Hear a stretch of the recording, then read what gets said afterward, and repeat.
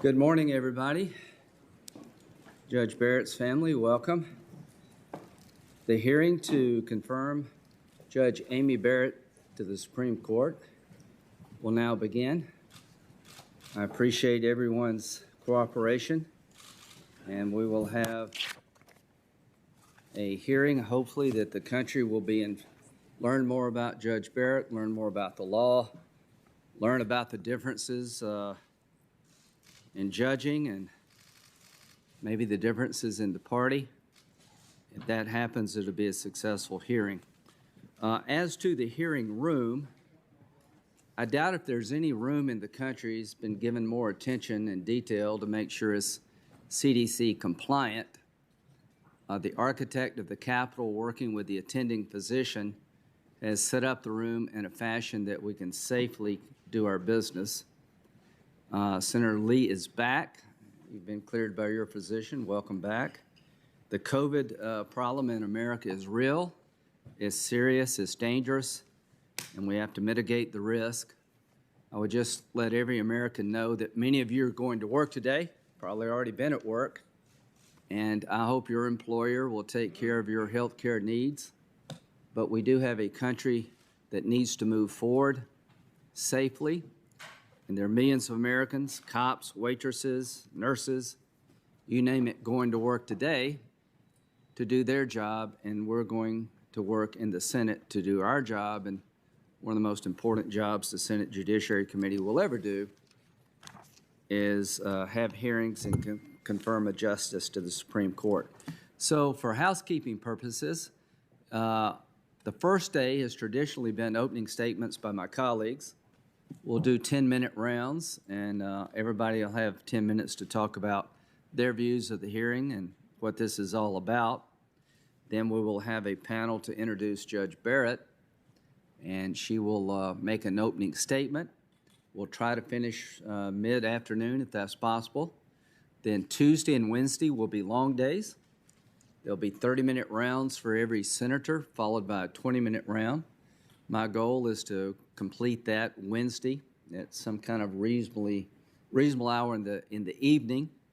Thursday, we will begin the markup. I intend to hold it over and bring the committee back on the 22nd to vote on the nomination. So if I may, I'll start off with an opening statement and say, why are we here? Number one, Justice Ruth Bader Ginsburg died on September the 18th. What can you say about Justice Ginsburg? She was confirmed 96-3. Now, those were days that have since passed. I regret that. 96-3. Now, this was a person who worked for the ACLU, someone who was known in progressive circles as an icon. Apparently, just about every Republican voted for her. Her good friend on the court, Justice Scalia, I think, got 97 votes. I don't know what happened between then and now. I guess we can all take some blame. But I just want to remind everybody there was a time in this country where someone like Ruth Bader Ginsburg was seen by almost everybody as qualified for the position of being on the Supreme Court, understanding that she would have a different philosophy than many of the Republicans who voted for her. 27 years on the court. Before becoming a member of the court, she was an active litigator, pushing for more equal justice and better rights for women throughout the country.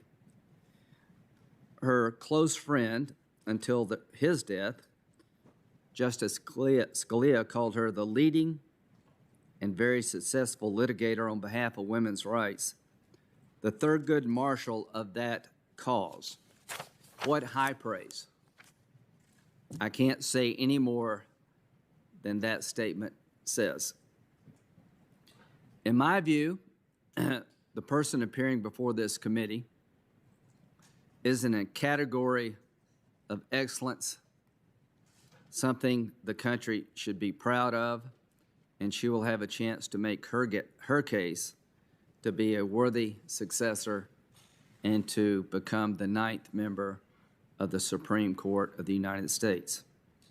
On September the 26th, Judge Amy Barrett was nominated by President Trump to the Supreme Court.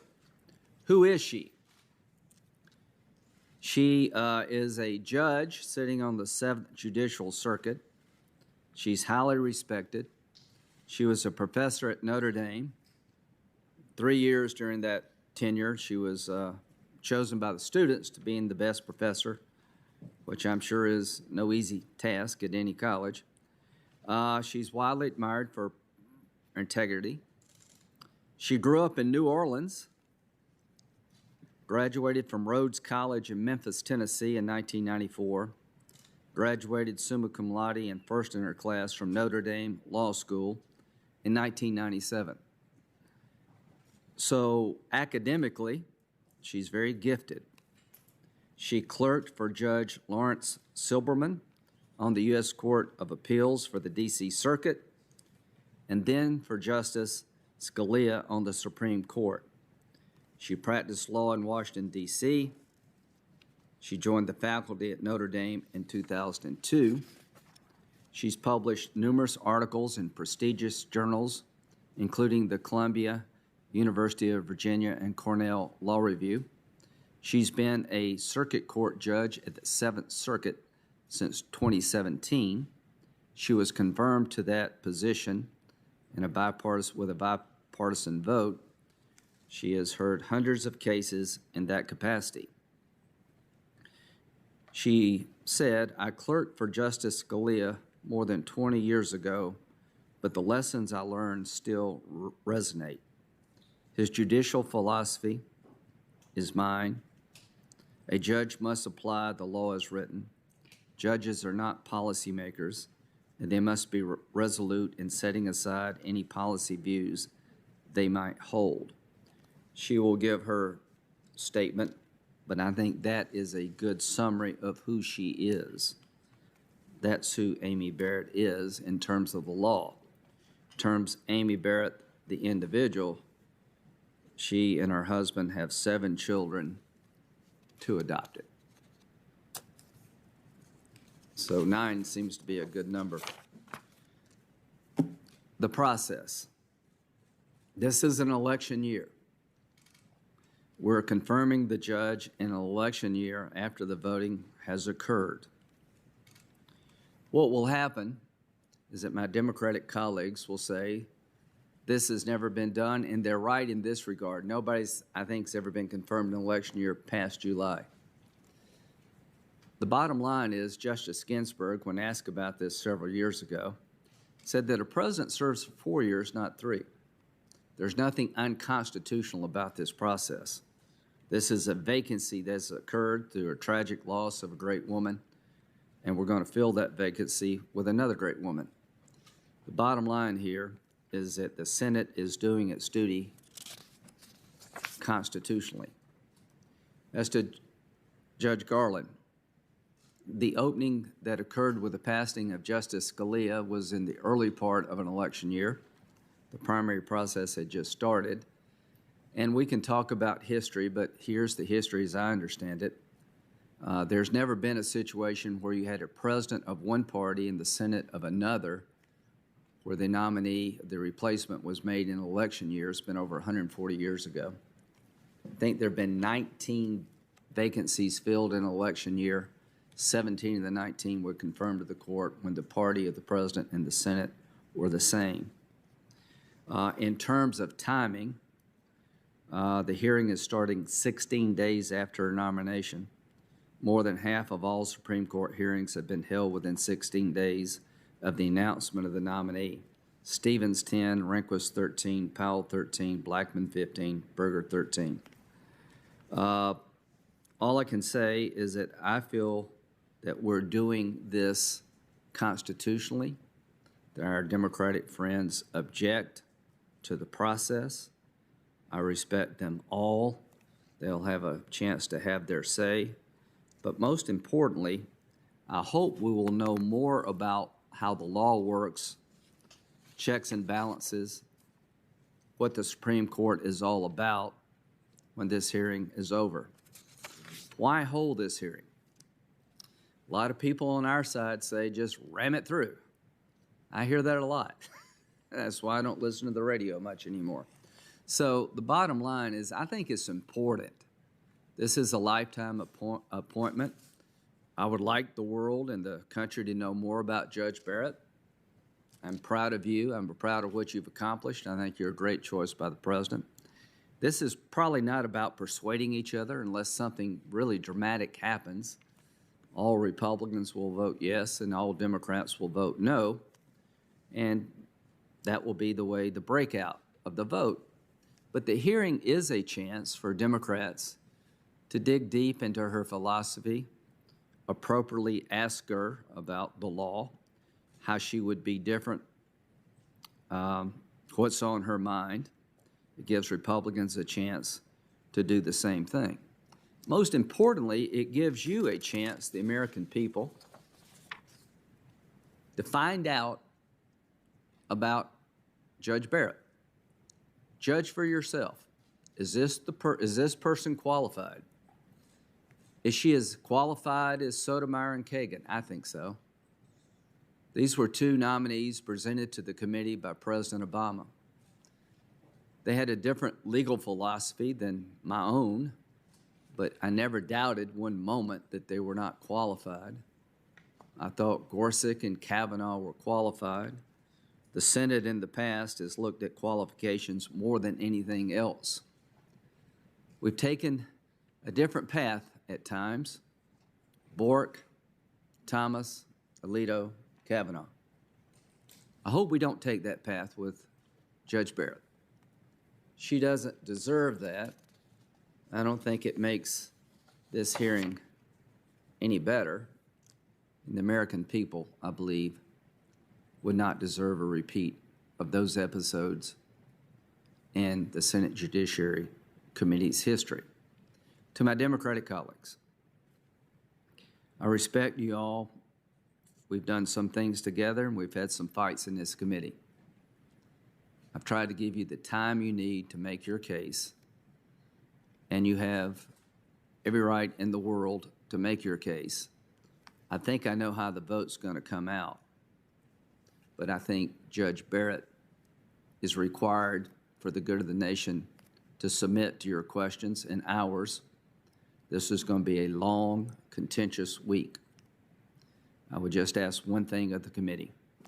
To the extent possible, let's make it respectful, let's make it challenging.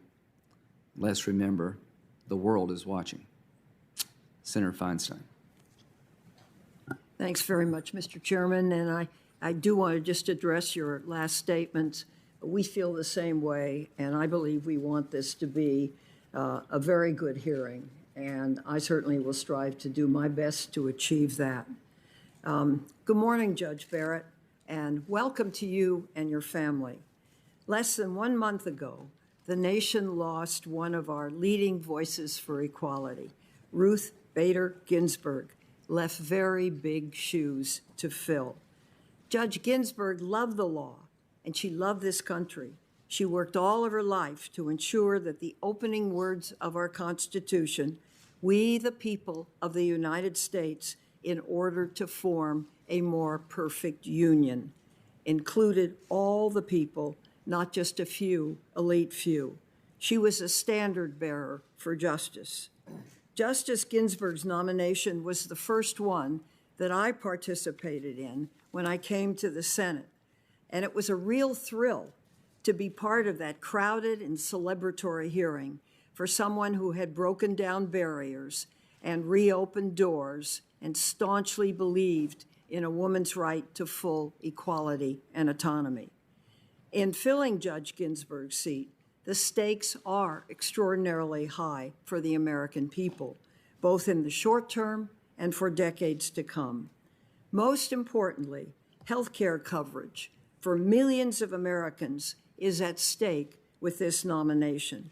So over the course of these hearings, my colleagues and I will focus on that subject. We will examine the consequences if, and that's a big if, Republicans succeed in rushing this nomination through the Senate before the next president takes office. But most importantly, in just a few weeks, on November 10th, the Supreme Court will hear hearings in Texas v. California, a case brought to strike down the ACA. The president has promised to appoint justices who will vote to dismantle that law. As a candidate, he criticized the Supreme Court for upholding the law and said, and I quote, "If I win the presidency, my judicial appointments will do the right thing, unlike Bush's appointee, John Roberts, on Obamacare," end quote. And when he appointed Judge Barrett to fill Justice Ginsburg's seat, the president said that eliminating the Affordable Care Act would be, quote, "a big win for the USA." Judge Barrett, you've been critical of Chief Justice Roberts for his 5-4 opinion upholding the law, stating that Roberts, quote, "pushed the Affordable Care Act beyond its plausible meaning to save the statute," end quote. This well could mean that if Judge Barrett is confirmed, Americans stand to lose the benefits that the ACA provides. So I hope you will clarify that in this hearing. First, more than 130 million Americans with pre-existing conditions like cancer, asthma, or even COVID-19 could be denied coverage or charged more to obtain health insurance. This includes more than 16.8 million Californians with pre-existing conditions. And we are just one state, but I think you should know how we feel. Secondly, some 12 million working Americans are covered through the ACA's Medicaid expansion. If the act is struck down, they lose their health care. Third, more than 2 million Americans under the age of 26 are covered by their parents' health insurance, and they could lose that coverage. Fourth, insurers could charge higher premiums for women simply because of their gender. And fifth, women could lose access to critical preventive services and maternity care, including cancer screenings and well-woman visits. Now, the bottom line is this. There have been 70 attempts to repeal the ACA, but clearly the effort to dismantle the law continues, and they are asking the Supreme Court to strike down the Affordable Care Act. This, I believe, will cause tremendous harm. Consider people like Christina Monroe Garcia of my home state. At age 60, Christina's eyesight started to fail because of cataracts. She had always struggled to obtain insurance because of pre-existing conditions, including C-sections and epilepsy. The cost of coverage, when it was even offered to her, averaged between $2,500 and $3,000 a month, far more than she and her husband could afford. In 2010, she was able to obtain coverage through the Affordable Care Act.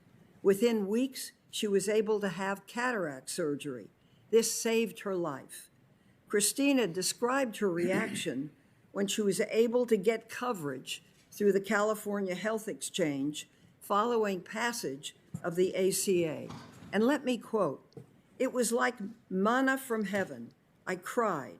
After all these years of struggling to obtain coverage, I was able to get insurance through the California Exchange, no questions asked about my pre-existing conditions. The premium was worth $200 a month as compared to the $2,500 to $3,000 monthly payments I would have to pay before the ACA, if I could even get an insurer to offer me coverage." As Christina further explained, and I quote, "People just don't understand what it was like, the incredible fear before the Affordable Care Act, having to worry about being able to cover medical expenses and not being able to find affordable insurance," end quote. We can't afford to go back to those days. when Americans could be denied coverage or charged exorbitant amounts. That's what's at stake for many of us, for America, with this nomination. And that's why the questions we will ask and the views, hopefully, that you will share with us are so important. We are now just 22 days from the election, Mr. Chairman. Voting is underway in 40 states. Senate Republicans are pressing forward, full speed ahead, to consolidate a court that will carry their policies forward with, I hope, some review for the will of the American people. President Trump said last week that he had, quote, instructed my representatives to stop negotiation over a COVID-19 relief package until after the election, end quote, and to, quote, focus full-time on confirming Judge Barrett to the Supreme Court. When Justice Scalia died in February of 2016, Senate Republicans refused to consider a replacement for his seat until after the election. At the time, Senator McConnell said, the American people should have a voice in the selection of their next Supreme Court justice. When asked in October 2018 if Republicans intended to honor their own rule if an opening were to come up in 2020, Chairman Graham promised, quote, if an opening comes in the last year of President Trump's term and the primary process has started, we'll wait till after the next election. Republicans should honor this word for their promise and let the American people be heard. Simply put, I believe we should not be moving forward on this nomination, not until the election has ended and the next president has taken office. Thank you, Mr. Chairman. Thank you very much, Senator Feinstein. Senator Grassley. Welcome, Judge. On March 1, 2016, Justice Ginsburg delivered a eulogy for her friend, Justice Scalia.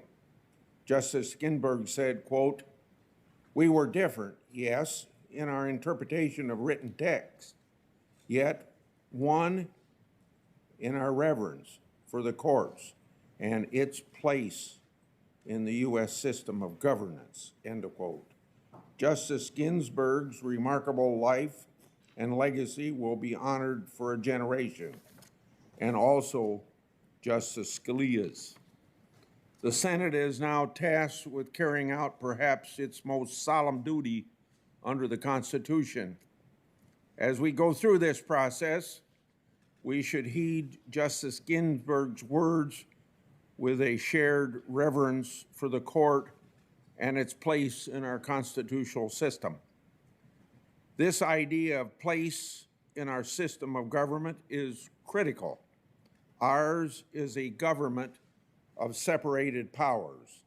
The power to make, enforce, and interpret law isn't centralized in one person or one branch of government. That's not a mistake. You all know what our American Revolution was all about and what the Constitution is all about, because people at that time were sick and tired of one person, George III, restricting American colonies of freedom that English-speaking people elsewhere exercised. As Justice Scalia reminds us, the framers recognized the separation of powers as, quote, the absolutely central guarantee of a just government, because without a secure structure of separated powers, our Bill of Rights would be worthless, end of quote. But this constitutional system only succeeds if each branch respects its proper role. A good judge understands it's not the court's place to rewrite the law as it sees fit. It's not his or her place to let policy, personal, or moral principles dictate an outcome of a case. We are fortunate Judge Barrett's record clearly reflects this standard. She said, quote, "A judge must apply the law as written. Judges are not policymakers, and they must be resolute in setting aside any policy views that they might hold." End of quote. Judge Barrett's service reflects an exceptional intellect paired with deep commitment to the rule of law. So we look to those who know her well. She's received praise across the legal profession and ideological spectrum.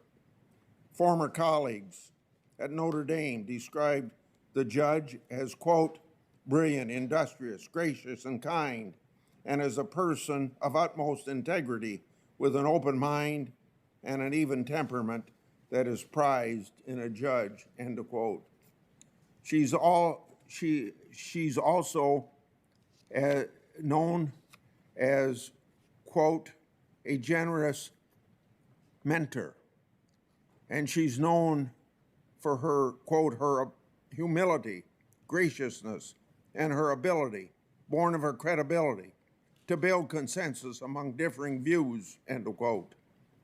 Her students, quote, "expressed awe with the power of Judge Barrett's intellect, with her mastery and organization of complex material, and with her professionalism," end of quote. Leaders of more than 200 liberty-supporting groups across the country say Judge Barrett, quote, "possesses the judicial temperament and philosophy necessary as a bulwark for our Constitution and institutions of government," end of quote. 24 state governors described Judge Barrett as, quote, "a woman of great moral character who is devoted to her country, community, family, and faith like many Americans," end of quote. The Wall Street Journal editorial board says, quote, "President Trump's nomination of Amy Coney Barrett for the Supreme Court is the highlight of his presidency," end of quote. A promise kept, a promise made, a promise kept. Liberal Harvard law professor Noah Feldman called Judge Barrett, quote, "a principled, brilliant lawyer, a genuine and good person, highly qualified to serve on the Supreme Court." That's a pretty high praise.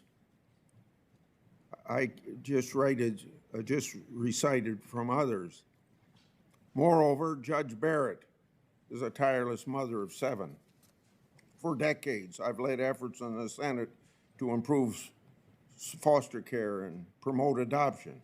So it's a privilege for me to welcome a justice like that to the Supreme Court. To sum up, Judge Barrett's qualifications and character are impeccable. Unfortunately, I expect the minority will try to rustle up baseless claims and scare tactics as they've done for decades. Anything to derail the confirmation of a Republican nominee. Lately, the left is threatening to pack the Supreme Court in retaliation for this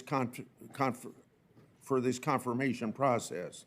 Even the Democrats' nominee for president and vice president have not ruled out such blatantly partisan policy grabs. Republicans are following the Constitution and the precedent.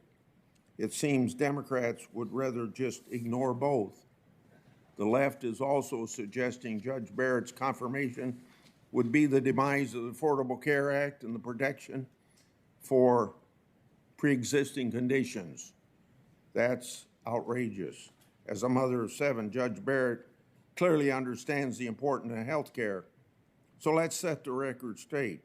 Then Professor Barrett criticized Chief Justice Roberts' conclusion that the Affordable Care Act penalty was actually a tax. Democrats say her viewpoint is radical and a preview of how she might vote on the court. First, her comments dealt with a provisional law that's no longer in effect. So the legal questions before the court this fall are entirely separate.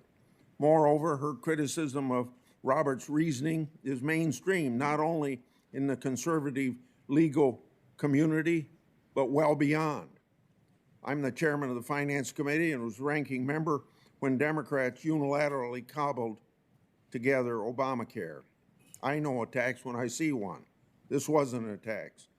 It was never discussed in committee as a tax. Even the Democrats who forced it through Congress insisted it wasn't a tax. Jeffrey Toobin wrote that Roberts' tax argument was, quote unquote, not a persuasive one. President Obama even said, quote, I absolutely reject the notion that it was a tax. Further, Democrats and their allies shouldn't claim to know how any judge would rule in any particular case. Just look at history. The left slammed Stevens for his consistent opposition to women's rights.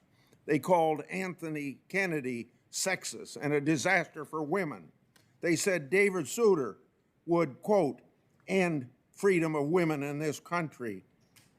Ultimately, the left praised these very justices that they attacked. Their doomsday prediction failed to pan out. Democrats and their leftist allies have also shown that there is no low that they won't stoop to in their crusade to tarnish a nominee. And I saw it all as chairman of this committee when Kavanaugh came up. Some of my colleagues may once again try to misrepresent and outright disparage Judge Barrett's religious beliefs and affiliations. In 2017, they suggested Judge Barrett was too faithful or too Catholic to be a judge. One senator asked whether she considered herself an Orthodox Catholic. Another told her, the dogma lives loudly within you, and that is of concern. Let me remind everyone that Article 1 clearly prohibits religious tests for serving in public office. Mr. Chairman, I got 5 sentences left. Judge, you'll no doubt be asked how you'll rule on questions and issues and whether the case was correctly decided. I expect that you'll follow the example of Justice Ginsburg. A nominee should offer no forecast, no hints of how he or she'll vote, because that's the role of a judge. That's the place of a judge in our system of government. Unbiased, fiercely independent, faithful to the rule of law, and a steadfast defender of the Constitution. Judge Barrett, I look forward to our conversation. Once again, congratulations. Thank you, Senator Grassley. I believe Senator Leahy will now join us virtually. Thank you. Can assume you can hear me all right? Yes, sir. And we see you. There you are. Thank you. Thank you. You know, as I listen to this, I think about the fact that I've served in the Senate for 46 years. During that time, we had 20 Supreme Court nominations, 16 confirmation hearings. I can tell you right now, none looked anything like this. We're less than 2 weeks from Justice Ginsburg being laid to rest. Now, it's true, it's the responsibility of this committee to consider her replacement on the Supreme Court, but this isn't the way we should do it. We should not have had a nomination ceremony before Justice Ginsburg was even buried, while the nation was mourning her passing.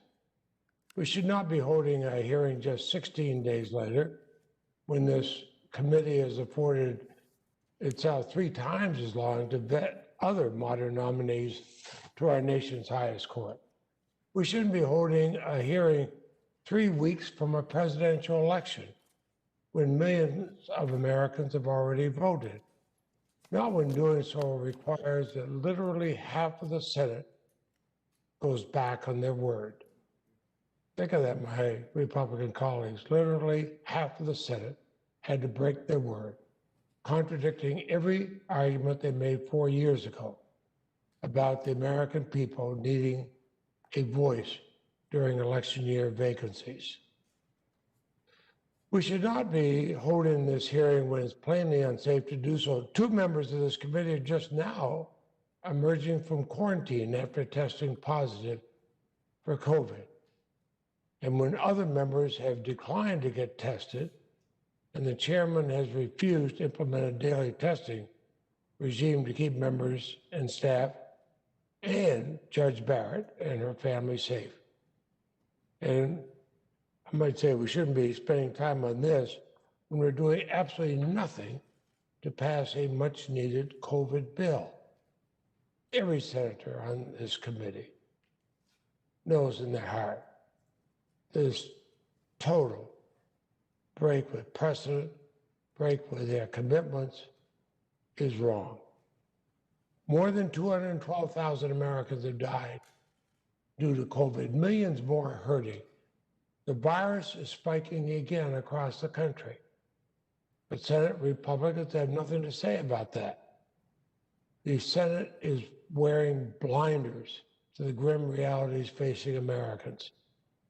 Instead of talking about COVID and doing something to help the American people, we're engaged in this mad rush to fill a Supreme Court vacancy on the eve of a presidential election. And why? I think the answer is painfully clear. With this vacancy, President Trump and Senate Republicans see the potential to wildly swing the balance of the court. They see the ability to take the courts from being independent to making them instead an arm of the far right in the Republican Party. The potential to accomplish through the courts what they failed to accomplish by votes in the halls of Congress. And the top of their hit list is the Affordable Care Act. It's no secret, it's no coincidence that Republicans are rushing to confirm Judge Barrett before the Supreme Court considers the latest Republican-led lawsuit to overturn the Affordable Care Act on November 10th. The president has even promised that any judge he nominates will overturn the Affordable Care Act. One member of this committee has promised he won't vote for a judge unless he has that commitment that the nominee will overturn the act. And for her part, Judge Barrett's writings have made it unequivocally clear she considers the act unconstitutional. In fact, overturning the Affordable Care Act has been perhaps the single most important policy objective of the Republican Party during the past decade. If Republicans are now successful, the results will be nothing short of catastrophic for the millions of Americans who depend upon its coverage and projections. These are real people. You may have, I believe you have in the committee, and I'm trying to get this so you can actually see it. This is Mary Naden Scott. She lives in Northfield, Vermont. That's just over the ridge from my home in Middlesex, Vermont. In her 20s, Mary was diagnosed with Friedreich's ataxia, a rare neurological disease. Like my wife, Marcel, and I apologize for, I know you have this picture in the committee room. Mary worked as a nurse. Realizing she would soon no longer be able to pursue the career she loved, she asked the hospital to rotate her through different specialties so she could help more people in as many ways as possible. That's who she is. And now she's in a wheelchair. She can no longer practice nursing. She does everything she can to take care of her two children. I actually had the pleasure of calling one of her sons on his birthday last spring. And Mary, I know, attends their soccer games. She helps with their remote school. She even brought them to tour the Vermont State House. Now, Mary can do this because her medication and in-home care is paid for by her insurance. But she's worried, even with some state protections. She's worried what the Supreme Court case next month will mean for people with pre-existing conditions like her. For Mary, if she lost her insurance, her biggest worry is she'd lose her in-home support that allows her to continue living at home and taking care of her children. Now, she's a fighter. And when I think of what the Affordable Care Act means to millions of Americans, what's on the line with this nomination? I think of Mary. I think of what she's going to lose. And she's not the only one. You know, I talk to Vermonters all the time. Now think of another one, Martha Richards. She is an amazing, amazing woman. She's another Vermonter who reached out to my office concerned about the fate of the Medicaid expansion under the Affordable Care Act. Martha earns just over the minimum wage in Vermont. She works for the Vermont State Parks, and she's raised 2 kids on her own. Just look at this person. Soon after rolling now in the expanded Medicaid program, she began experiencing debilitating pain in her ear behind her eye. It led to a series of expensive medical tests, including 2 MRIs. It would cost $6,000 each. She shudders. The thought what would have happened without the Medicaid expansion. If it's discarded now, as the Republican attorneys general have requested a case before the Supreme Court, millions of Americans like Martha would be on their own.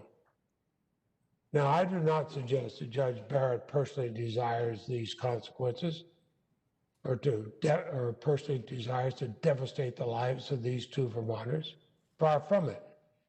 But these are nonetheless the consequences if her stated views on the law prevail in the Supreme Court, and if Republicans are successful in filling this vacancy prior to November 10th. Well, then we know these views will almost certainly prevail. So that's what's at stake here. That's what weighs heavily on me as we begin these hearings. It also weighs heavily on the minds of the Vermonters I represent. I've heard from them often and loudly since Justice Ginsburg's passing. They're scared, Judge Barrett. They're scared that your confirmation would rip from them the very health care protections the millions of Americans have fought to maintain, and which Congress has repeatedly rejected eliminating.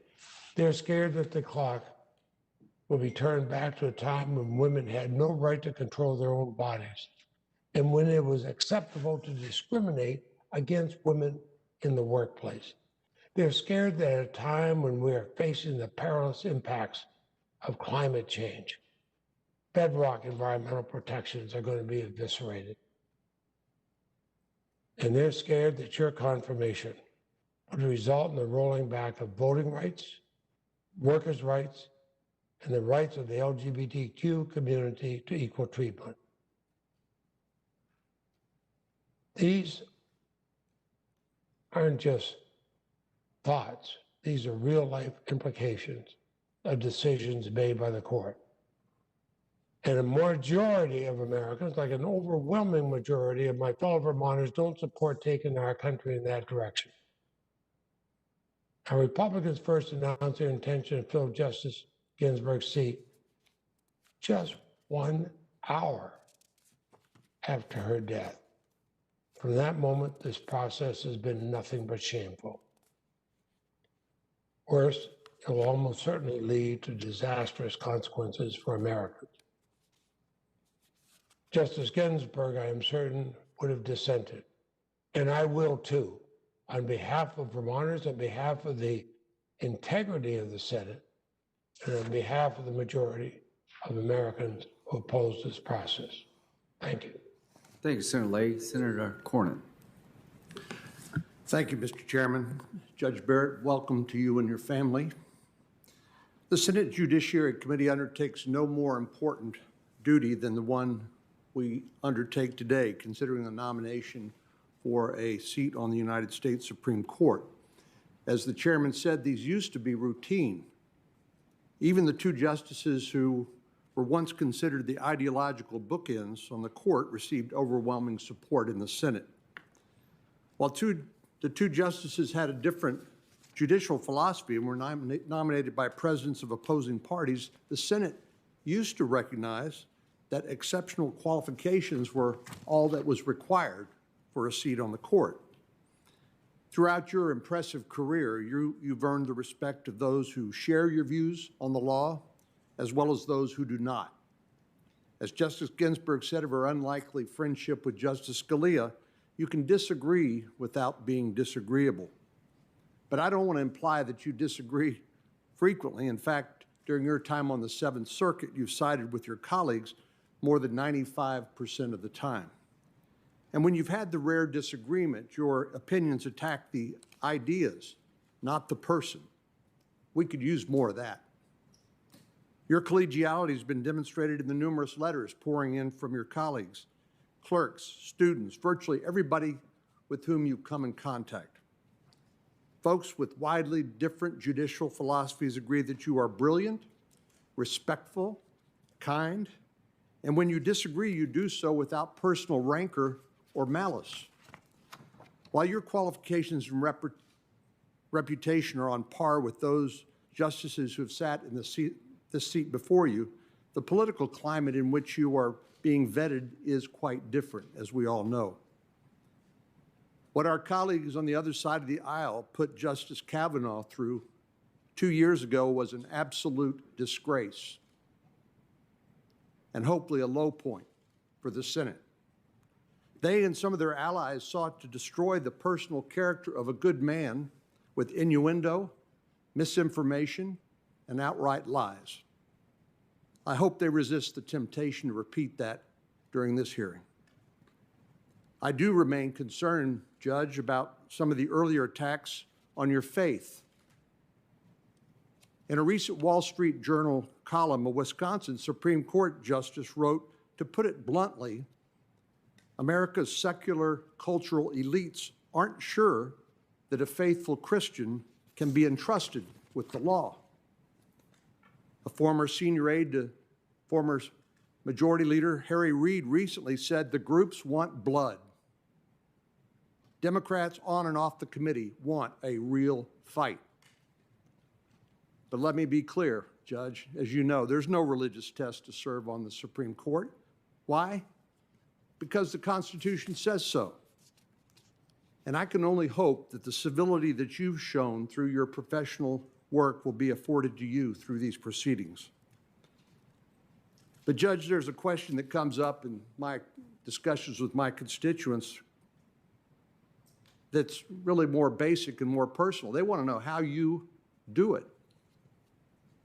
How do you and your husband manage 2 full-time professional careers and at the same time take care of your large family? I'll bet there are many young women, like my own 2 daughters, who marvel at the balance that you've achieved between your personal and professional life. As is customary and important, I also look forward to revisiting the appropriate role of judges in our constitutional republic, something that you can see there appears to be some dispute about here. You and I both know that judges should not be policymakers.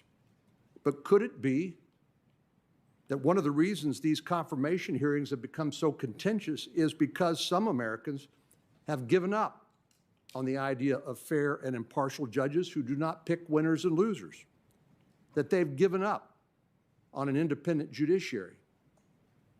I hope not.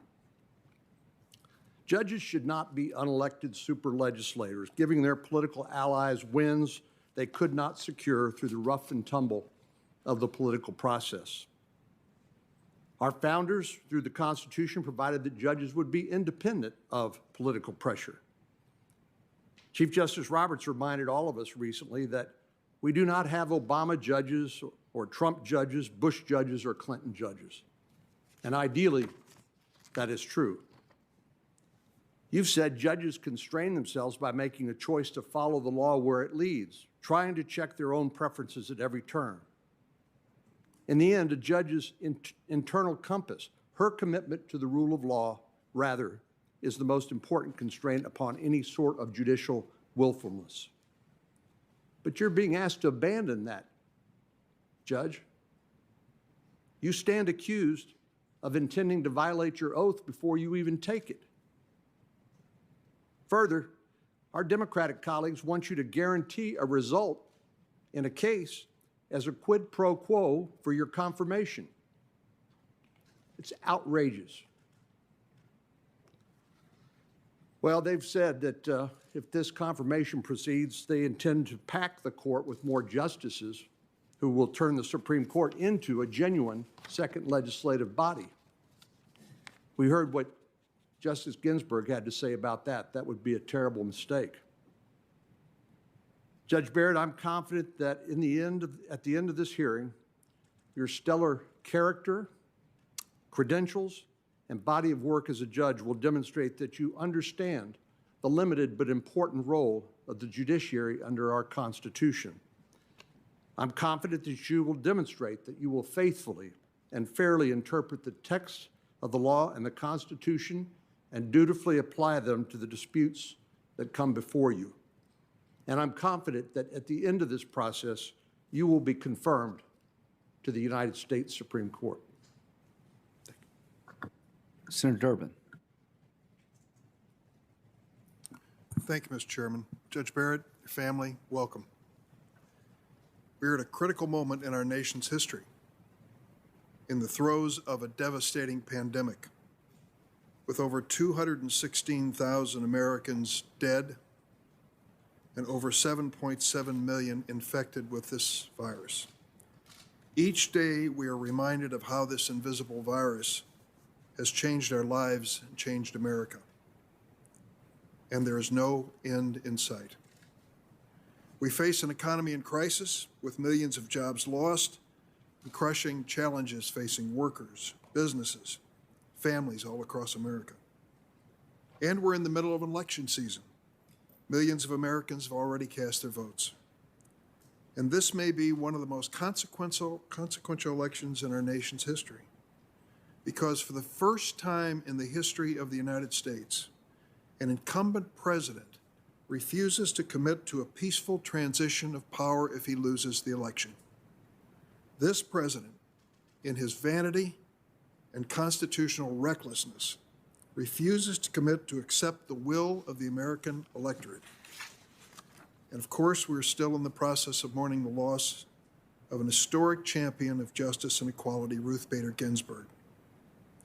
Justice Ginsburg spent her entire life and every ounce of strength and talent she was given in the pursuit of America's highest ideal, equal justice under the law. Her absence is deeply felt. Now, this is the context in which the Senate majority Republicans are defying the traditions of the Senate and rushing forward with President Trump's third nomination to the U.S. Supreme Court. It has been recounted earlier that Justice Ginsburg was approved by the Senate by a 96-3 vote. This icon of liberal thinking, advocate for the ACLU, 96-3 before the United States Senate, and then Anton Scalia, on the opposite polar end of the political spectrum, approved 98-0. Amazing. Can this be the same Senate? It's not. The reason those votes were so overwhelming was because people lived by the rules, they lived by the traditions of the Senate, and they had mutual respect for one another. We know now that this process does not adhere to those guidelines. The haste in this pursuit that before us today is unfair to the Senate and unfair really to the nominee. The nominee before us was announced 16 days ago, the day after Justice Ginsburg lay in state in the United States Capitol. We received the nomination paperwork 13 days ago and have learned since then that some materials are missing. The speed with which Republicans are moving to fill this vacancy stands in sharp contrast to the approach taken by the same Senate Republicans the last time there was a vacancy in an election year in 2016. Behind me is the McConnell Rule. On February 13, 2016, when Justice Scalia passed away, Senator McConnell said, and I quote, "The American people should have a voice in the selection of their Supreme Court justice. Therefore, this vacancy should not be filled until we have a new president." This rock-solid statement of principle was made 269 days before the 2016 election.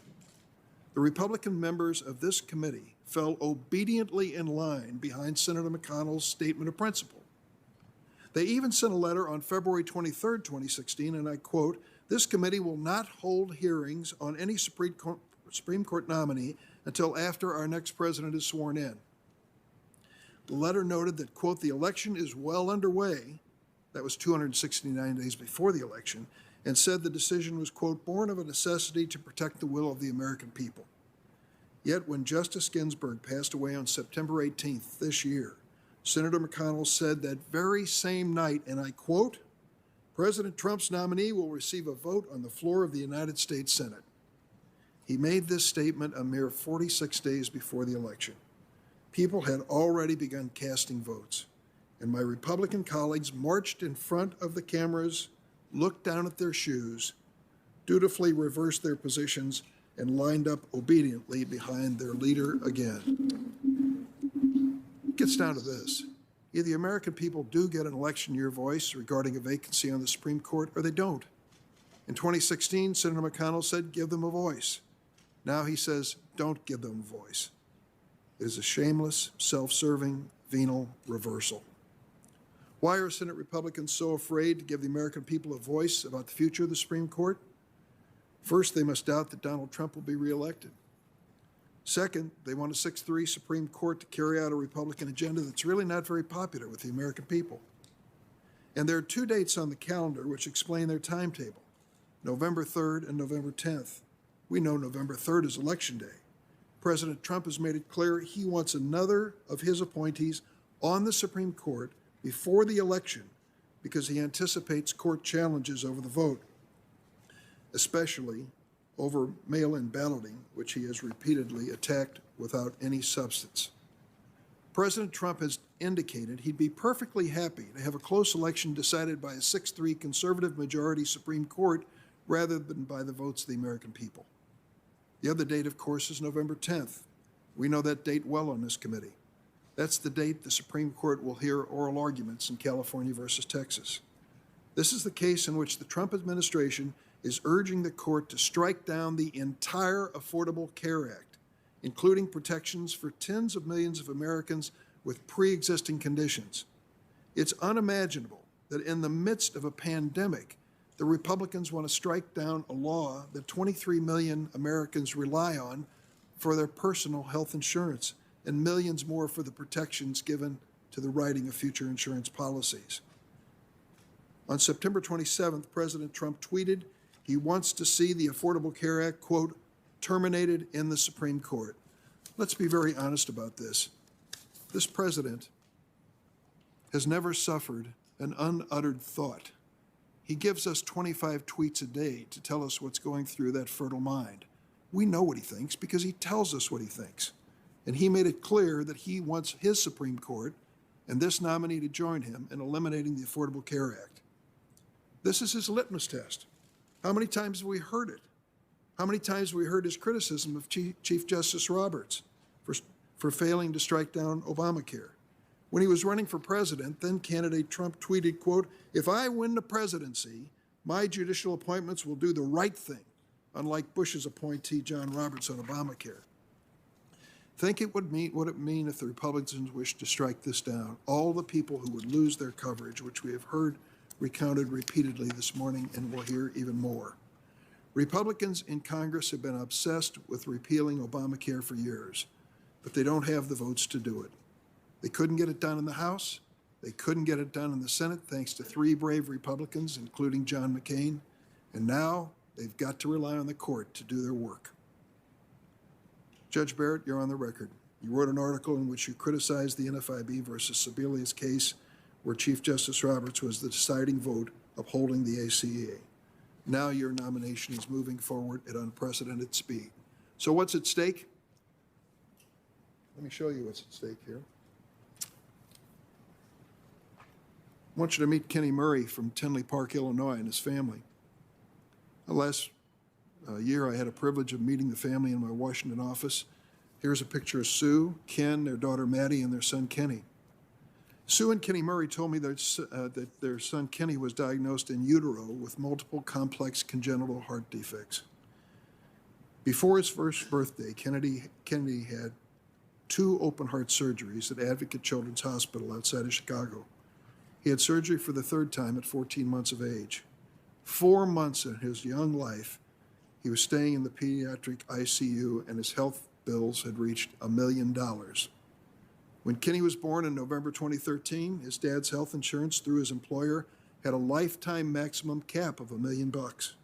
Thankfully, the Affordable Care Act banned insurance companies from imposing these annual lifetime limits, including on employer-sponsored health insurance. That ban went into place in January 2014, 6 days before Kenny's first surgery. If it weren't for the ACA, Sue and Ken would have hit the lifetime limit for Kenny in just 4 months. They told me they would have gone bankrupt. Thanks to the Affordable Care Act, Kenny was able to get the care he needed. This last picture I want to show you, well, here it is. Wouldn't you want him on your team? I sure would. When she gave permission for me to share Kenny's story today, his mom, Sue, said, quote, "Kenny is a real person whose life depends on the Affordable Care Act." Judge Barrett, your nomination for a lifetime appointment to the highest court in the land comes before us under a cloud. You have been nominated by a president who shows contempt for the Constitution, but does not hesitate to tell his loyal followers that you are being sent to the bench to do his political chores, abolish the ACA, rule in his favor on any election contest, and even more. You cannot feel good about a president cheapening this historic moment. The future of the Affordable Care Act and so many other issues hang in the balance. Voting rights, civil rights, the right to privacy and choice, environmental protection, gun safety laws, marriage equality, dreamers, work protection. These are the stakes. If we wait just a few more days, we'll know what the American people have to say. Thanks, Senator Durbin. Senator Lee, welcome back. Thank you, Mr. Chairman. Welcome, Judge Barrett, and welcome to your family as well. Judge Barrett, you and I have a number of things in common. We're both raised in large families. In fact, we're both one of 7 children. In your case, as I recall, you're the oldest of 7 children, which means that long before you had your own 7 children, you were also the de facto mother to many others. The way things often work in large families is such that the oldest child very often takes on responsibilities at an early age. Those responsibilities have undoubtedly helped you throughout life, establishing leadership roles in your career as a lawyer, as a professor, and now as a judge. Those leadership roles, of course, mean something different in the judicial branch of government than they do in the executive branch or in the legislative branch of government. We've heard this morning a number of arguments that are essentially policy arguments, many of them geared toward actual policies, in some cases, actual pieces of legislation. We have to remember that we've got 3 distinct branches of government within our system. We've got 2 that are political, the legislative branch, where we work, where we make laws, the executive branch, headed by the president, where the laws are executed, implemented, and enforced, and of course, the judicial branch, where you work, where the laws are interpreted, where people come to disagreement as to their meaning. The branches are sometimes referred to as equal. I don't think this is the best description of them. I think the best description of them is that they are coordinate branches of government, meaning they each exist within their own sphere. They're not equal in the sense that the least dangerous branch was, is, always has been, and always will be the judicial branch, for the simple reason you can't reach out. You can't decide where we're going to go today or tomorrow. The judiciary is confined solely to those cases and controversies brought before your jurisdiction. You look not into the future, but in the past. You see the world, as it were, through a rear-view mirror. Your job is to decide what the law says when people disagree as to the law's meaning. Those laws consist of words. Those words used in a particular combination, in a particular context, had a particular meaning on the day of their enactment or their incorporation into the Constitution, and that's your job. And yet, if you were watching today's hearing, and some of the statements made by some of my colleagues, in fact, if you were to look at any of the countless posters put up in here, you'd think that this was a political discussion, a policy discussion, a legislative discussion. You, in fact, are not being reviewed for a legislative position or a policy-making position. you're being reviewed for a position on our nation's highest court, where you'll be asked from time to time to decide cases based on the law and based on the facts. This is not something that should result or properly should be considered by us as something that requires us to examine whether, to what extent, in what way you have compassion for any of the individuals depicted in these photos. I'm certain, just based on my limited interaction with you, that you have compassion for all people. But this isn't the question, nor is the question before us whether you would agree or disagree as to any particular policy embedded within any particular statute. You understand that this isn't your job, not as a judge on the U.S. Court of Appeals for the Seventh Circuit where you now sit, nor would it be if you were to be confirmed as an Associate Justice to the United States Supreme Court. One might also have the impression, from watching this morning's proceedings so far, that the Supreme Court of the United States is a remarkably bitter, cynical, and overwhelmingly partisan place. It is not. You and I have both clerked at the U.S. Supreme Court, and we both know that you actually look at the numbers, you'll see something remarkable. Despite its flaws, and despite the fact that it sometimes makes mistakes, the Supreme Court of the United States sits atop something that is the envy of the entire world.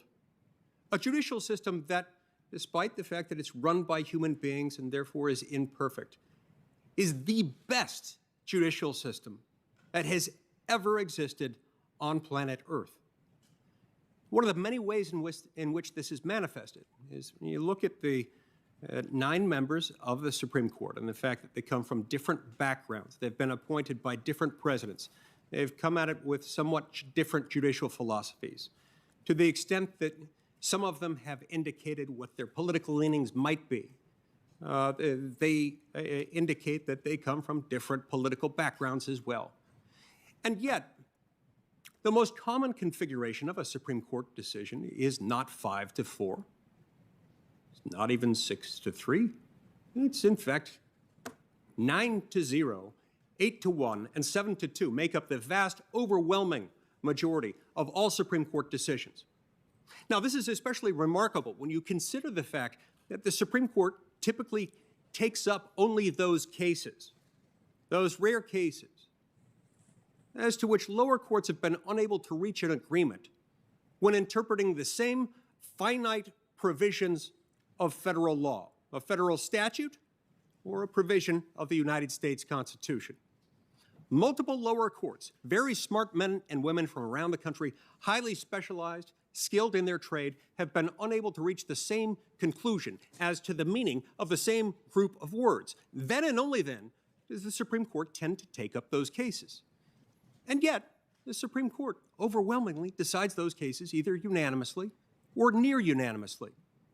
And without these partisan divisions that one, from watching this hearing, would think is the bread and butter of the Supreme Court's work. The 5-4 configuration is actually relatively rare. When it does arise, it's not even always involving a hot-button political issue. Most of the Supreme Court's docket doesn't even consist of the hot-button issues. A whole lot of it consists of stuff that I find really, really fascinating, like the Dormant Commerce Clause. I mean, what American doesn't sit up late at night and stew over whether it's okay for a state or a political subdivision thereof to treat an article of commerce differently based on its origin or destination out of state or outside the United States? This, of course, is the kind of case that comes before the Supreme Court and might from time to time be decided on a 5-4 basis, but not necessarily along the lines that one would predict based on the appointment of each justice and the political party of each justice's appointing president. There are, of course, some decisions that are politically charged and that Americans do worry about more than others, that might affect more Americans, let's say, than a decision about waste disposal in the context of the Dormant Commerce Clause. I understand that. I get that. But there, too, we can't overstate or overplay the role the Supreme Court of the United States might exert. in that context. Even in those circumstances, when the Supreme Court rules that something has been done in a way that's not constitutional, it doesn't mean that that's the end of the policy road there. Sometimes it might mean the wrong government acted. Sometimes it might mean that the federal government acted where a state should have, or the other way around. Other times it might mean that the wrong branch of government acted. Other times it might mean that they went about it the wrong way. There's nearly always another way around a particular policy concern. Whether we are talking about health care, whether we're talking about privacy and individual liberty, each and every person serving anywhere in our government has an obligation to look out for the best interests of those they represent. In fact, each and every person serving as an officer of the United States government is required under Article 6 of the Constitution to take an oath to uphold and protect and defend the Constitution of the United States. The Constitution, in short, this document, written nearly 2.5 centuries ago, it has helped foster the development of the greatest civilization the world has ever known, is not just a judicial thing. This is a thing that works, and works best when every one of us reads it, understands it, and takes and honors an oath to uphold it and protect it and defend it.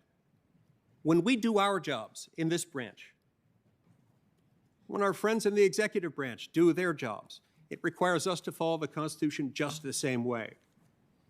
These tactics of creating fear and uncertainty and doubt, these tactics that result in relentless protests outside of the one branch of government that isn't political, astound me, but they dismay me and they disappoint me. They reflect the fact that we have allowed for the politicization of the one branch of the federal government that is not political.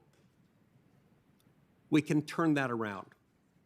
We ourselves, within the legislative branch, have got to do a better job by focusing on the fact that the Constitution is not just a judicial thing. It's also a legislative thing. It's also an executive thing. It's an American thing. It's one of the many reasons why I will object anytime anyone tries to attribute to you a policy position and hold you to that. You're not a policymaker, you're a judge. That's what we're here to discuss. Thank you very much, Mr. Chairman. Well, definitely some good news. Senator Lee's enthusiasm for the dormant Commerce Clause convinces me you've made a full recovery. Senator Whitehouse. Mr. Chairman, Judge Barrett, America's worried about one thing above all else right now, and it's our health. This hearing itself is a microcosm of Trump's dangerous ineptitude in dealing with the COVID pandemic. Trump can't even keep the White House safe. Here it's the chairman's job to see to the committee's safety. And though his words were reassuring, I don't know who has been tested, who should be tested, who is a danger, what contact tracing has been done on infected and exposed senators and staff. Nothing.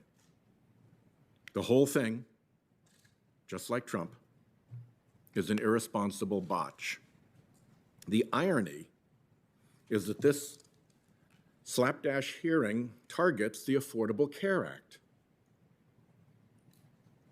This Supreme Court nominee has signaled in the judicial equivalent of all caps that she believes the Affordable Care Act must go and that the precedent protecting the ACA doesn't matter. The big secretive influences behind this unseemly rush see this nominee as a judicial torpedo they are firing at the ACA. So I hope Republicans consider what's at stake for the many people who depend right now in this pandemic on ACA health coverage. Rhode Islanders are calling, writing, emailing, tweeting me by the thousands, asking me to say no to this nominee, mostly because they too see her as a judicial torpedo aimed at their essential protections. And my constituents want you, my colleagues, members of the Republican Party, to stand up for once to Mitch McConnell and to the big donors who are driving this process, and for the sake of regular people, say stop. Here's one person to consider, Laura, from North Smithfield, Rhode Island. Laura's brother saved her life when he donated one of his kidneys to her. The hereditary nephritis Laura battled was a pre-existing condition, protected under the ACA, just like COVID is now a pre-existing condition for nearly 8 million Americans. Laura tells me, without the ACA and its protections for people with pre-existing conditions, insurance premiums, if I'm able to get insurance at all, will be financially out of reach for me, and I will no longer be able to afford the health monitoring, labs, specialist appointments, and treatment that are essential for my kidney to function. My immunosuppressive medications alone would cost about $48,000 annually. Before the ACA, patients like me experienced times when they would come up against a life-threatening wall, not in treatment, but in the annual or lifetime caps on coverage insurers were allowed to impose. I can't imagine what this would have meant for me, bankruptcy or worse. Laura's not alone. We're in the midst of a relentless, deadly health crisis that Trump has botched, which touches nearly everyone in this country. Americans are dying by the hundreds of thousands. Our economy is down 10 million jobs. Despite all the warnings and all the desperate pleas for help, people on the front line, healthcare workers, teachers, first responders, police officers, countless others, still struggle for the resources they need. More and more small businesses are closing for good. Many hospitals teeter at the edge of insolvency. Rhode Island, like so many other states, faces cruel fiscal challenges brought on by this pandemic. Since May, the House has passed 2 major COVID relief bills to tackle unemployment insurance, aid to the front lines, help to small business, support for hospitals, support for states and localities, and plenty more. Mitch McConnell's Senate Republicans won't budge. No urgency, he said. But 80 minutes after we learned of Justice Ginsburg's death, Mitch McConnell signaled he would fill this vacancy. The White House chose a replacement 3 days later. Justice Ginsburg hadn't been buried when the President and Senate Republicans celebrated Judge Barrett's nomination at the White House super spreader event. This was a hypocritical, tire-squealing 180 for many Republican colleagues. When they blocked Merrick Garland, we heard nonstop about the importance before an election of the American people weighing in at the ballot box. Nonstop that you shouldn't have a nominee appointed to the court after the primary season had begun. Well, now, with Americans voting right now in the general election, we get this mad slapdash rush. Why? Look at the Supreme Court calendar. Exactly 1 week after the election, on November 10th, the Supreme Court is going to hear California v. Texas, a constitutional challenge to the ACA. It survived its last challenge by 1 vote. If the new challenge succeeds with a new justice, the case will tear out the ACA, the law on which over 20 million Americans rely for health insurance, through which 17 million Americans access Medicaid coverage, under which 129 million Americans get pre-existing conditions covered, under which millions of seniors enjoy lower drug costs. Gone. And make no mistake, this nominee's signals on the ACA and on respect for the ACA precedent are clear. Clear enough to move her to the top of the big donors list. Just 3 years ago, she wrote that Chief Justice Roberts pushed the Affordable Care Act beyond its plausible meaning to save the statute. In 2013, she wrote that stare decisis is not a hard and fact rule in the court's constitutional cases, the ACA being a constitutional case. Clear signals that are likely why she's before this committee now. So back to Laura. With stories like Laura's coming in from around the country, why would we rush forward? Well, the answer isn't pretty. There's a promise to big donors that must be kept. When David Koch ran for vice president, he campaigned on getting rid of Medicare and Medicaid. Imagine his fury when Obamacare passed. His groups are spending millions right now on this nomination. Republicans in Congress tried and failed to repeal the ACA more than 70 times.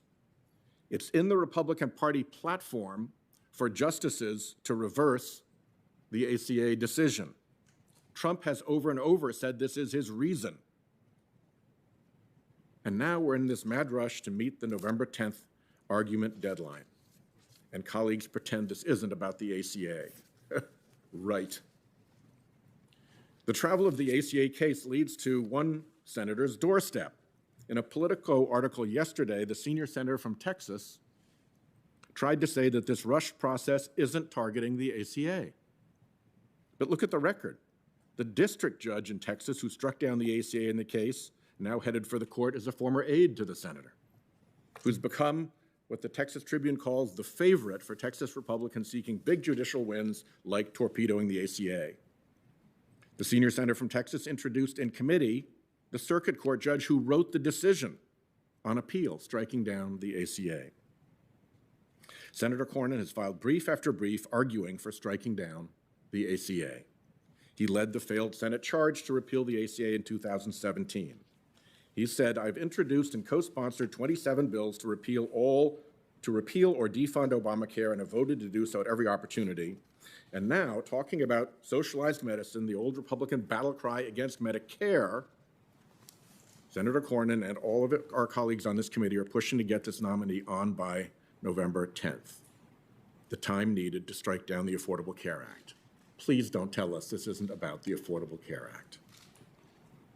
From Cornyn judge to this nominee, hop, hop, hop.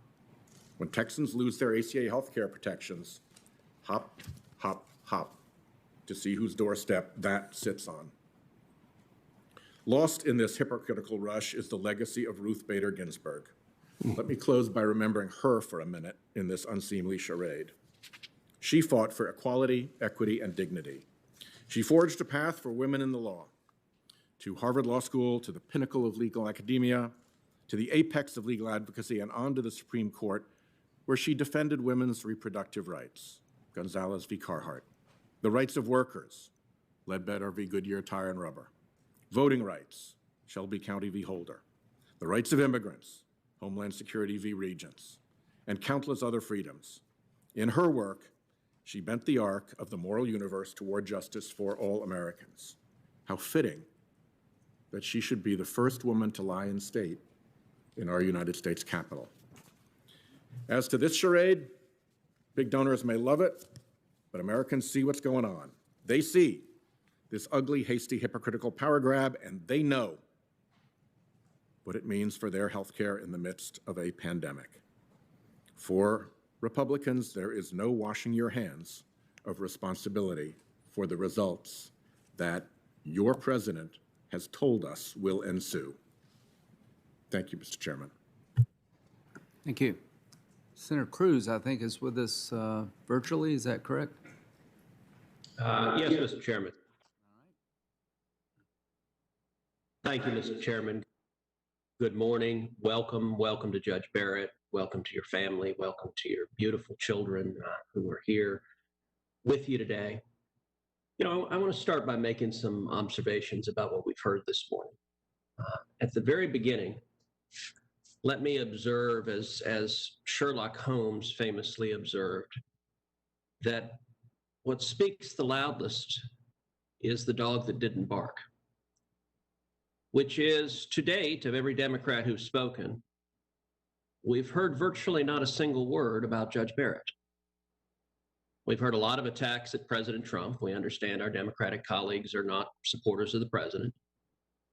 We've heard a lot of political rhetoric. We just heard the senator from Rhode Island directing some attacks at Senator Cornyn from Texas, and I understand there's an election in a few weeks, so that those political attacks are not surprising. But we've heard very little about the nominee who is here and whose confirmation we're considering. And I think part of the reason for that is that on any measure, Judge Barrett's credentials are impeccable. This is a woman who graduated #1 in her class at Notre Dame Law School. I'd venture to say that there is likely not a single member of this committee who graduated #1 in their class in law school. Perhaps my colleague Mike Lee can disagree with that statement, but it is a very impressive accomplishment. Judge Barrett went on to be a clerk to the great Justice Antonin Scalia, one of the greatest justices ever to serve on the Supreme Court. We heard celebration from Senator Leahy about the fact that he was confirmed 98-0.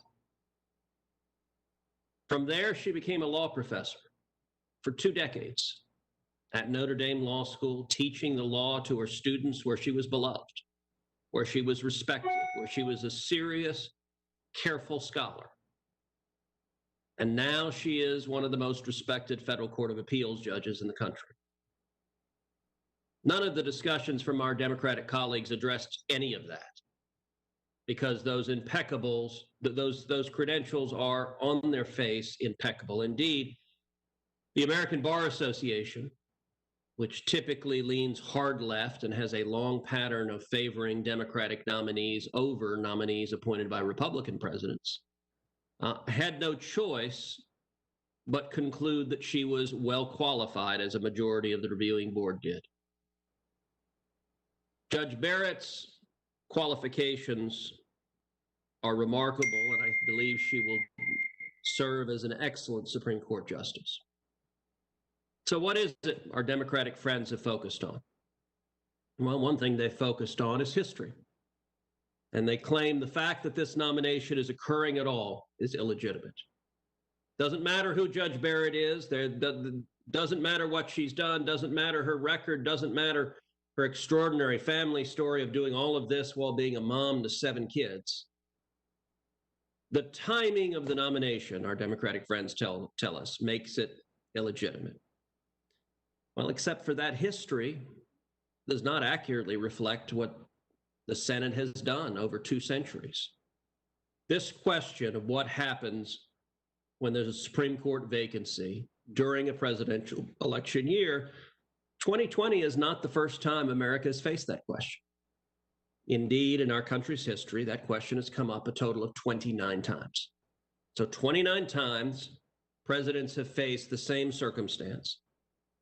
And presidents have nominated individuals to fill those positions all 29 times, 100% of it. Doesn't matter if you're a Democrat or Republican. From a president's perspective, it's easy. If there's a vacancy, even during a presidential election year, you make a nomination. 44 individuals have served as president throughout the history of our country. Half of them, 22 of the presidents we have made Supreme Court nominations for vacancies that occurred during a presidential election year. But what has the Senate done? Well, again, the Senate precedent is quite clear, and is something that our Democratic friends do not want to address, do not want to confront.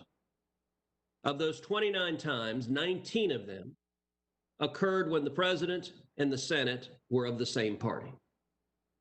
And when the president and the Senate are the same party, history shows that those nominees get confirmed. 17 of those 19 were confirmed for vacancies that occurred during a presidential election year. On the other hand, for those doing math at home, the remaining 10 occurred when the Senate and the president were of different parties. When the president and Senate are of different parties, the Senate over history has confirmed only 2 of those 10 nominees. Again, history is clear. The overwhelming majority of instances of the president and Senate are of different parties. That nominee doesn't get confirmed. That is, of course, what happened with Judge Garland, nominated by President Obama. President Obama was a Democrat, the Senate was in Republican hands, and following tradition of 200 years, the Senate did not confirm that nominee. Now, some might think the difference between whether the Senate and the president are of the same party or different party, that's just a question of partisan alignment, of partisan power. But that actually misunderstands the constitutional structure. The framers of the Constitution deliberately set up a system of checks and balances so that nobody can become a Supreme Court nominee without both the president and the Senate. Each was designed to check the other. That system of checks and balances limits power ultimately and protects the voters. And indeed, the voters made a clear choice. You know, one of the things that is clear from this discussion this morning is Democrats and Republicans have fundamentally different visions of the court, of what the Supreme Court is supposed to do, what its function is. Democratic senators view the court as a super legislature, as a policymaking body, as a body that will decree outcomes to the American people. Now, that vision of the court is something found nowhere in the Constitution. And it's a curious way to want to run a country. Even if on any particular policy issue, you might happen to agree with wherever a majority of the court is on any given day, who in their right mind would want the United States of America ruled by 5 unelected lawyers wearing black robes? It's hard to think of a less democratic notion than unelected philosopher kings with life tenure decreeing rules for 330 million Americans. That is not, in fact, the court's job. The court's job is to decide cases according to the law and to leave policymaking to the elected legislatures. Now, look, that doesn't mean policymaking is unimportant. In fact, it means to the contrary. Policymaking is very important. And the people need to have a direct check on policymaking. You know what? If a rogue court implements policies you don't like, you, the American people, have very limited ability to check them. If a rogue Congress implements policies you don't like, you have a direct ability to check us by throwing the bums out and voting them out and voting in new representatives. You know, much of the argument this morning has concerned Obamacare. And they've been policy arguments. They're policy arguments that are actually occurring in the Senate, which is the right place for them to occur, a legislative body. But our Democratic colleagues simply want a promise from a judicial nominee that this nominee will work to implement their policy vision of health care. That is not a judge's job. That is not the responsibility of a judge. And in fact, making that promise would be violating the judicial oath. I don't know what will happen in this particular litigation on health care, but I do know that this body should be the one resolving the competing policy questions at issue. Many of our colleagues talked about pre-existing conditions, and I think they have made a political decision. They want this to be the central issue of the confirmation. Well, remember this. Every single member of the Senate agrees that pre-existing conditions can and should be protected. Period. The end. There is complete unanimity on this. Now, it so happens that there are a number of us on the Republican side that also want to see premiums go down. Obamacare has caused premiums to skyrocket. The average family's premiums have risen over $5,000 a year. Millions of Americans can't afford health care because of the policy failures of Obamacare. Those questions should be resolved in this body, in the elected legislature. It's not a justice's job to do that. It's not the court's job to do that. It is the elected legislature's job to do that. Judge Barrett brings impeccable credentials, a judicial temperament, and a faithfulness to the law. That's what we should be looking for in Supreme Court justices. And if Democratic senators want to engage in policy arguments, they can do so here, not by filibustering every bill as they have done over and over and over again, whether it's pandemic relief or Obamacare relief to lower premiums that expand choices. To date, our Democratic colleagues filibuster everything and then complain nothing gets passed. This is the body that has to resolve those questions.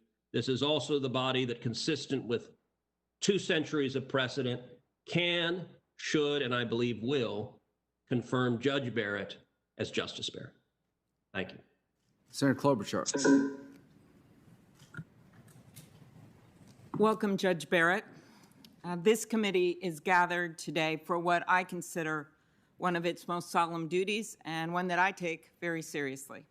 Federal judges, senators, the President of the United States, we all take an oath to uphold the Constitution. We make promises to do justice, to tell the truth. At its core, that's what judges do, right? Figure out the truth, figure out justice. My mom, a second-grade teacher, spent her life teaching little kids what was right or wrong, what was true or false. I still believe it matters, and so do the American people. But we are dealing with a president who doesn't think truth matters. And he has allies in Congress who in the past defended our democracy, but are now doing his bidding. Senators who clearly set out that the president, a precedent that the president in an election year should wait, that we should have an election, and that then the people choose the president, and the president chooses the nominee. That was your precedent. It has been said that the wheels of justice turn slowly, and justice, on the other hand, can move at lightning speed, as we are seeing here today. We cannot, and you watching at home should not, separate this hearing from the moment we are in and from the judge he is trying to rush through. To respond to Senator Cruz, this isn't a rush to justice. This is a rush to put in a justice whose views are known and who will have a profound impact on your life. And yes, these policies that the court decides, they matter. Where you can go to school, who you can marry, decisions you can make about your own body, and yes, your health care. The president knows this. We have a president who has refused to commit to a peaceful transfer of power after an election. Every candidate does that, but not this guy. We have a president who has fired or replaced 5 inspector generals, Senator Grassley, who has fired an attorney general, an FBI director, and is now going after their replacements. We have a president who divides our country each and every day. He has called our military suckers and losers. He's refused to condemn white supremacists, and he has the gall to hold up a Bible as a prop in front of a church instead of heeding its words, to act justly. And now he says this election will end up in court. Why, Senator Cruz? Does President Trump matter? He is putting the Supreme Court in place, in his words, to, quote, look at the ballots, end quote. Well, I won't concede that this election is headed to the court because you know at home exactly what the president is up to. That's why you're voting. That's why you are voting in droves. Why are you voting? Well, you know that your rights, your health care is on the line.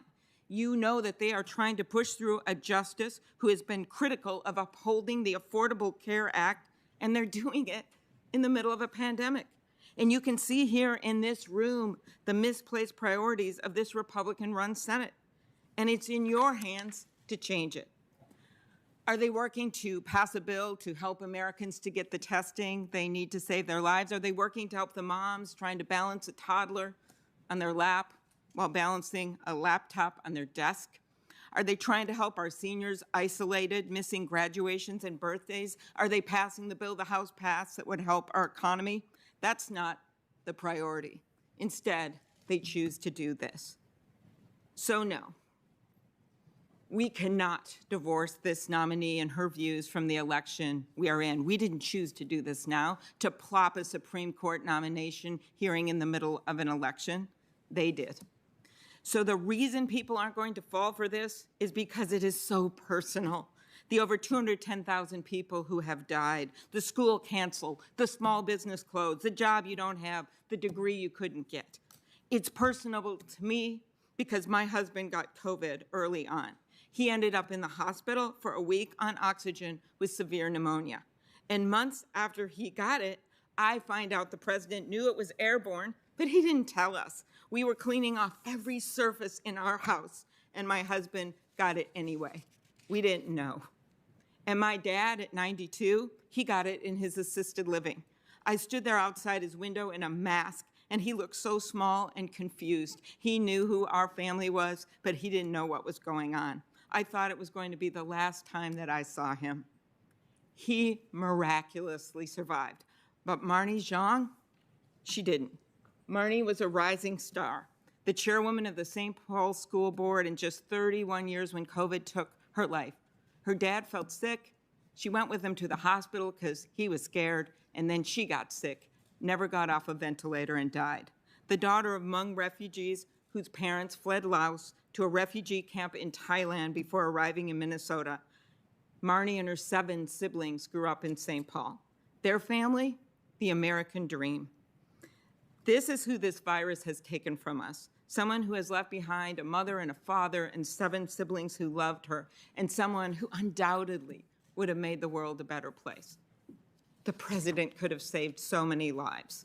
Instead, he's been reckless, packing people in without masks for your nomination party, Judge Barrett. 35 people got sick. The president himself ends up in the hospital, and when he leaves, Walter Reed, still contagious, he defiantly takes off his mask and walks into the White House. And then he lies and says the virus will magically go away. The truth matters. And the truth is, America, that this judicial nominee has made her views so clear, and this president is trying to put her in a position of power to make decisions about your lives. The Affordable Care Act protects you from getting kicked off of your insurance. That's on the line. The president has been trying to get rid of Obamacare since he got in power. John McCain went in and stopped it with that big thumbs down. Then they went and brought a case to the U.S. Supreme Court, and they're now trying to stack the deck against you right now. The last time this was before the court in a big way was when Justice Roberts, not exactly a blazing liberal, voted the same as Justice Ginsburg to uphold the Affordable Care Act. And this nominee, she criticized him. America, this is about you. It's about these 2 girls up here, Evelyn and Mariah, identical twins from Cambridge, Minnesota, honor roll students, star athletes. They play in the softball team. One's a pitcher, one's a catcher. They also play basketball. One of them got severe diabetes when she was very young. Doesn't matter which one, the pitcher, the catcher, they both deserve good health care.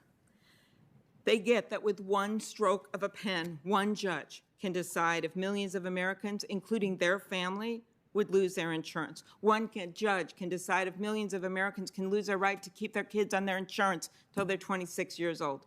One judge can decide that if seniors' prescription drugs, which already are too high, could soar even higher. This is a judgeship that was held by an icon who voted to protect your health care, Ruth Bader Ginsburg, a woman who never took no for an answer.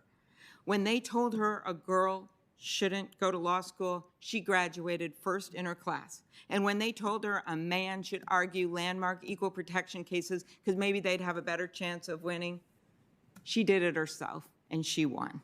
She never gave up. She had her own hashtag well into her 80s, the notorious RBG.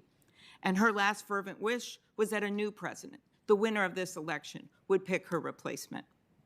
When you look at her opinions, you realize she wasn't just writing for today, she was writing for tomorrow. To the women of America, we have come so far, and in the name of RBG, we should not go backwards. As the rabbi said at Justice Ginsburg's memorial in the Capitol, her dissents, her strong words when she would disagree with the Republican-appointed justices, her words were never cries of defeat. They were blueprints for the future. So to all Americans, this hearing, whatever these guys try to do, whatever you hear from me, it will not be a cry of defeat. It will instead be our blueprint for the future. Yes, Judge, I think this hearing is a sham. I think it shows real messed up priorities from the Republican Party. But I am here to do my job, to tell the truth. To all Americans, we don't have some clever procedural way to stop this sham, to stop them from rushing through a nominee, but we have a secret weapon that they don't have. We have Americans who are watching, who work hard every day, believe in our country and the rule of law, whether they are Democrats, Republicans, or independent. They know what this president and the Republican Party are doing right now is very wrong. In fact, 74% of Americans think we should be working on a COVID relief package right now instead of this. Let me tell you a political secret. I doubt that it will be a brilliant cross-examination that's going to change this judge's trajectory this week. No, it is you. It is you calling Republican senators and telling them enough is enough, telling them it is personal, telling them they have their priorities wrong. So do it. And it is you voting even when they try to do everything to stop you. It is you making your own blueprint for the future instead of crying defeat. So do it. This isn't Donald Trump's country. It is yours. This shouldn't be Donald Trump's judge. It should be yours. Thank you, Mr. Chairman. Senator Sass. Thank you, Mr. Chairman. Judge Barrett, welcome. Congratulations. Jesse Barrett, congratulations. I just want to say, Senator Klobuchar said a number of things about COVID that I agree with. She cited a bunch of really painful stories in Minnesota, and similar stories could be told from across the country. I even agree with parts of her criticism of the mismanagement of COVID by Washington, D.C. I don't know what any of that has to do with what we're here to do today. Huge parts of what we're doing in this hearing would be really confusing to eighth graders. If civics classes across the country tuned into this hearing and tried to figure out what we're here to do, and they heard as much as they've heard about 2009 Finance Committee debates about what should be in a healthcare reform package. I'm blessed to sit not just on the Judiciary Committee, but also on the Finance Committee, and lots of the discussions we've had in here today fit better in a Finance Committee hearing than in a Judiciary Committee hearing. So I think it would be very useful for us to pause and remind ourselves and do some of our civic duty to eighth graders to help them realize what a president runs for, what a senator runs for, and on the other hand, why Judge Barrett is sitting before us today, and what the job is that you're being evaluated for. So if we can back up and do a little bit of eighth grade civics, I think it would benefit us and benefit the watching country, and especially watching eighth grade civics classes. So I'd like to distinguish first between civics and politics, because there was a time, the chairman said at the beginning of this hearing, there was a time when people that would be as different as Ruth Bader Ginsburg, and she was a heroic woman, that's absolutely true, and Antonin Scalia, another brilliant mind and your mentor, people that different could both go through the Senate and get confirmation votes of 95 or 98 votes. And the chairman said at the beginning of the hearing, he doesn't know what happened between then and now. I think some of what happened between then and now is we decided to forget what civics are and allow politics to swallow everything. So if I can start, I'd like to just remind us of the distinction between civics and politics. Civics is the stuff we're all supposed to agree on, regardless of our policy views differences. Civics is another way we talk about the rules of the road. Civics 101 is the stuff like Congress writes laws, the executive branch enforces laws, courts apply them. None of that stuff should be different if you're a Republican or a Democrat or a Libertarian or a Green Party member. This is basic civics. Civics is the stuff that all Americans should agree on, like religious liberty is essential. People should be able to fire the folks who write the laws, and the voters can't fire the judges. Judges should be impartial. This is just Civics 101. Politics is different. Politics is the stuff that happens underneath civics. Civics is the overarching stuff we as Americans agree in common. Politics is the subordinate, less important stuff that we differ about. Politics is like if I look at my friend Chris Coons and I say, listen up, jackwagon, what you want to do on this particular finance committee bill is going to be way too expensive and might bankrupt our kids. Or if Chris looks back at me and says, listen up, jackwagon, you're too much of a cheapskate and you're underinvesting in the next generation. That's a really important debate. That's a political debate. That's not civics. Civics is more important than that. Civics doesn't change every 18 to 24 months because the electoral winds change and because polling changes.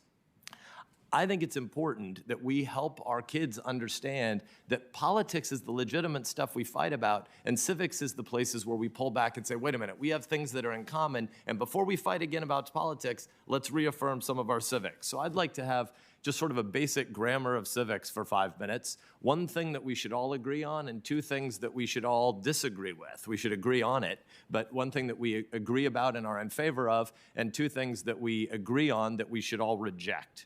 First, a positive, grand, unifying truth about America, and that is religious liberty. Religious liberty is the basic idea that how you worship is none of the government's business. Government can wage wars, government can write parking tickets, but government cannot save souls. Government's really important. War is important. Parking tickets are important. But your soul is something that the government can't touch.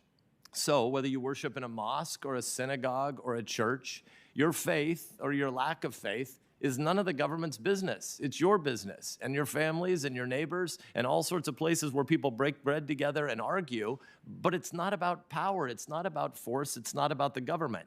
This is the fundamental American belief. Religious liberty is one of those 5 great freedoms clustered in the First Amendment. Religion, speech, press, assembly, and protest. These 5 freedoms that hang together, that are the basic pre-governmental rights, are sort of Civics 101 that we all agree on well before we ever get to anything as relatively inconsequential as tax policy. So civics should be the stuff we affirm together. And contrary to the belief of some activists, religious liberty is not an exception. You don't need the government's permission to have religious liberty. Religious liberty is the default assumption of our entire system. And because religious liberty is the fundamental 101 rule in American life, we don't have religious tests. This committee isn't in the business of deciding whether the dogma lives too loudly within someone. This committee isn't in the business of deciding which religious beliefs are good and which religious beliefs are bad and which religious beliefs are weird. And I just want to say, as somebody who's self-consciously a Christian, we got a whole bunch more really weird beliefs. Forgiveness of sins, the virgin birth, resurrection from the dead, eternal life. There are a whole bunch of really, really crazy ideas that are a lot weirder than some Catholic moms giving each other advice about parenting. And yet there are places where this committee has acted like it's the job of the committee to delve into people's religious communities. That's nuts. That's a violation of our basic civics. That's a violation of what all of us believe together. This is not a Republican idea. It is not a Democrat idea. It's a Democrat idea and a Republican idea, but more fundamentally, it's an American idea. And the good news is, whether you think your religious beliefs might be judged wacky by someone else, it's none of the business of this committee to delve into any of that in this context. Because in this committee and in this Congress and in this constitutional structure, religious liberty is the basic truth. And whatever you or I or Judge Barrett believe about God isn't any of the government's business. We can all believe in that in common. We should all reaffirm that in common, and that should be on display over the course of the next 4 days in this committee. Now, a couple of terms that all of our 8th graders should know as things we should reject in common.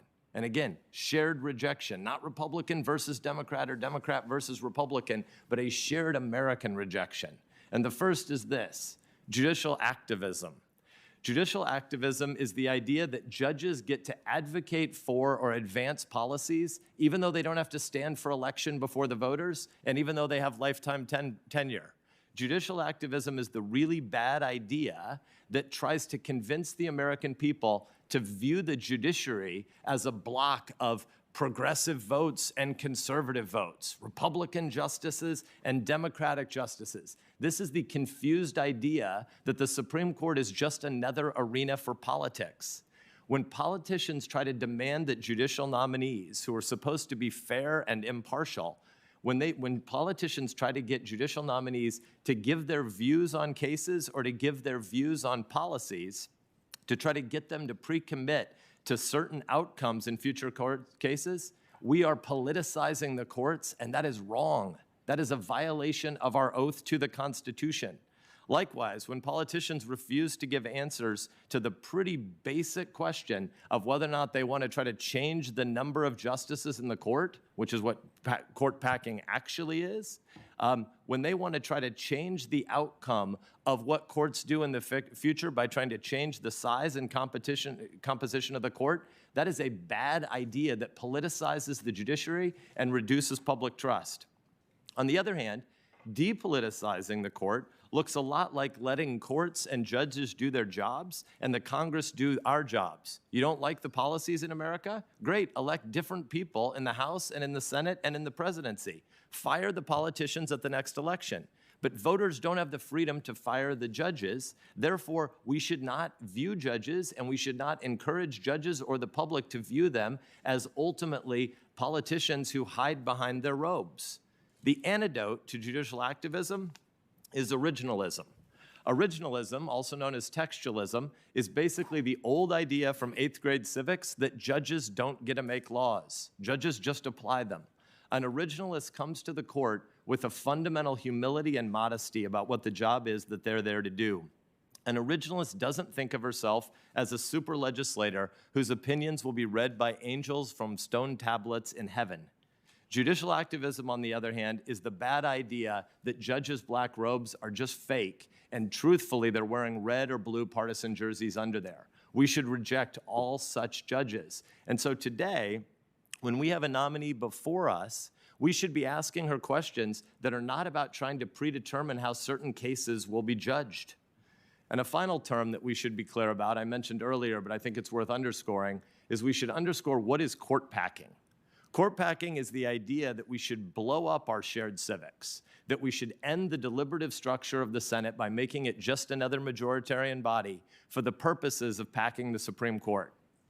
Court packing would depend on the destruction of the full debate here in the Senate, and it is a partisan suicide bombing that would end the deliberative structure of the United States Senate and make this job less interesting for all 100 of us. Not for 47 or 53, because it's hard to get to a supermajority that tries to protect the American people from 51, 49, 49, 51 swings all the time. What blowing up the filibuster would ultimately do is try to turn the Supreme Court into the ultimate super legislature. Court packing is not judicial reform, as some of you who wrote the memo over the weekend got a lot of media to bite on. Court packing is destroying the system we have now. It is not reforming the system we have now. And anybody who uses that the language that implies filling legitimate vacancies is actually just another form of court packing that's playing the American people for fools. And the American people actually want a Washington, D.C. that depoliticizes more decisions, not politicizes more decisions. So, Judge, I'm glad that you're before us. I'm looking forward to hearing your opening statement later today, and I look forward to the questioning you have to endure over the next 2 or 3 days, even though you probably look forward to it a little bit less. Congratulations and welcome. Senator Coons. Thank you, Mr. Chairman. Judge Barrett, to you and your family, welcome. Over the past weeks, I've been flooded with calls, texts, emails from Delawareans. Delawareans who are scared because they are worried about their own health, the health of a parent or child, because they don't know if it's safe for their kids to go to school, if their businesses will survive, or because they're wondering why on earth this Senate is focused on racing forward with a Supreme Court nominee, but is not willing to take a vote to provide needed relief for them and their families. It is an understandable question when we're in the midst of a devastating global pandemic in which more than 210,000 Americans have died, more than 7 million have been infected and have a new pre-existing condition, why there were just 300,000 new cases this week. And today, more than 25 million Americans are collecting unemployment. This is an ongoing national emergency, and as an exercise in civics, not politics, we in Congress should be working day and night to deliver them that relief. Instead, my colleagues are barreling forward with a confirmation hearing that's distracting from our responsibility to our constituents and threatens to further tear our nation apart. Mr. Chairman, as you know, we're just 22 days from an election. There is no precedent, despite my colleagues' lengthy and I think hypocritical lecture about the history. There is no precedent in our nation's history for confirming a Supreme Court nominee by the Senate this close to a presidential election, in which a majority of states are already voting. In fact, 6 million Americans have voted. This process flies in the face of the very rule Republicans set themselves in 2016 when they refused, as a matter of politics, not of civics, to even consider a highly qualified nominee, Judge Merrick Garland, 9 months before an election simply because it was an election year. And Mr. Chairman, in 2018, you went a step further and said if an opening on the Supreme Court came up in the last year of President Trump's term, you would wait until the next election and let the voters decide. So what changed? Sadly, nothing. Nothing except the fact that this time, President Trump and his allies in the Senate saw a chance in Justice Ginsburg's untimely passing to shift the balance of the Supreme Court for decades to come, and that will have consequences in the real lives of millions of Americans.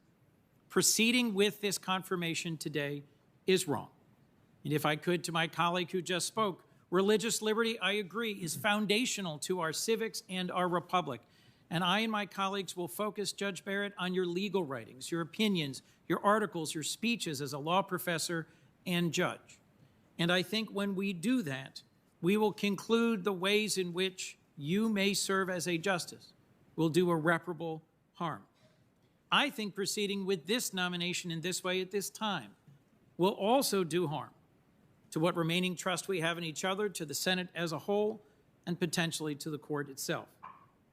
As if all of this weren't reason enough for us to delay, we're proceeding despite having 2 members of this committee who've contracted the virus. That's why the Senate's out of session today. That's why all of us, when not speaking, are wearing masks. That's why the distance between us. In light of all of this, in light of the stresses on our country, I think this rushed, hypocritical, partisan process should not proceed. But instead we are. So let me try and help explain to those who've reached out to me why and why it matters. Centrally, it's this. President Trump has promised over and over and over again that he would repeal the Affordable Care Act. He ran on that promise, but despite his very best efforts, he's failed. My Republican colleagues here and in the House have voted over and over and over to repeal the Affordable Care Act since it was passed a decade ago. But thankfully for the people of our nation and my state, they too have been unsuccessful. And yet today, to make good on this promise, to achieve what they could not accomplish through the democratic process, they're looking to the courts, in fact, to the court. They're looking to this nominee. President Trump explicitly promised anyone he nominated to the Supreme Court would do the right thing and be a vote to overturn the Affordable Care Act. And just 1 week after the upcoming election, the Supreme Court will hear a case in which the Affordable Care Act is at issue and where the Supreme Court will hear argument that supports the Trump administration and the Trump's Department of Justice position to strike down this landmark law. So let me be clear. Just a week after the upcoming election, the Trump administration will be telling the Supreme Court to tear down the very law that provides health care protections in the middle of an ongoing pandemic. Judge Barrett, you've publicly criticized the Supreme Court's past decisions upholding the Affordable Care Act, and I think that is appropriately at issue in the days to come.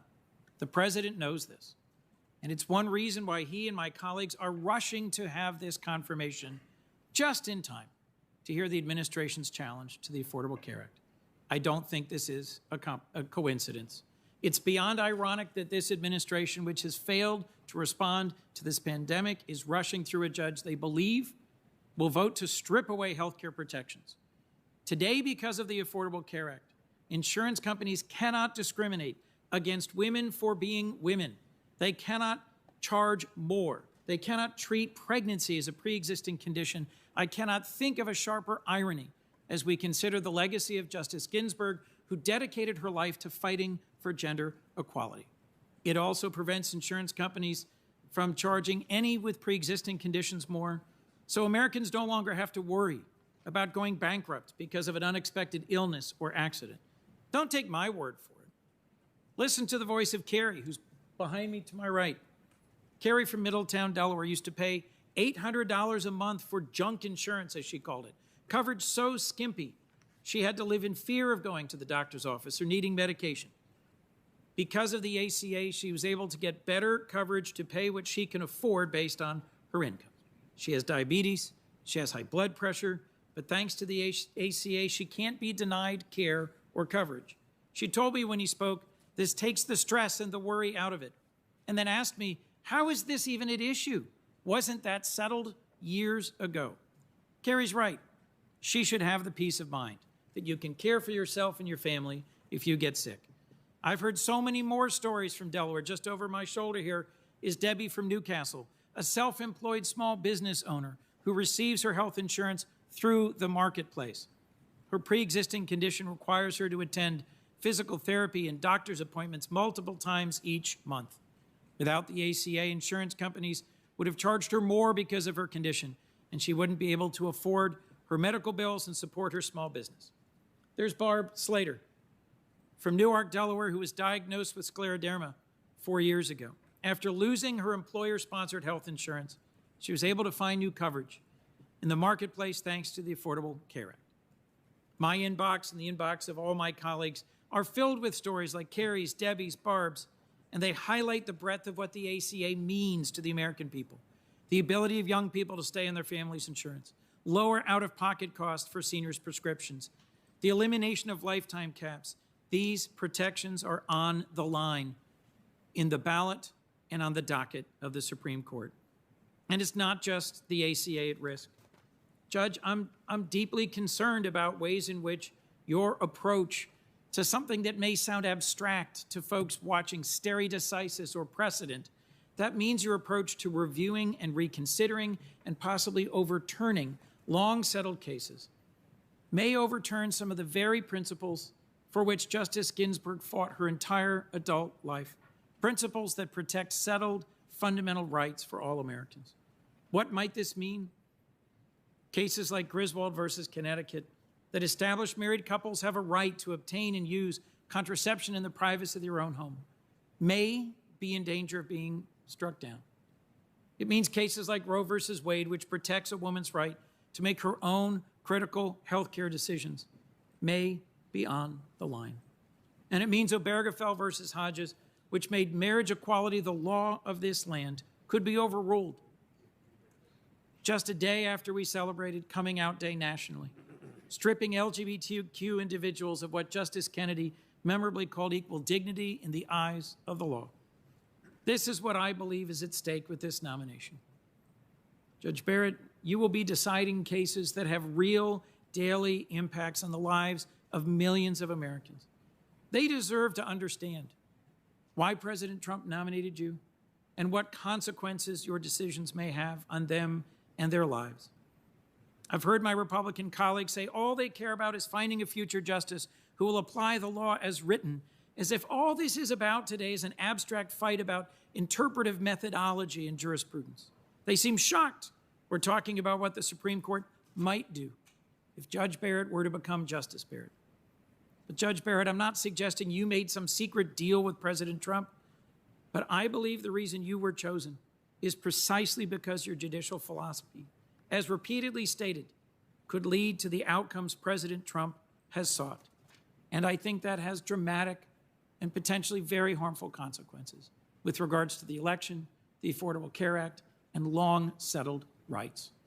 This is what I intend to lay out this week, and this is what I hope the American people will hear in the course of this confirmation hearing. Thank you, Mr. Chairman. Thanks, Senator Coons. For planning purposes, I think I talked to Senator Feinstein. We will go to Senator Hawley, Blumenthal, and Tillis. We'll take a 30-minute break to grab a bite to eat and take a little bit of a break and come back and finish up. So, Senator Hawley. Thank you, Mr. Chairman. Judge Barrett, welcome. It's good to see you again. Jesse Barrett, welcome, and to you and to your family as well. I see that some of your children are getting a break. They've earned it, I think. I'm amazed as I've been watching. I've got 2 little boys at home, my wife and I do. I can't believe how calmly your children have been sitting for a couple of hours. So maybe you can give me some tips, Jesse and Judge, when we're finished here. You know, we've gotten to read a lot about your family in the last few weeks. We've gotten to read a lot about you in the press, and in particular about your religious beliefs. One attack after another in the liberal media, one hit piece after another, many of them echoed by members of this committee, like this one, for instance, Barrett long active with Insular Christian Group. We've read we've read stories about your Catholic lifestyle, stories about how you raise your children, stories about how you adopted your children, stories about your Catholic doctrinal beliefs, over and over and over, questioning whether you have, I guess, the independence to be a judge, a justice on the United States Supreme Court. And it's not just in the newspapers, it's members of this committee, including the Democratic nominee for Vice President of the United States, who has questioned past nominees who have come before this committee about their membership in Catholic fraternal organizations like the Knights of Columbus. And for those watching at home, that's right, you heard me correctly. Senator Harris and others on this committee have repeatedly questioned judicial nominees' fitness for office because of their membership in the Knights of Columbus. The ranking member, when you were last before this committee, Judge, for your initial confirmation hearings, the ranking member referred to your Catholic convictions as dogma, that's a quote, that lives loudly within you, picking up the very terminology of anti-Catholic bigotry current in this country a century ago. She wasn't alone. Other senators on this committee last time asked you if you were an Orthodox Catholic. One senator said she worried that you would be a Catholic judge if you were confirmed because of your religious beliefs, I guess as opposed to an American judge, as if you can't be both a devout Catholic and a loyal American citizen. And it's not just you, Judge. Other nominees who have come before this committee for years now have been asked by my Democrat colleagues over and over their views on sin, their views on the afterlife, their views about their membership statements of Catholic organizations, about their membership in other Christian organizations, and on and on and on. And let's be clear about what this is. This is an attempt to broach a new frontier, to set up a new standard. Actually, it's an attempt to bring back an old standard that the Constitution of the United States explicitly forbids. I'm talking about a religious test for office. Article 6 of the Constitution of the United States, before we even get to the Bill of Rights, Article 6 of the Constitution of the United States says clearly, and I quote, "No religious test shall ever be required as a qualification to any office or public trust under the United States." Now, that was big news in 1787 when it was written, and it's worth remembering why. It's because no country, no republic in the history of the world had ever guaranteed to its citizens the right to freedom of conscience and religious liberty.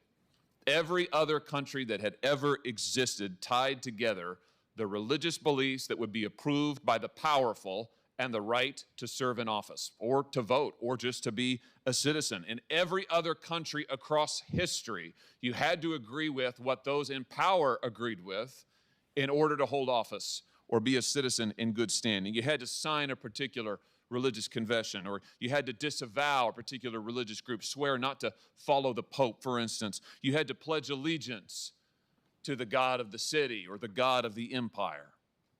This was true from 18th century Britain all the way back to ancient Rome.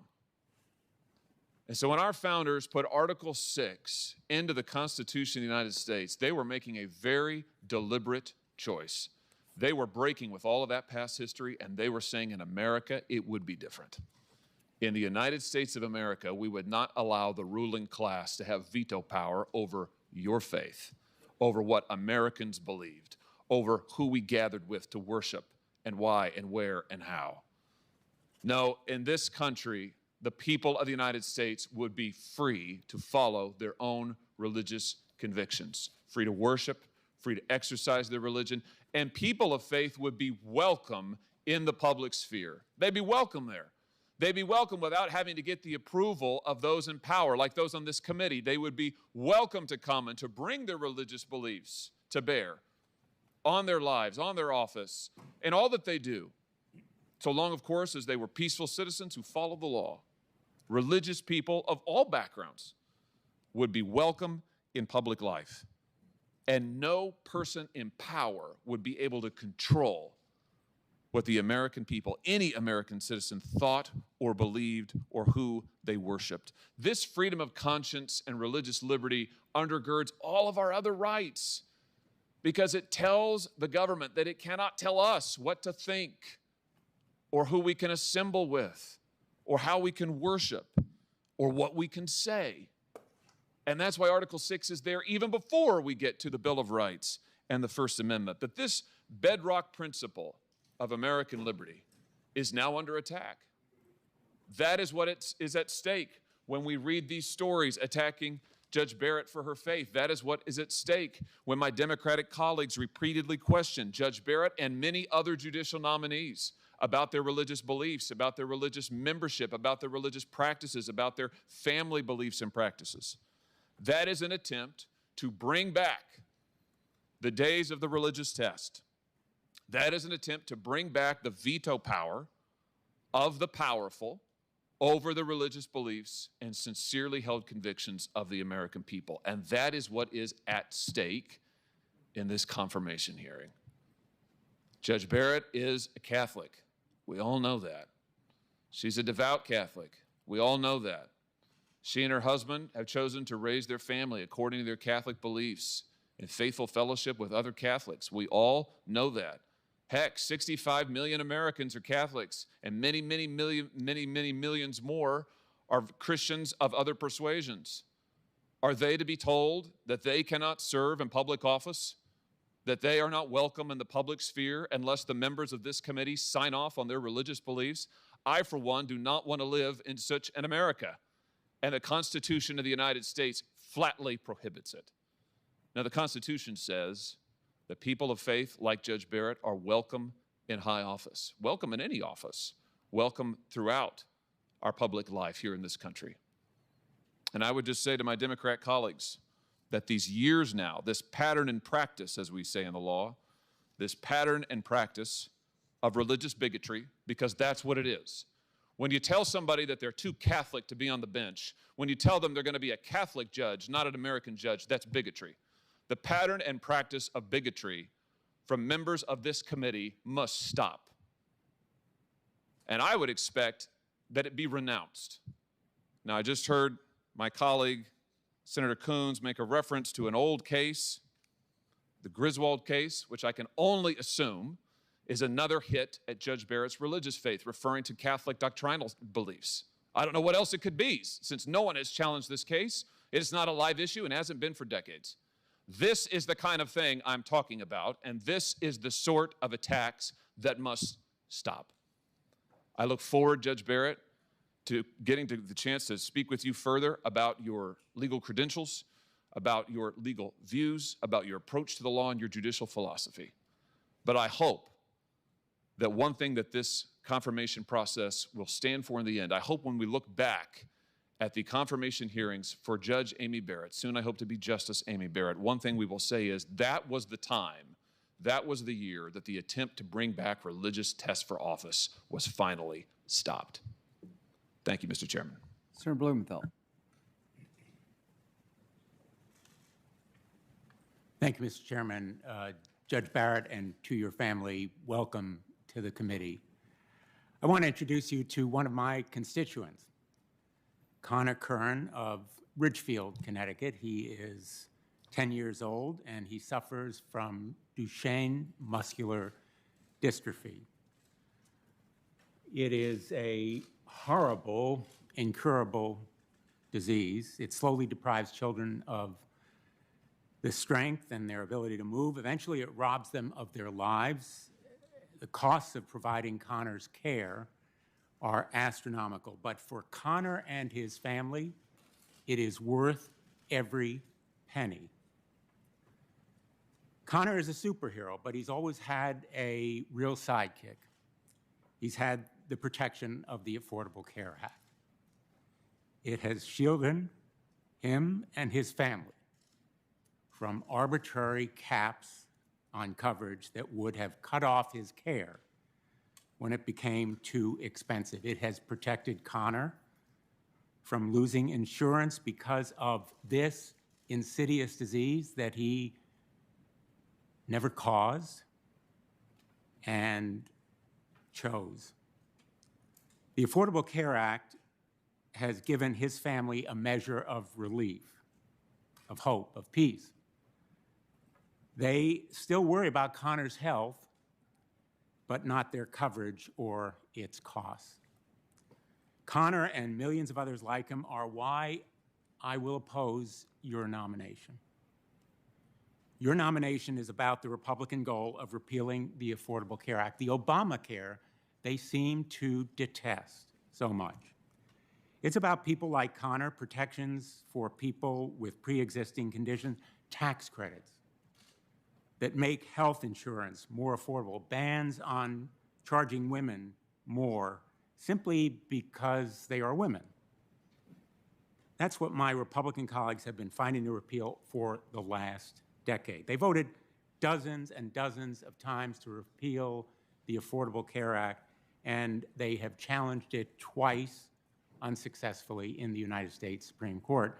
And each time they failed, but now, just 1 week after the election, as you know, the fate of the Affordable Care Act will be again in the hands of the United States Supreme Court.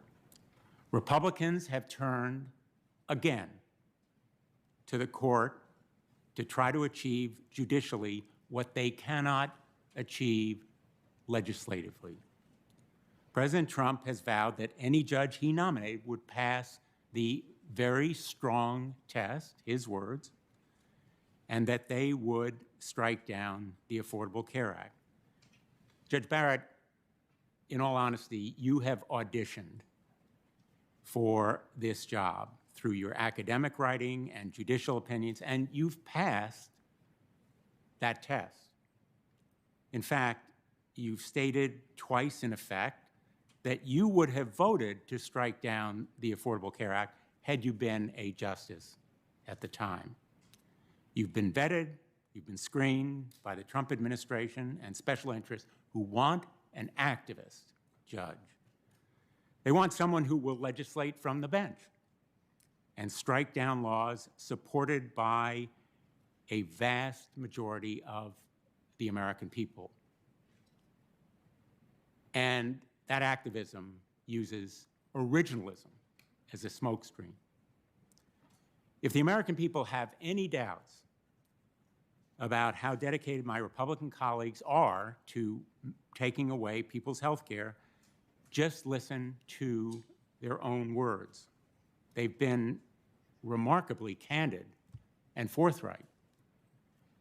Senator Graham, our chairman, has said, "You can't repair this monstrosity," I'm quoting, "you can't repair this monstrosity called Obamacare. You have to tear it down and start over." Senator Ernst has said, quote, "I support immediate action to repeal Obamacare and replace it." Senator Cornyn, "It's time to repeal and replace." Senator Tillis, "Repeal Obamacare. Let's end this disaster." And President Trump himself has said, "We want to terminate Obamacare." Millions of Americans, more than 130 million, have a pre-existing condition: asthma, heart disease, diabetes, cancer, Parkinson's, pregnancy, and now, by the cruelest of ironies, COVID-19. COVID-19, the cause of this pandemic, now is a pre-existing condition that could prevent millions of Americans from being covered by health care. Stripping health care from millions of Americans during a pandemic, that's really what is at stake in the Republican lawsuit, now before the Supreme Court, and in this nomination. And sadly, it's not just the Affordable Care Act that's at stake. It's a woman's right to decide when and how to have a family, control over her own body. An activist judge on the bench doing what Congress could not do would also strike down common sense gun safety laws. Connecticut has been at the forefront on gun violence protection. On gun safety, Judge, you acknowledged that your dissenting opinion in Canner sounds kind of radical. That's because it is. But if your views on the Second Amendment are adopted by the Supreme Court it would imperil common sense state laws like Connecticut's all around the country. Today, we ought to be working on improving American health care. We ought to be fighting COVID-19, which has infected 8 million Americans and killed more than 215,000. We should be producing a national testing strategy, instituting effective contact tracing, and securing sufficient PPE. We ought to be providing assistance to the millions of Americans who have lost their job and face economic hardship and heartbreak. President Trump has failed to do any of it. Instead, he and our Republican colleagues are riveted on rushing a judge through this sham process, dropping everything else. President Trump's failure to act will likely lead to 55,000 additional deaths, 55,000 additional Americans lost over just the next 3 months. Senate Republicans are refusing to address American health care or COVID-19 or economic relief because they care more about putting an extremist ideological judge on the bench and not just on the Supreme Court. I've learned as a senator that there are very few unwritten rules, very few written rules, I should say, in this place. But there is one very important unwritten rule. Keep your word. Republicans have all sorts of excuses for why they are breaking their promise, the promise that they would not confirm a Supreme Court justice during an election year. Each excuse boils down to nothing more than raw political power. They're doing it because they can. But might does not make right. They have boasted they have the votes, but they don't have the American people and they don't have history on their side. The American people want a plan to fight and conquer this disease. They want a plan to put Americans back to work. They want a blueprint for the future, not rolling back rights and turning back the clock. I revere the Supreme Court. I clerked for Justice Harry Blackmun. I've argued cases before the court 4 times. Now I'm really deeply concerned that the Supreme Court is losing the trust and respect of the American people. The authority of the Supreme Court depends on that trust. It has no army or police force to enforce its decisions. The American people follow the Supreme Court's commands, even when they disagree, because they respect its authority. And now, President Trump and the Republican Senate are eroding, indeed destroying, that legitimacy. They've stripped the American people of their say in this process simply to confirm a justice who will strike down in court, legislate from the bench, what they can't repeal in Congress. Your participation, let me be very blunt, in any case involving Donald Trump's election would immediately do explosive, enduring harm to the court's legitimacy and to your own credibility. You must recuse yourself. The American people are afraid and they're angry, and for good reason.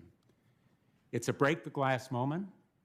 Americans must use their voices to speak out and stand up, to contact my colleagues on this committee, despite their boasts about having the votes. Stand up and speak out to protect their own health, public health, and the health of our democracy. Thank you, Mr. Chairman. Thank you, Senator Blumenthal. We will now have Senator Tillis, who's with us remotely. After his opening statement, we will come back at 12:20. And Senator Hirono, you will be the first one to make a statement. So, Senator Tillis. Thank you, Chairman Graham and Ranking Member Feinstein. I want to take a moment to honor the life and legacy of Justice Ginsburg. She was a living legend and a giant in the legal world as a professor, as a lawyer, and as a judge and a justice. She was an inspirational model and role model, and we honor her legacy. And I just want to make sure that her family knows the nation mourns her loss. But today we're here to consider a nomination of a highly qualified jurist to the United States Supreme Court, Judge Amy Coney Barrett. She's a top legal scholar, a professor in the mold of the late Justice Scalia. Her work is widely respected in the legal community, and it's clear why her former students voted her multiple times to be the Distinguished Professor of the Year at the Notre Dame Law School. It's also why every full-time faculty member of Notre Dame Law supports her nomination. Her legal work and teaching have inspired hundreds of young lawyers, especially aspiring female lawyers. She's a remarkable mother. She has 7 beautiful children. And in spite of being busy working as a Seventh Circuit justice, she makes time to be involved in her community. And this nomination is important because it's going to have a lasting impact on our republic. A justice service on the bench involves every important issue facing our constitutional republic. What are the limits of abusive and intrusive government power? What's the proper role of each branch of government? And what are the fundamental protections that our Constitution grants all Americans? These are foundational questions for the Supreme Court, and they consider them every single term. If confirmed, Judge Barrett will be tasked with answering these questions, and I believe she's going to do a great job. But it's not the rights enshrined in the Constitution that's most important. It's the structure of the document itself that ensures our freedom. Justice Scalia understood this. He was fond of saying, every dictator in the world, every president for life has a Bill of Rights. That's not what makes us free. What makes us free is our Constitution. Think of the word Constitution. It means structure. Justice Scalia went on to note the genius of our founding generation is that it dispersed power across multiple departments. The real danger to our constitutional republic is centralization of power in any one part of government. When that happens, liberty dies and tyranny reigns. That's why it's critical that Supreme Court justices maintain the proper role. They decide cases, they don't make policy.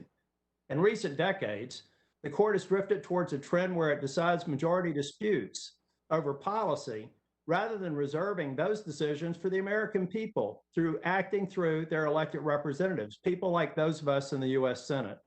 Article 3 judges cannot and should not be policymakers. We've heard many speak today about policy priorities that they'd like an activist court to pass. Several of my colleagues have engaged in fear-mongering and described Judge Barrett's nomination as an end to health care, abortion rights, labor rights, and the list goes on and on and on. These statements are unfair and they're untrue. This week, they'll attempt to have Judge Barrett commit to policy outcomes rather than do the work for that policy outcome in the U.S. Senate.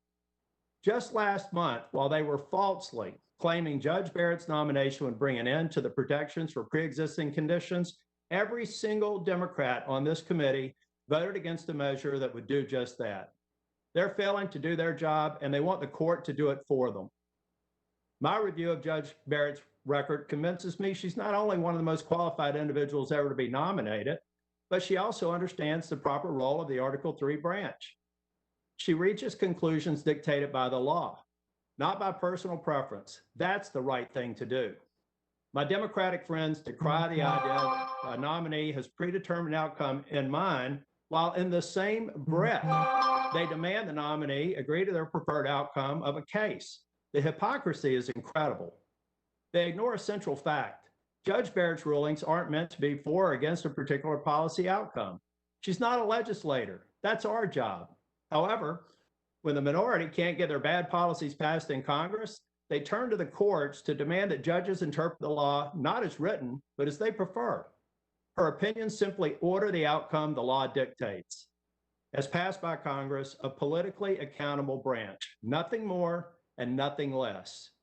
My Democratic colleagues claim they care about the First Amendment, the Fifth Amendment, the 14th Amendment. If they care about our constitutional liberties, then they should care about confirming a judge who understands the proper role of the Supreme Court. Rights granted by 9 can just as easily be ended by 9. To quote Justice Ginsburg, real change, enduring change, happens one step at a time. It doesn't happen by judicial fiat. Judge Barrett understands that principle. She knows the role of the Supreme Court justice, and she is highly qualified to do this job. Judge Barrett, when I met with you in the Capitol, I asked you to sign 2 pocket constitutions for my 2 granddaughters. And in it, you wrote, dream big. When they're old enough to understand the significance, I'm going to explain to them that just like Justice Barrett, they can, with hard work and determination, realize their American dream.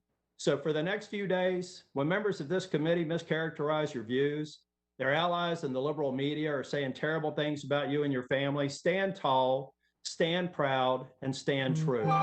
Rely on your faith. I know that you're an inspiration to millions of young women in this country, like my granddaughters, and we're proud of you.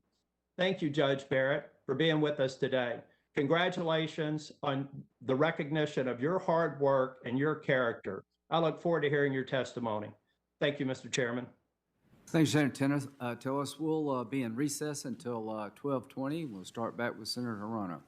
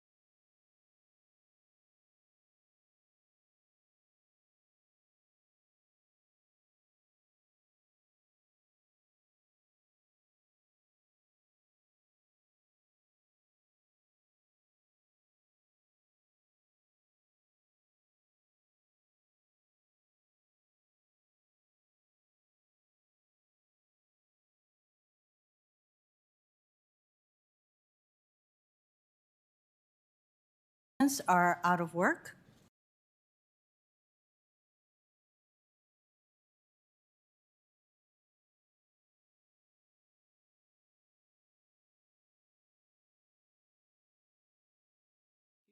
The hearing will come to order. Senator Hirono. Oh, don't have, yeah. We should wait on her. I'm sorry. Apologize.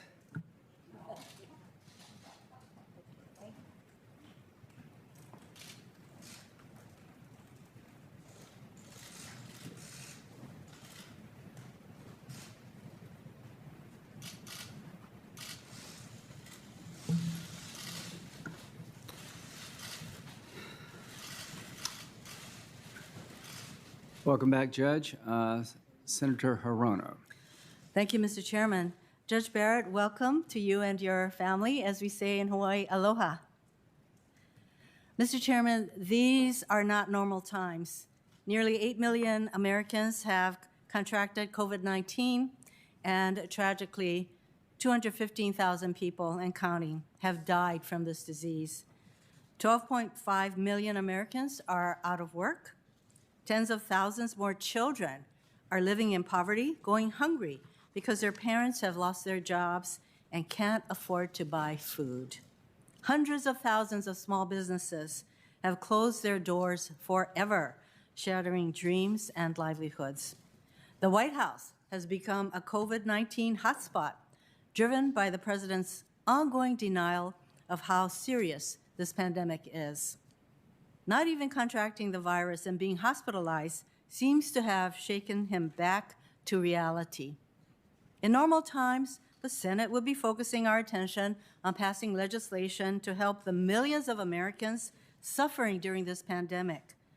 But these are not normal times. Instead, Senate Republicans are rushing to put a nominee onto the Supreme Court to be the deciding vote to take health care away from millions of people. President Trump has been very clear about what he's doing. He's repeatedly promised to appoint Supreme Court justices who will strike down the ACA. And by nominating Judge Barrett, the president is keeping his promise.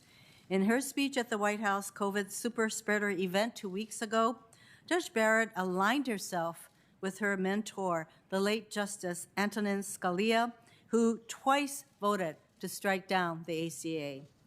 To help the president keep his promise, our Republican colleagues are rushing to confirm Judge Barrett in a hypocritical, illegitimate process mere weeks before the election. They want Judge Barrett seated just in time to hear the Republican lawsuit challenging the ACA a week after the election. For Americans dealing with this pandemic, it must seem outrageous that Donald Trump and Senate Republicans are determined to take away their health care and are just as determined to do nothing to help Americans with a new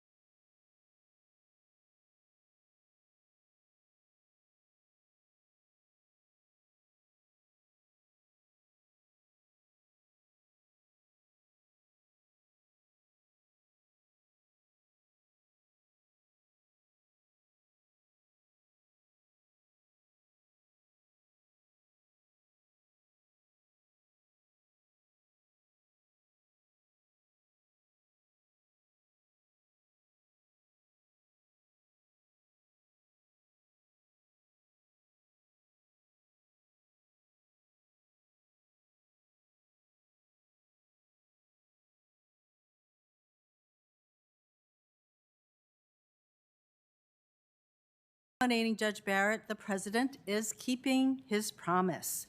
In her speech at the White House COVID super spreader event 2 weeks ago, Judge Barrett aligned herself with her mentor, the late Justice Antonin Scalia, who twice voted to strike down the ACA.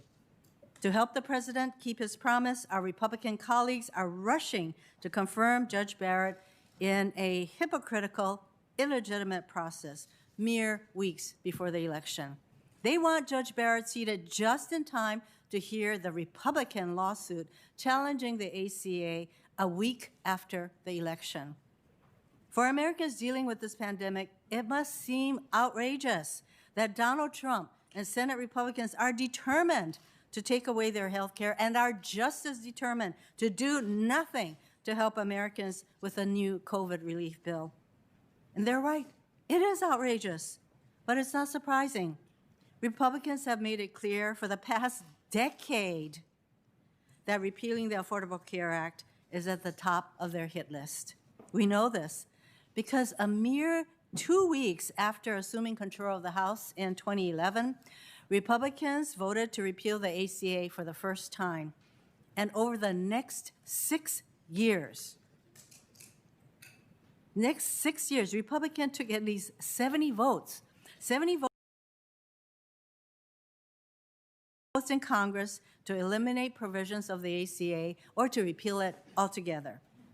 These repeal efforts culminated in the early morning hours of July 28, 2017, when our late colleague, Senator John McCain, gave his dramatic thumbs down and saved health care for millions by one vote, his vote.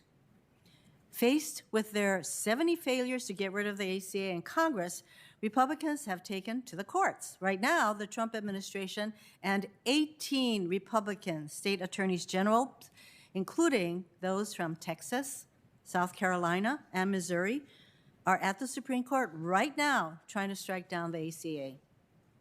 All arguments in the case are scheduled for November 10th, a mere week after Election Day. This latest legal effort has been turbocharged because of the death of our champion, Justice Ruth Bader Ginsburg, only 3 weeks ago. Her death has changed everything for Donald Trump and Senate Republicans. They are confident that victory at the Supreme Court is now within their grasp if the Senate confirms Judge Barrett through this hypocritical, illegitimate process. The consequences of Judge Barrett's confirmation would be devastating for millions of Americans who would lose their health care during this pandemic. Even in normal times, without the threat of a pandemic, no one in our country should have to confront a major illness worried that it might bankrupt their families. But we all know these are not normal times. Healthcare is the #1 concern for so many people in our country, and they are rightly terrified that Judge Barrett will provide the deciding vote to overturn the ACA and take away their health care. I want to share 2 of their stories today. Kimberly Dickens is from Raleigh, North Carolina. Before the Affordable Care Act, Kimberly couldn't afford health insurance. Thankfully, the ACA enabled her to get health care. She used that coverage to get a checkup and a mammogram, which found her breast cancer. With her health insurance, she was able to get a mastectomy and has been cancer-free since. Kimberly credits the ACA for saving her life. She said, quote, "If it wasn't for the Affordable Care Act, I probably wouldn't have had that mammogram. I was diagnosed early. It scares me to think, if I didn't have insurance, how far advanced would the cancer have grown?" Kimberly's story is not unique. In the years of all the battles of eliminating the ACA, we've heard from hundreds and thousands of constituents across the country sharing their healthcare stories. Dean Oda and his daughter Jordan are from my home state of Hawaii. Jordan, who is an elementary school teacher at Eva Beach Elementary School, has PNH, a very rare blood condition. To treat this condition, she gets infusions of a special medicine that costs around $500,000 per year without insurance. Dean told me that, quote, "without this medicine, she will die." Dean and Jordan live in fear that Republicans will strike down the ACA, which would allow her insurance company to put lifetime caps on her benefits, and she would be left without coverage for her life-saving medication.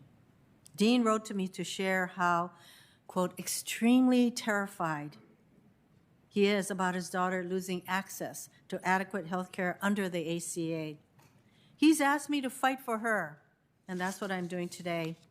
Health care is personal to Kimberly, Dean, Jordan, and it's personal to me too, because I know that having health insurance and access to health care saved my life.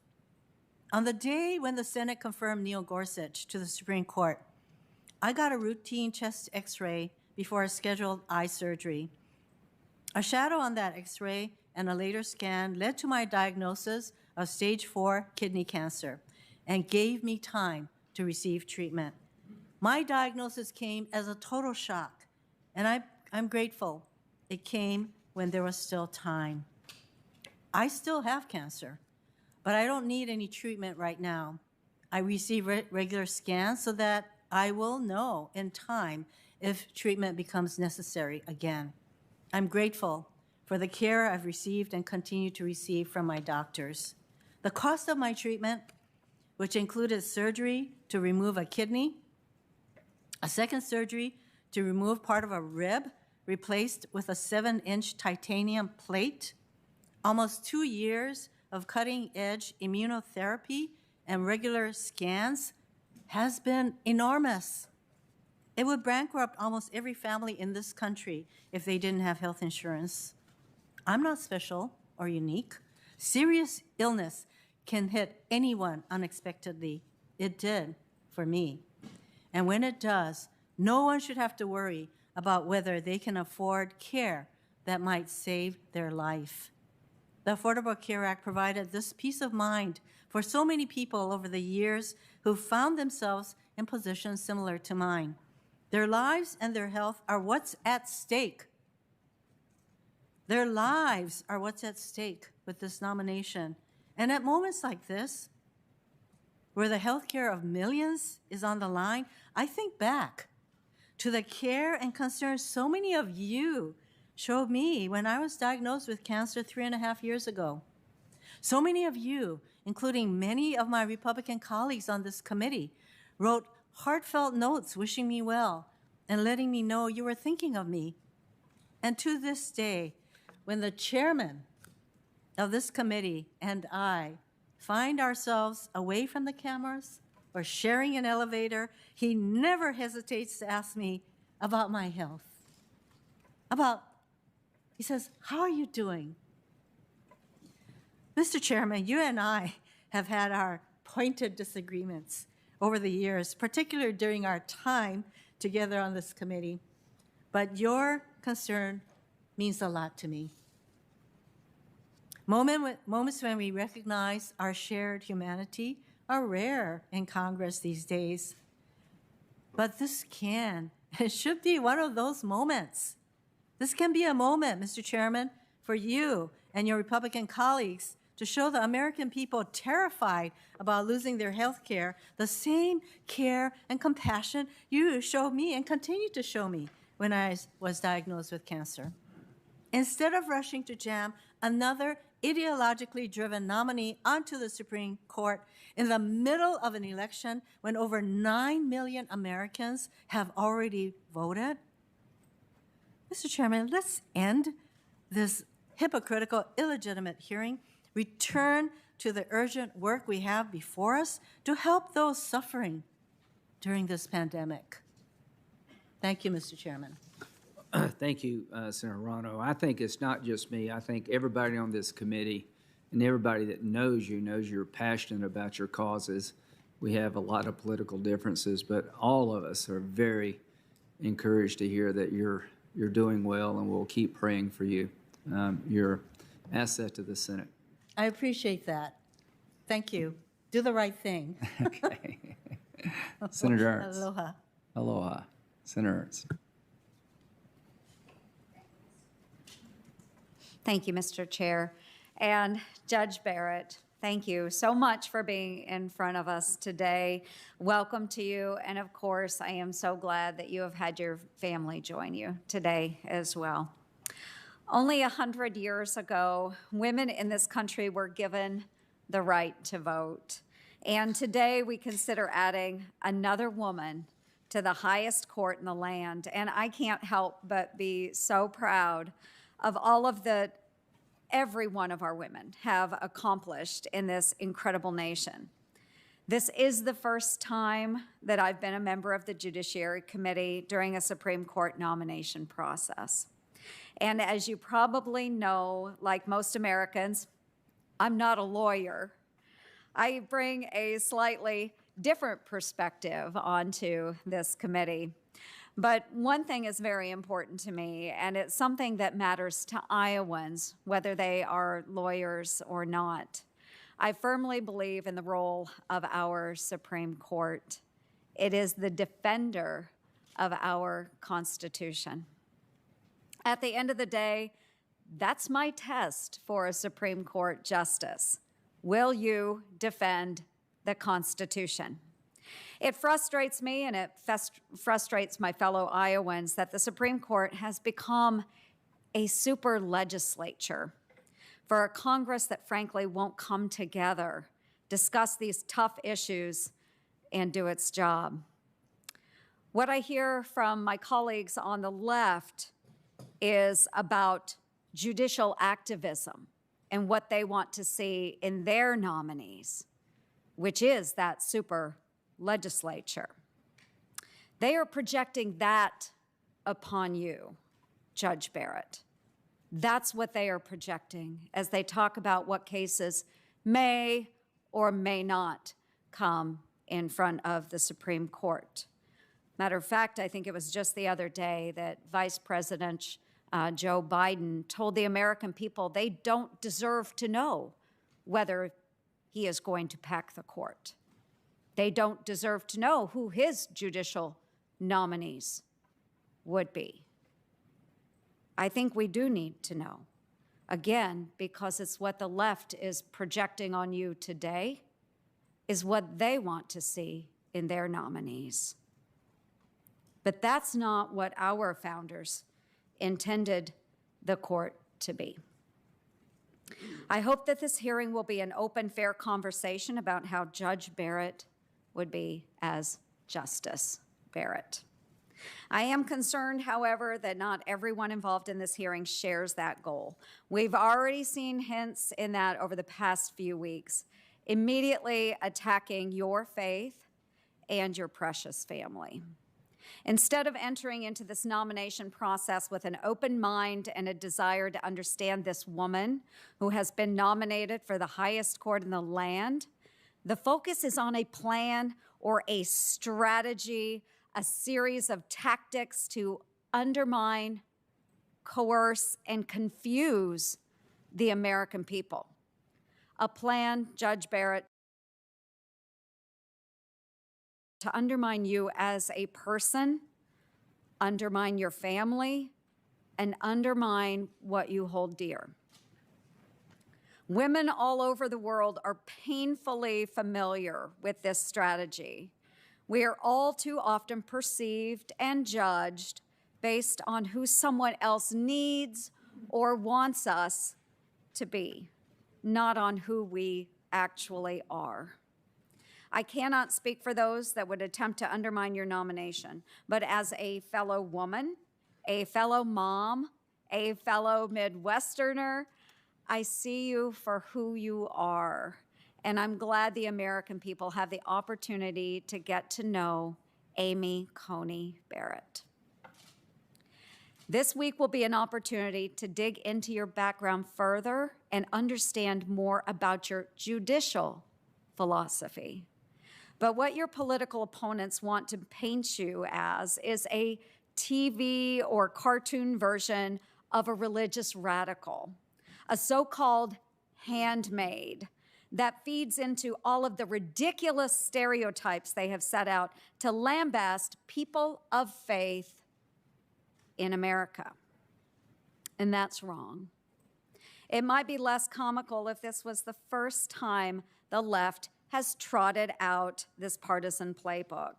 Your political opponents have made these types of religious attacks on nearly every Supreme Court candidate nominated by a Republican president in the modern era.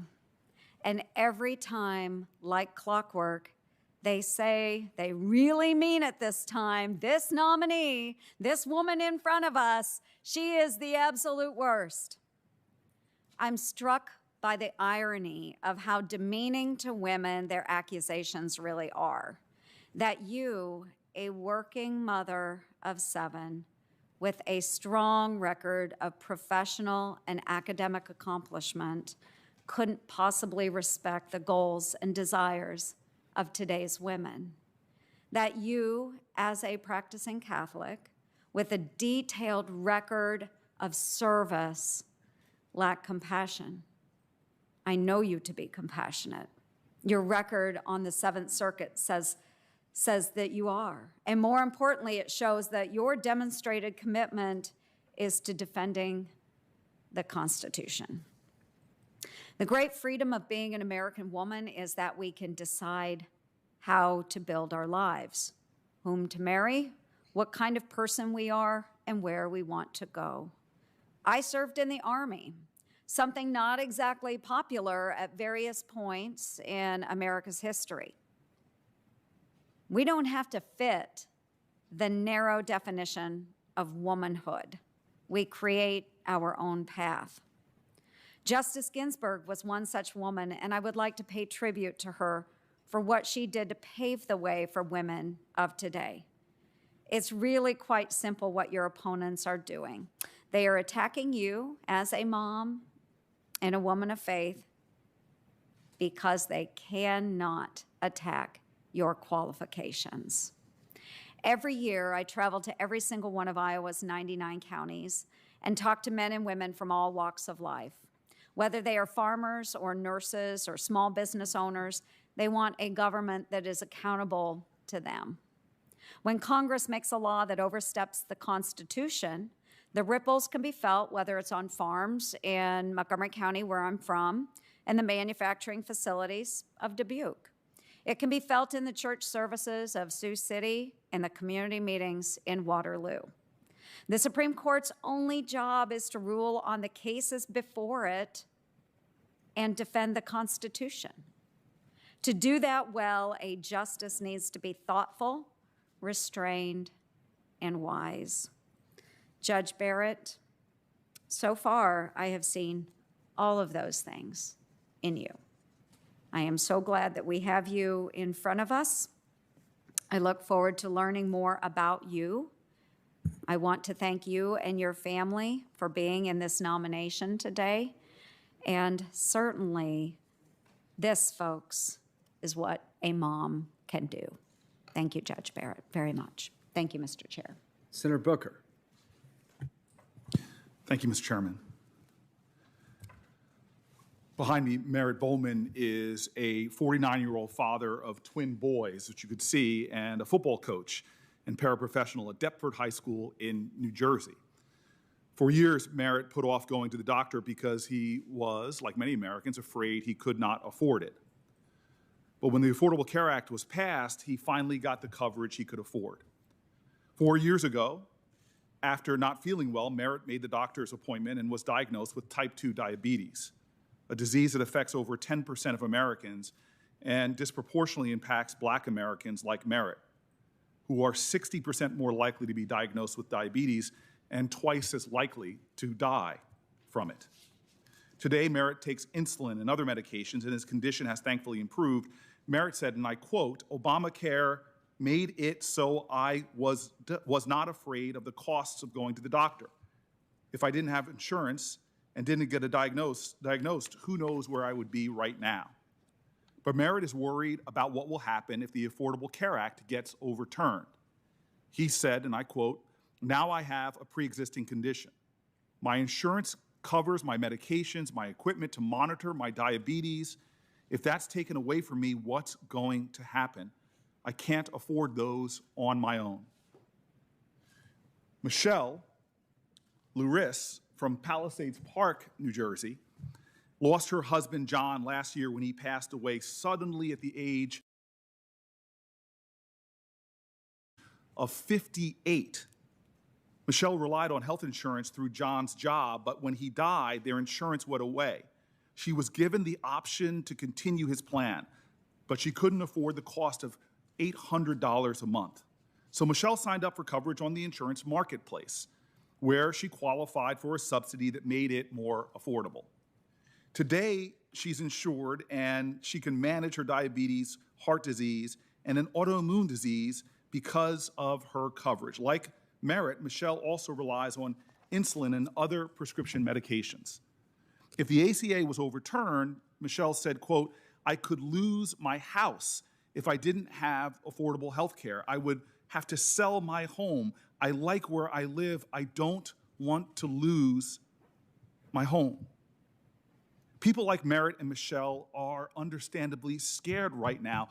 President Trump has told America he would end the ACA. He promised explicitly that he would only nominate judges that would do the right thing and eliminate the Affordable Care Act.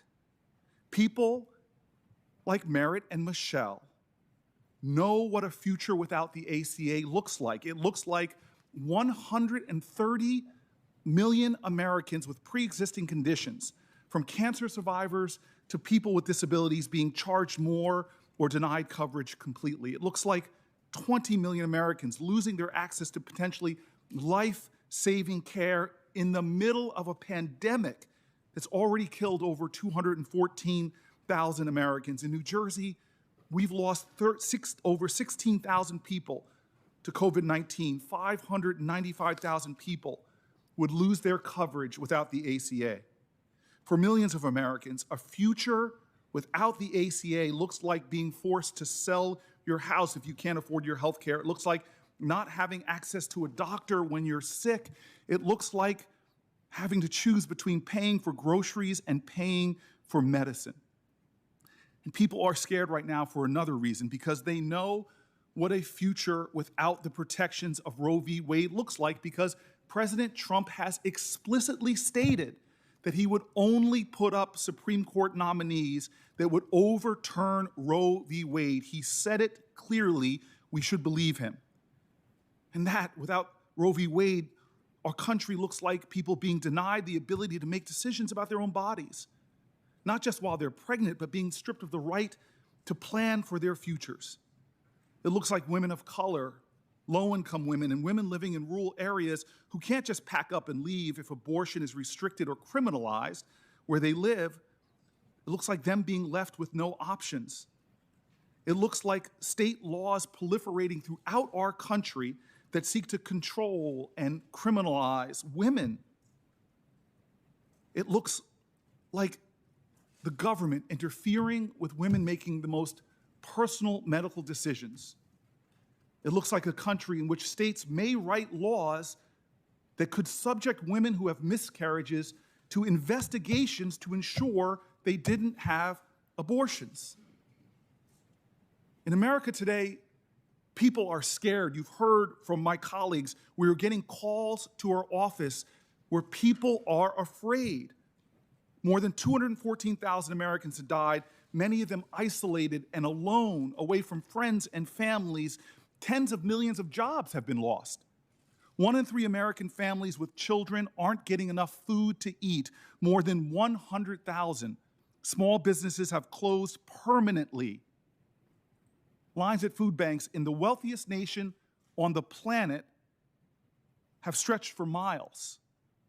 We could be, as the Senate, we should be, as the Senate, working in a bipartisan way to try to get this virus under control, to get relief to people who are hurting, who are struggling, who are afraid, to help people who are unemployed, to let doctors and nurses and hospital staffs putting their lives on the line right now in state after state where COVID is rising, know that we have their backs in a pandemic.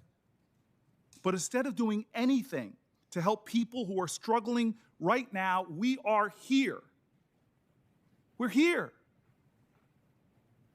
I'm so glad, I'm really glad that my colleagues who contracted COVID-19 at the Rose Garden Super Spreader event for Judge Barrett had access to the care that you and your families needed. That is right. This is a blessing. The problem is the people who will come through here today, to wipe down the desks and empty the garbage, that will vacuum the floor like people all over our country who are working today in factories, teaching children in schools. They don't have direct line to the nation's top health experts. They can't show up to work sick, and they might not have space to distance themselves at home to protect their families. We literally stopped the Senate from functioning with the exception of this hearing. That's why we're here. We're not just 22 days from an election. We're in the middle of an ongoing election when millions of people have already started voting because Donald Trump and most of my Senate Republican colleagues know the truth. They won't be able to get away with this after the American people have spoken in this election. Donald Trump and my Senate Republican colleagues in this room today know that the American people don't want the ACA overturned. Donald Trump and my Senate Republican colleagues know that the majority of Americans actually don't want Roe v. Wade overturned, that the majority of Americans don't want to see abortion criminalized in our states. But that is exactly why we are here today, because Donald Trump and Senate Republicans know that the American people don't want this, so they have to act now. They don't trust the American people, which is so painful because that's what they said. They said we should trust the American people, and what the American people say under President Obama 269 days from an election. And then, after that election, they tried time and time again to overturn the Affordable Care Act, but a handful of Republicans stopped them. You see, they tried in the Senate, they tried in the House, over 70 attempts to rip down the Affordable Care Act, but now Donald Trump has said explicitly he's going to do it through the courts by making the nomination we see here today. That's why we are here. The American people should know that that is what this is all about, rushing this nomination through to sit a Supreme Court justice in time to hear a case before the Supreme Court that will end the Affordable Care Act. We're here because in the middle of a deadly pandemic, in the middle of an ongoing election, Senate Republicans have found a nominee in Judge Barrett who they know will do what they couldn't do, subvert the will of the American people and overturn the ACA and overturn Roe v. Wade. That's what this is about. That's why we're here. It's very simple. Senate Republicans know the American people don't want this, but they don't care because they have only one small window of opportunity to work the system, betray what the American people want. And so they're desperately rushing to complete this process before America starts voting, but they don't have to do this. If one of my colleagues will stand up on this committee, we can hold this over until after an election. If two of my colleagues on the Senate floor agree with their other two colleagues, Republicans, we can stop this. Otherwise, this is a charade when they say this is a normal Judiciary Committee hearing for a Supreme Court nomination. There's nothing about this that's normal. It's not normal that Senate Republicans are rushing through a confirmation hearing, violating their own words, their own statements, betraying the trust of the American people and their colleagues, and failing to take in this hearing even the most basic safety protections to protect people around them, all to ensure that tens of millions of people will lose their health care when we're 7 months into one of the worst public health crises in the history of our country. It's not normal. This is not normal that millions of Americans like Michelle and Merritt aren't just scared of a deadly virus. They're scared of their fellow Americans who are sitting in this room right now. They're scared that their government and their institutions will be manipulated by people who could not work through the democratic process to take away their health care and are trying an end run to achieve that. Nothing about this today is normal. This is not normal. What is going on in America today, in the midst of a deadly pandemic and an ongoing election, having a rushed Supreme Court nomination hearing is not normal, and we cannot normalize it. People are voting right now. The American people should decide. The American people should decide. The American people should decide. I will not be voting to confirm Judge Barrett's nomination. Thank you. Senator Crapo. I would like to submit a letter for the record, if I may. Without We should not be rushing, as I said, this process. My colleagues agree with me that we should be working to protect the health and safety of Americans across the country and taking the precautions, greater precautions in this workplace. I'd like to enter into the record a letter from Senators Leahy, Senator Harris, and myself that we sent to the chairman last week asking that these hearings not proceed without proper testing measures, without all of us being tested and a COVID safety protocol being put into place. Thank you. Without objection. Senator Crapo. Thank you, Mr. Chairman. And Judge Barrett, welcome and congratulations on the high honor of your nomination. I have some prepared remarks here, which I will give. But having sat through the speeches that I've heard already and listened to the attacks that have been made, both on Republican members of the committee and on you, I think it's important to just set the record straight on a few items before I then talk about why we are here, and that is you and your qualifications to serve as a justice. So what were the attacks? I'd say the first one is that we're rushing too fast and that we are violating the rules and norms and precedents of the Senate and speeding into these proceedings. What are the facts? Well, I had my staff check while we were sitting here. This hearing is 16 days after Judge Barrett's announced nomination. More than half of all Supreme Court hearings have been held within 16 days of the announcement of the nominee. This case is no different. A couple of examples. Justice Stevens, 10 days. Justice Rehnquist, 13 days. Justice Powell, 13 days. Justice Blackmun, 15 days. Justice Berger, 13 days. These proceedings are following right along in the same kind of process that has historically been the process of the Senate. So then the argument is made that, well, this is an election year, and the Republicans said back in 2016 that in an election year they wouldn't move forward with then President Obama's nomination. What are the facts? A vacancy has arisen in a presidential election year 29 times.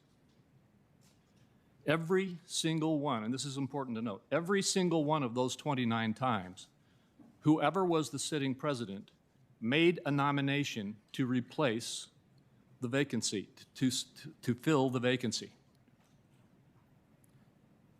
Every one of those 29 times. 19 of those 29 times, the parties of the president and the Senate majority were the same. And 17 of those 19 nominees were confirmed. By contrast, of the 10 times in which the Senate was controlled by the party opposite to the president, only one time did the Senate that was not of the party of the president proceed to fill that vacancy. In fact, vacancies under a divided government, meaning a Senate and a presidency from different parties, have not been filled for over 130 years, going back to 1888. So much like when the Senate exercised its constitutional right, fully consistent with precedent in 2016, not to fill the vacancy when there was divided government, the Senate is today exercising its duty to move forward with processing this nomination, just like the vast majority of Senates in the past have done every time this has happened. And it's important to note that. Any claim that this process is unusual or that it violates the clear precedent of the Senate is simply false. So then, back to the attacks on the members of this committee on the Republican side, and frankly against the president, it says that we're trying to engage in court packing. Now, that's a novel one because it's actually the Senate following standard procedure with regard to a vacancy that is now being accused of being court packing, when my colleagues on the other side are actually proposing court packing. That is, to statutorily and with the signature of a president, change the law so that they can add more members to the court. FDR tried this, and his effort was rejected. That effort should be rejected now, but let's be clear about it. This is not court packing. That, threatening to pass a law and change the court, is court packing. So then what were the arguments that were actually leveled against Judge Barrett? Well, the standard arguments. She is going to overturn all protections for women. She is going to change all of the laws in the country that protect people's health care. And everyone in this country who has a pre-existing condition or has any kind of a worry about getting support needs to worry that she's going to be an activist judge and a justice and go in there and change the law. She's not, and we all know that. This is simply the tired, worn-out argument that is constantly made every time a Republican president nominates a candidate for the bench for the Supreme Court of the United States. And it's never been true, and it will not be true with Judge Barrett. So then the attack is, well, the Republicans don't care about people's health. They won't even try to get COVID relief out. And we're here in a hearing in the Judiciary Committee when we ought to be passing COVID relief legislation. And I've heard several of my colleagues basically say the Republicans are refusing to work on helping to address the COVID crisis. This coming from colleagues who just a month or so ago voted unanimously to filibuster a $5 to $600 billion COVID relief package in the Senate.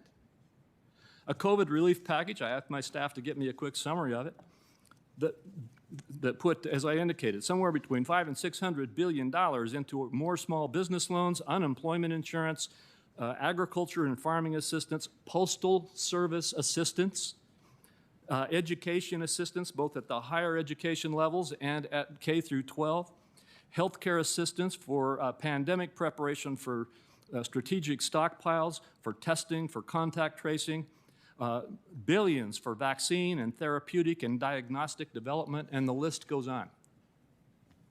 We were stopped from proceeding with this legislation by a filibuster of those who now accuse us of not wanting to try to do something. We stand ready if you'll simply let us go to the legislation and pass it. So now, Judge Barrett, let me talk about you. Judge, you have an exemplary academic record and legal credentials, and you are preeminently qualified to serve on our Supreme Court. Following your graduation from law school, you clerked for both the U.S. Court of Appeals for the District of Columbia and the U.S. Supreme Court. At the Supreme Court, you clerked, as everyone knows, for none other than the late Justice Antonin Scalia.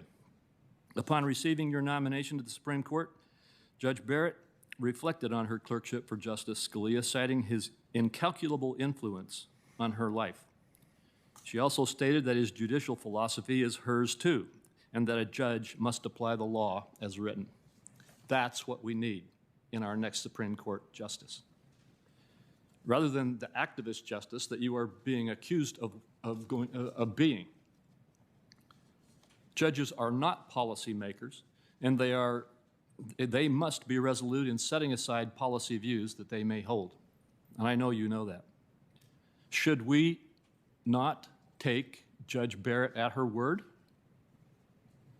As a judge, Supreme Court or otherwise, she must be dedicated to interpreting the law as written with an unparalleled commitment to our Constitution. I've visited with her privately. I've reviewed her record. I have seen nothing that would indicate that she is not telling the truth when she says that is her view of how a judge should conduct herself.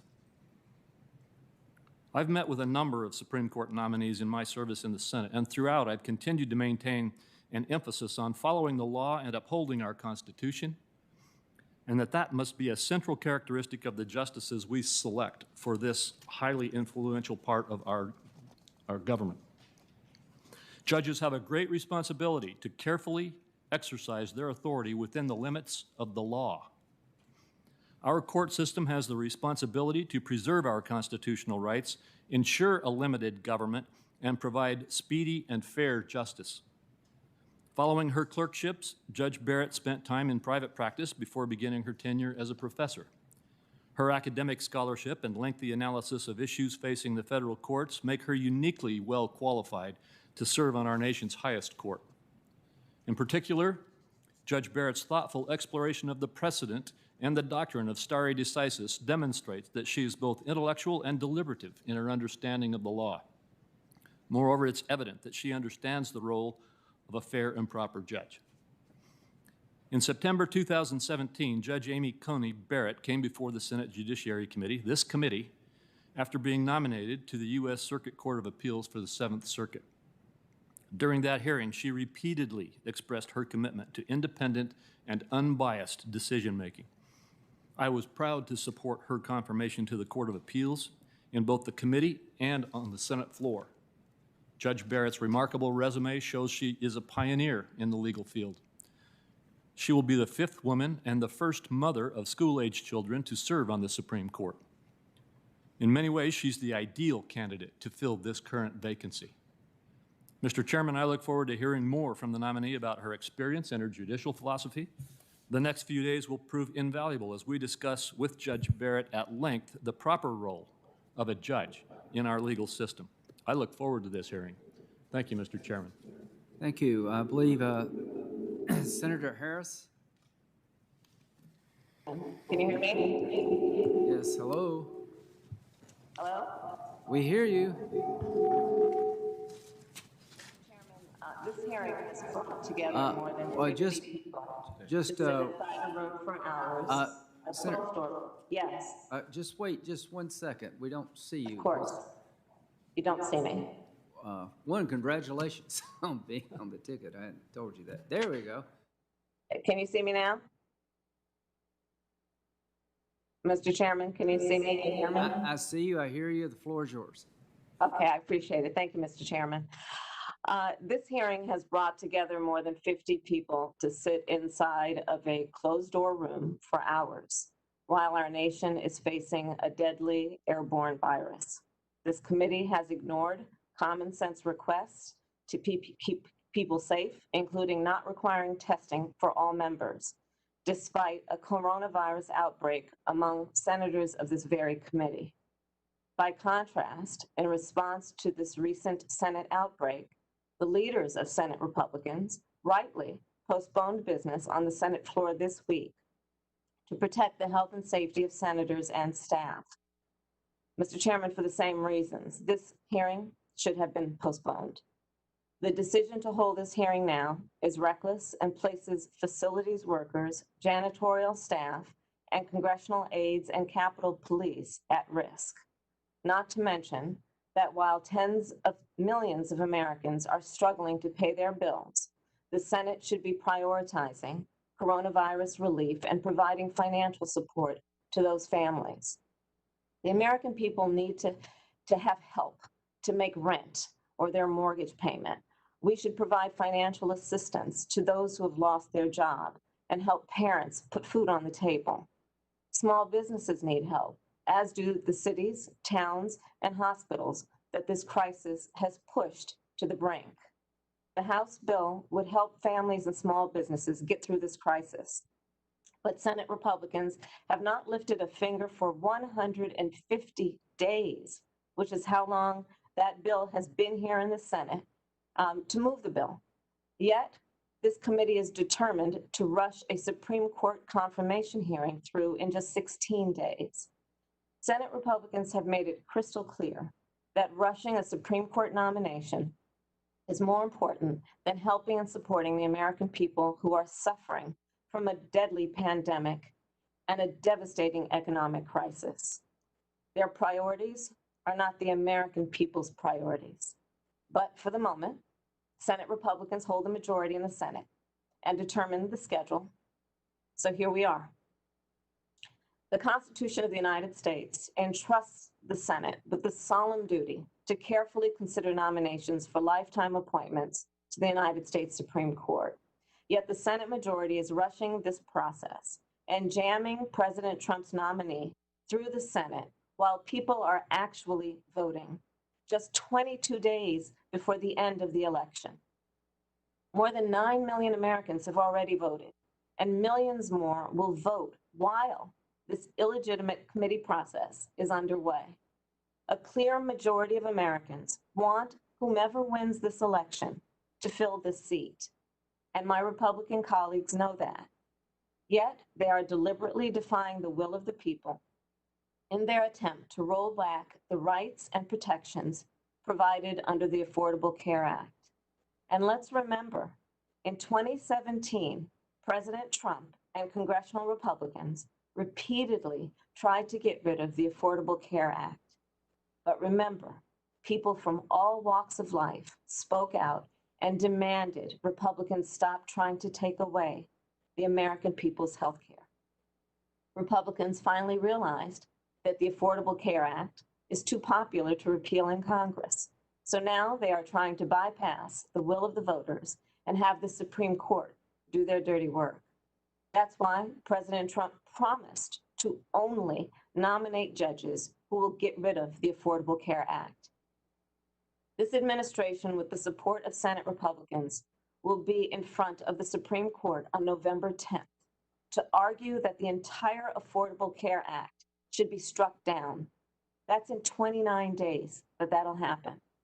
And that's a big reason why Senate Republicans are rushing this process. They are trying to get a justice onto the court in time to ensure they can strip away the protections of the Affordable Care Act. And if they succeed, it will result in millions of people losing access to health care at the worst possible time, in the middle of a pandemic. 23 million Americans could lose their health insurance altogether. If they succeed, they will eliminate protections for 135 million Americans with pre-existing conditions like diabetes and asthma, heart disease, or cancer, a list that now will include over 7 million Americans who have contracted COVID-19. Insurance companies could deny you coverage or could sell you a plan that won't pay a dime toward treating anything related to your pre-existing condition. If the Affordable Care Act is struck down, you will have to once again pay for things like mammograms and cancer screenings and birth control. Seniors will pay more for prescription drugs, and young adults will be kicked off of their parents' plans. And these are not abstract issues. We need to be clear about how overturning the Affordable Care Act will impact the people we all represent. For example, Micah, who is 11 years old, and she lives in Southern California. So Micah enjoys being a Girl Scout and ice skating and reading and eating pasta and baking. Her mother says the only reason Micah is able to live her life as she does now is because the Affordable Care Act guarantees that her health insurance cannot deny her coverage or limit her care because it's too expensive. You see, Micah has a congenital heart defect. She goes to multiple specialists throughout the year and gets an MRI with anesthesia every 6 months. At just 11 months old, Micah's family had already hit $50,000 in medical expenses, and her biannual MRI cost were $15,000 a session. And so, correction, by 11 months old, her family had hit $500,000 in medical expenses. If Republicans succeed in striking down the Affordable Care Act, insurance companies will be able to deny coverage for children with serious conditions, children like Micah. And parents, well, they'll be on their own. No one should face financial ruin to get their child or their spouse or their parent the care they need. And no family should be kept from seeing a doctor or getting treatment because an insurance company says that the treatment is too expensive. In America, access to health care should not be determined based on how much money you have. Health care and access to health care should be a right. Micah and millions of others who are protected by the Affordable Care Act know this is fundamentally what is at stake with this Supreme Court nomination. And of course, there's more at stake.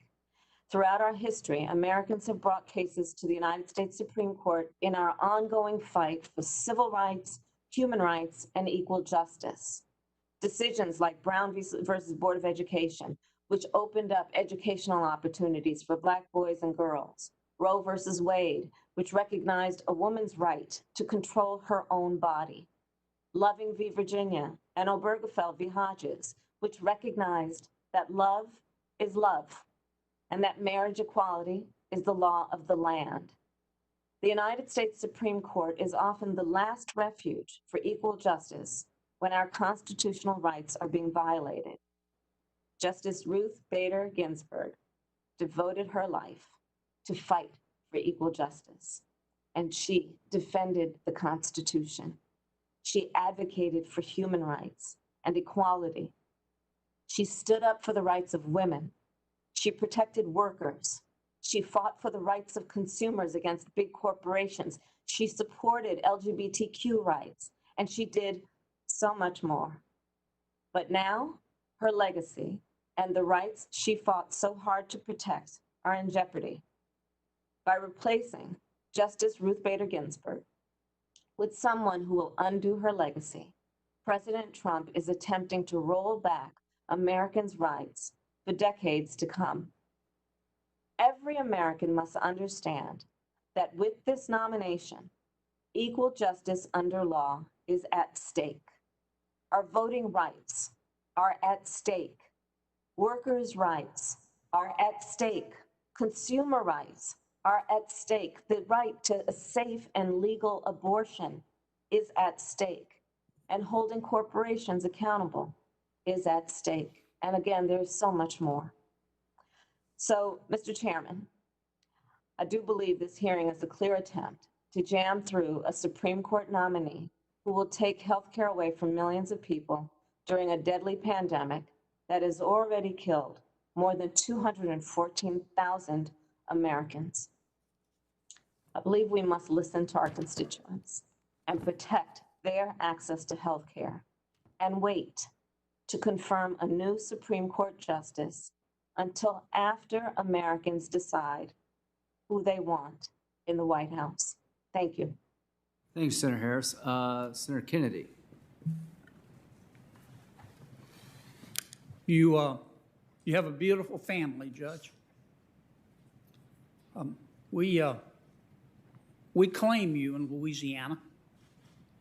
We're proud of the fact in Louisiana that you were born in Metairie, a suburb of New Orleans. We're proud of the fact that you got a solid education at St. Mary's Dominican High School. Come back and visit us. I know your mom and dad still live there, and we're very proud of you and your career.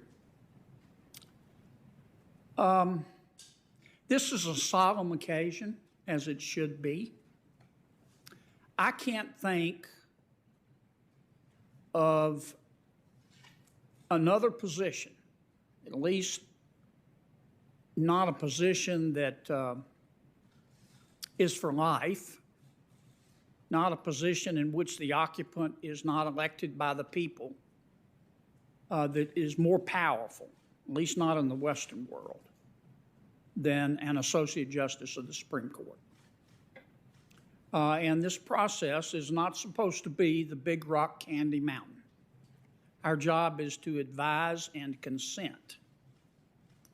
And that's one way of saying that we're supposed to make sure that the president hasn't, whatever president makes the nomination, hasn't made a mistake. And we all, as you can see, take that job seriously, as you can see, and we know you respect that. That's why I think over the next several days, it's appropriate for us to talk about your intellect, which is obvious, by the way, and your temperament, your character, and your judicial philosophy. And I hope we can talk about something else. And that's the role of the federal judiciary in American life. Now, look, Judge, I'm not naive. I understand this thing can turn sour real fast. We all watched the hearings for Justice Kavanaugh. It was a freak show. It looked like the cantina bar scene out of Star Wars. And I know, for someone unaccustomed to it, that it hurts to be called a racist. I think it's one of the worst things you can call an American. I know that it hurts to be called a white colonialist. And I know it must hurt for someone of deep Christian faith like yourself to be called a religious bigot. And to have it implied that because you are a devout Christian, that you're somehow unfit for public service. Before it's over with, they may call you Rosemary's Baby, for all I know. I hope not. And I know, as we've seen this morning, I know you think it's unfair. It is unfair for my colleagues to suggest, some overtly, some more indirectly, that if you're put on the United States Supreme Court, you will be on a mission from God to deny health care coverage for pre-existing conditions for every American. I know that seems preposterous to you, and it seems that way because it is. Take comfort in the fact that the American people, some of my colleagues disagree with this statement. They believe in government. I believe in people. The American people are not morons. They can see drivel when they see it, and they can appreciate it when they see it for being what it is. Now, let me turn to what I hope quickly we can talk about today. Americans love democracy. We'll even fight for it, and we have. And that's a wonderful thing. It's an important thing in today's world as this world becomes more authoritarian. And our founders, but we don't have a pure democracy. As a columnist I read this morning said, when we have to decide a complex issue dealing with social norms or economic issues, we don't all put on a toga and go down to the forum and vote. We have elected representatives. Those are members of Congress. And it is our elected representatives' job to decide social and economic policy. And if we don't like what they do, they're accountable. We vote them out. But in the last 50 years, certainly in the last 25, the United States Congress, either voluntarily or involuntarily, has ceded a lot of its power to the executive branch and to the federal judiciary. When I say the executive branch, I'm not necessarily talking about the president. I'm talking about the administrative state, the bureaucracy, as some call it. It's this giant rogue beast that enjoys power now that only kings once enjoyed. Members of the administrative state write their own laws. They interpret their own laws. They litigate their own laws in their own courts before judges that they appoint. And Congress has allowed that to happen. I think Congress has also abdicated a lot of power to the federal judiciary. I do. And I'm not saying that federal judges don't make law. Of course they make law. They make law in the context of a specific case. It's called judicial precedent. But our founders intended federal judges to exercise judicial restraint and to understand the special role, scope, and mission of the federal judiciary vis-a-vis the United States Congress. I don't think our founders intended judges to be politicians in robes. I think our founders intended judges, federal judges, to tell us what the law is, not what the law ought to be. I think our founders intended, as the Chief Justice put it, I think our founders intended federal judges to call balls and strikes. I don't think our founders intended for federal judges to be able to redraw the strike zone. I don't think our founders intended for judges to be politicians in robes. Politicians, you don't want the United States Supreme Court to turn into this. Trust me. Politicians get to vote their preferences under our democracy. Judges do not. Judges do not. And finally, unlike some of my colleagues, I don't think our founders intended the United States Supreme Court to become a mini Congress. I don't think our founders intended members of the United States Supreme Court to try to rewrite our statutes or the United States Constitution every other Thursday because to prosecute a social or an economic agenda that they can't get by the voters. And that goes on in America every day. We've reached the point where one single solitary federal judge in a limited venue can enjoin a federal statute or an executive order of the President of the United States for the entire country. And our founders never intended that. I want to close with two very short quotations. The first, stated much more eloquently than I can, is Justice Curtis in 1857. You probably read it. He was dissenting in the Dred Scott case. This is what Judge Curtis said. When a strict interpretation of the Constitution, according to the fixed rules which govern the interpretation of laws, is abandoned, and the theoretical opinions of individuals are allowed to control its meaning, we have no longer a Constitution. We're under the government of individual men who, for the time being, have power to declare what their Constitution is according to their own views of what it ought to mean. And finally, a more contemporary statement from a gentleman that you're very familiar with, Justice Scalia. He said it in real world terms. This is what he said. The American people love democracy, and the American people are not fools. The American people know their value judgments are quite as good as those taught in any law school, maybe better.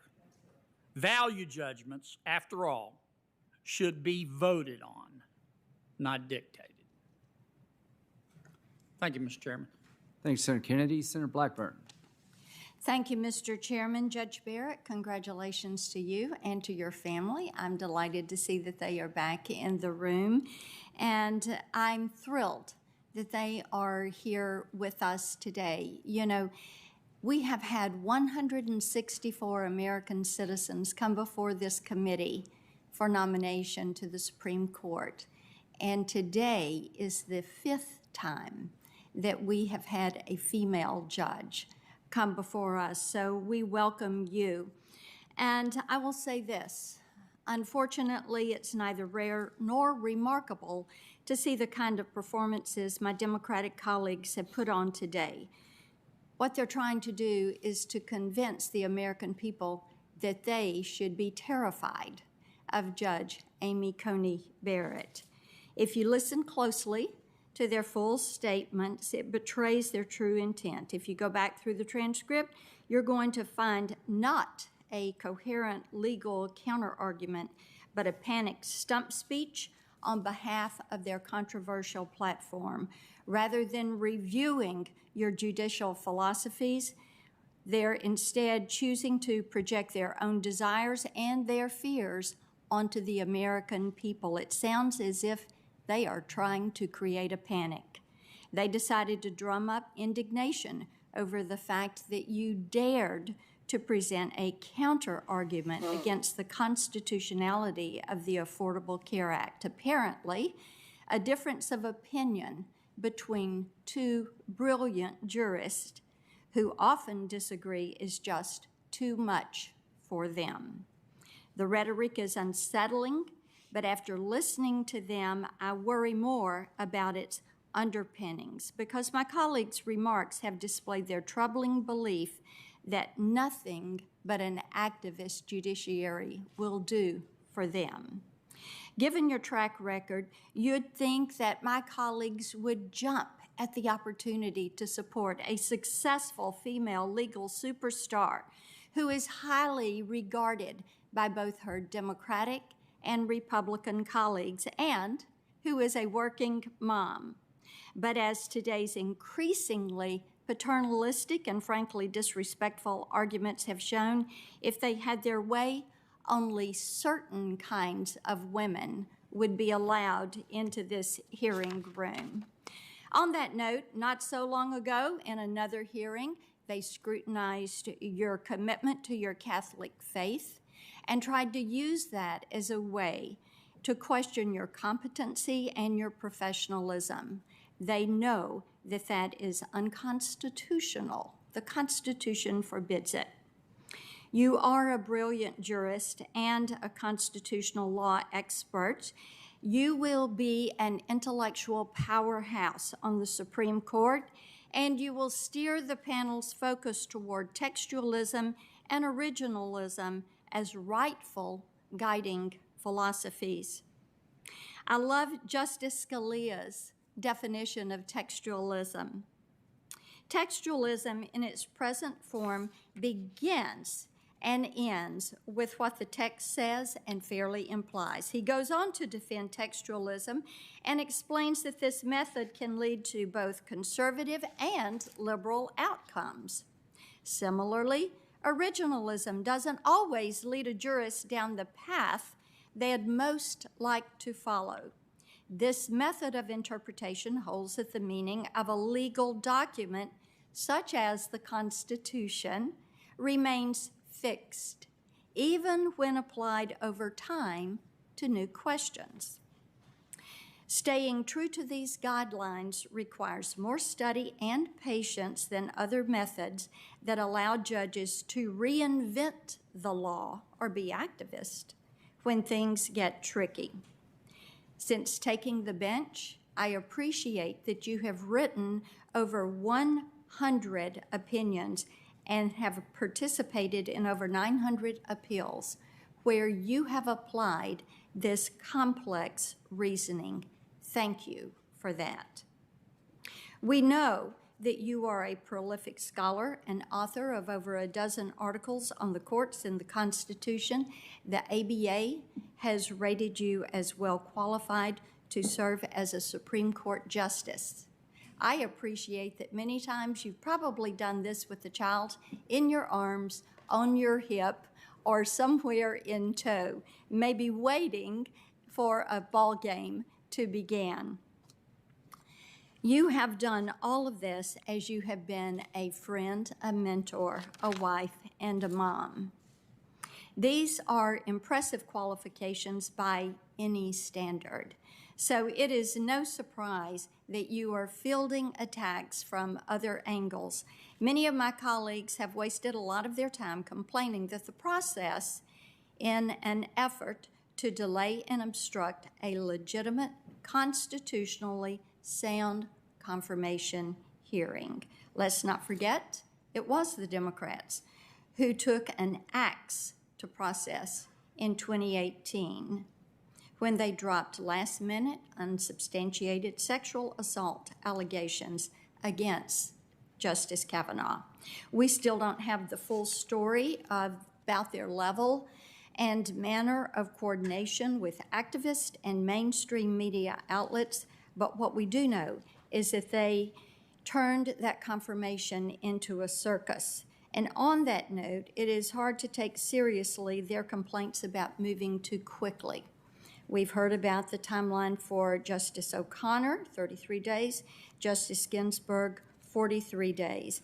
And just a word on Justice Ginsburg, whose seat we are filling. She was indeed a role model for many because she fought to open more doors for women in the law and beyond. And I sincerely hope that I am as effective an advocate in the Senate as she was on the court. We know from studying American history that women have had to always fight for a seat at the table. This goes back to Abigail Adams, who urged her husband, John, to please remember the ladies in their fight for independence. And we know it took 150 years for women to get that right to vote, but the Constitution allowed for that amendment process. Unfortunately, what we see today is that radical activists would like nothing more than to take a hatchet to process. Their favorite play is confronting the American people with the supposed illegitimacy of the Constitution. They argue that our founders' flaws, and yes, they were flawed. All humans are. That the flaws invalidate the principles that bind this country together. This betrays a dangerously naive understanding of the point and purpose of our founding legal document. The timeless principles contained in that document were written to protect individual rights, absolutely. These principles, of course, include the separation of powers and federalism in our government, a system of checks and balances that prevents encroachment by one branch or another. If Congress acts beyond the scope of its legislative authority or the president grows too power hungry, the judiciary has the authority to rein that branch back in. And if the vast bureaucracy dares to overregulate, states and their citizens have the right to stand up and challenge that overreach as being beyond the scope of federal power. Together, the separation of powers and federalism have protected our republic from falling into the hands of tyrants. But keep in mind that the founders despised the tyranny of British rule just as much as they despised the whims of the mob. Flash forward to today, when American exceptionalism is under bitter attack from yet another mob. While most Americans take pride in our heritage, a vocal minority finds fault at every turn. They demand to know, can we still call the Constitution a relevant, valid source of law, even if no women or people of color participated in the drafting? Are the principles in that document still capable of curbing abuses of power and safeguarding freedom? Can we have faith that the future of democracy remains strong despite a summer of looting and violence in the streets? The answer to each is yes. And over the next few days, I expect that you, Judge Barrett, will explain why. So many families are watching today, and we're all going to be listening. Thank you for appearing before us. We look forward to your answers. Thanks, Senator Blackburn. I have two letters I'd like to submit for the record. One from the architect of the Capitol, showing that the room is CDC compliant. We'll introduce that.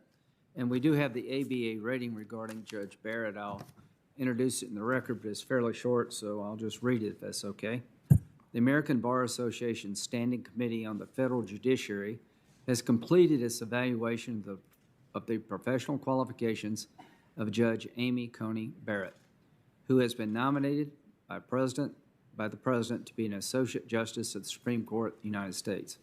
As you know, the Standing Committee confines its evaluation to the qualities of integrity, professional competence, and judicial temperament.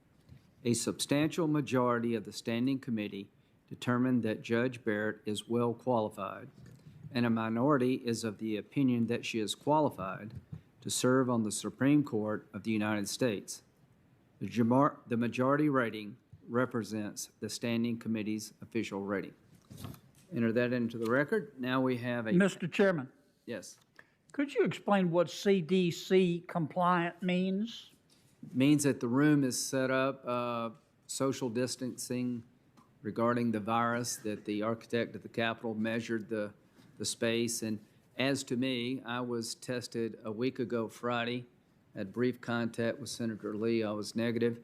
I've been told by Senator Moynihan and a physician in South Carolina, there's no requirement to test me. I feel fine. My exposure is not such that I should be quarantined or tested. Anybody that wants to get tested, they can. And I made a decision to try to make the room as safe as possible, but to come to work. Well, millions of Americans are going to work today. Somebody may have tested positive in a restaurant, a military unit, a fire department, or police department. You make it as safe as possible, you manage the risk, and you go to work. I'm not going to be told to be tested by political opponents. I'm going to be tested as an individual when the CDC requires it. I think we can safely conduct this hearing. We have, and I think it's off to a good start. So I do care about everybody's safety. But as a lot of Americans out there, we have to go to work, and you can't demand not to show up to work unless everybody you may come in contact with is tested whether they need to or not. And we're not going to do that here. Now we have a panel. Thank you, Mr. Chairman. Thank you, Senator Kennedy, for that question. We have three people, our two colleagues from Indiana, Senator Todd Young and Senator Mike Braun. I know Louisiana adopts our judge here, but she is living now in Indiana. And the third is Professor Patricia O'Hara, who I'd like to briefly introduce. Professor O'Hara is Professor Emerita, I hope I got that right, of law at Notre Dame Law School. She has served on the faculty for 40 years. She first arrived in Notre Dame in 1971 as a first-year law student. She graduated summa cum laude and first in her class in 1974.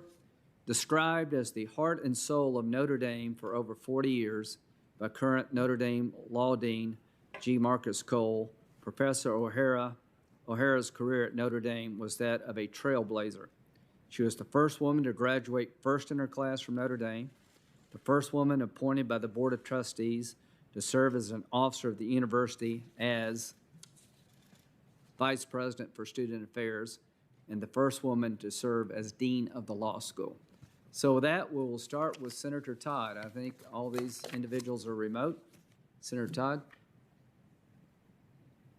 Todd Young? Well, thank you, Chairman Graham, Ranking Member Feinstein, and members of the committee. Today, I join you in the shadow of Monument Circle in Indianapolis, Indiana. I am honored to appear before you to introduce Judge Amy Coney Barrett, a remarkable Hoosier poised to make her mark on our country. She truly is an American original. In 2017, when there was an opening on the U.S. Court of Appeals for the Seventh Circuit, my office began looking for an extraordinary American who would uphold the rule of law. In response, we received dozens of applications from many of the finest legal minds in the state of Indiana. My staff and I began researching in earnest to learn everything we could about each candidate to determine who among them would make the best judge. And I interviewed the best of the best. One of those was a constitutional law professor from the University of Notre Dame by the name of Amy Coney Barrett. I first met with then Professor Barrett in the spring of 2017, and it was abundantly clear that she was a star. A brilliant legal scholar, she was and is held in the highest regard by her peers in the legal world. Her integrity and character are unimpeachable. She's a model of collegiality and fairness. And simply, she possessed all of the necessary qualities to be a great appellate court judge then and to be a great Supreme Court justice now. My colleague, former Senator Joe Donnelly, and I approved of her nomination, and a hearing was set. Unfortunately, some resorted to attacks on Judge Barrett's religious convictions. I can tell you that in Indiana and much of the country, faith is viewed as an asset in a public servant, not a liability. As Notre Dame President Father Jenkins reminded us then, being a person of faith doesn't interfere with one's ability to apply the law. Thankfully, Judge Barrett's qualifications outshone personal attacks, and she was confirmed by a bipartisan majority to the U.S. Court of Appeals for the Seventh Circuit. As a member of that court, Judge Barrett's proven that she is a rather brilliant jurist who interprets the Constitution as written and carefully weighs the facts of a given case. She's heard more than 600 cases on the Seventh Circuit and authored nearly 100 opinions. And I should note, she is the first woman from Indiana ever to serve on that esteemed court. During that Seventh Circuit interview back in 2017, it was obvious that Judge Barrett loved the law and the Constitution. Her love for her family, her husband Jesse, and their 7 children was also clear. If confirmed, Judge Barrett will be the 5th woman and the first mother of school-age children to serve as a Supreme Court justice. Now, being a parent doesn't qualify one to sit on the Supreme Court, but it does give us Hoosiers yet another reason to be proud of Amy Coney Barrett and the trail she's blazed leading her to this moment. Education, faith, family, community, equal justice under the law. These are all values that Midwesterners hold dear. Indeed, they are values that Americans hold dear. And they are all values embodied by Judge Barrett. Author Kurt Vonnegut, another American original from Indiana, once said, "I don't know what it is about Hoosiers, but wherever you go, there's always a Hoosier doing something very important." Where Amy Coney Barrett has gone, she has always been doing something very important.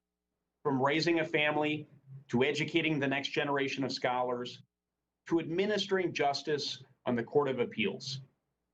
It's my hope that this body will confirm Judge Barrett in a bipartisan fashion so that we will soon find another Hoosier doing something very important on the Supreme Court of the United States.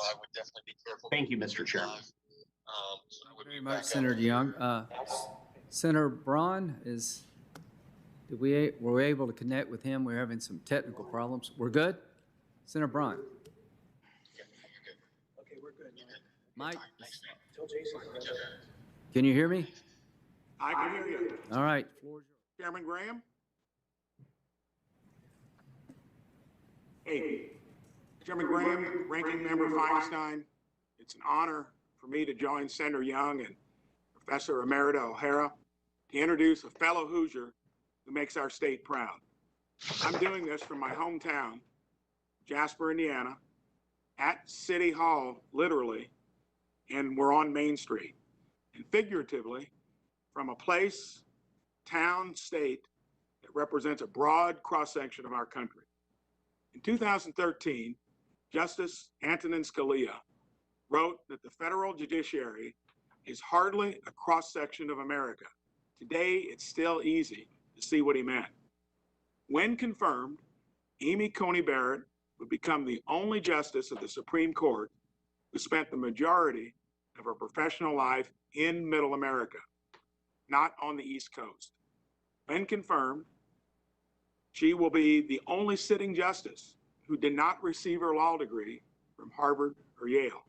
Yet her Notre Dame law credentials are also from a first-rate university.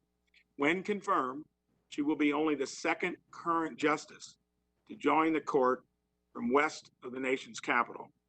When this vacancy arose, I was the first to voice my support for a nominee from the Midwest because I believe we need more judges who understand those Midwestern values that guide our lives: faith, family, community, and a respect for the law.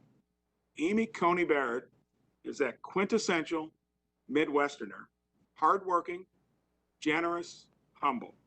She's a top-flight law scholar who's just as comfortable at the Saturday morning tailgate as she is in the ivory tower, a legal titan who drives a minivan.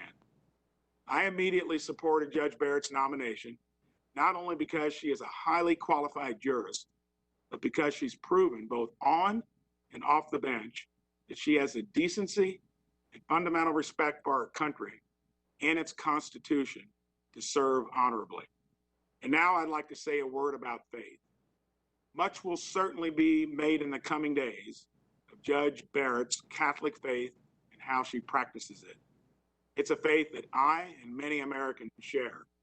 Our founders anticipated this question, and as they so often do, got it right.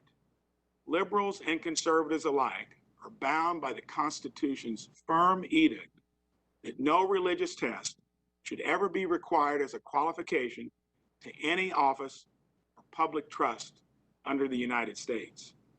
I believe hostility toward Judge Barrett's religious beliefs today could set a dangerous precedent of hostility toward other religious beliefs tomorrow. Judge Barrett has been clear in her public life where she falls on the question of faith and the law. As she concluded in a 1998 essay, we're sure to hear cherry-picked over the next few weeks, judges cannot, nor should they try to, align our legal system with the church's moral teaching whenever the two diverge. Faith is very important to most Americans, and I agree that faith should be a key word in Judge Barrett's confirmation. But I believe the most important question of faith should be, is she willing to faithfully interpret the Constitution? Judge Barrett's record shows that she will. Throughout her nearly 100 written opinions on the appellate court, Judge Barrett has proven that she is a strong constitutional originalist who will not cut the American people out of their own government by treating the Supreme Court as a third chamber of Congress. On the bench, her qualifications are beyond question. Off the bench, she exemplifies the generosity and character Hoosiers are known for, and she has lived a life rooted in those heartland values I mentioned before: faith, family, community, and respect for the law. Hoosiers should be proud to have Amy Coney Barrett serving and representing our state currently, and I believe she will make all Americans proud as a justice of the Supreme Court. Thank you. Thank you, Senator. Professor O'Hara.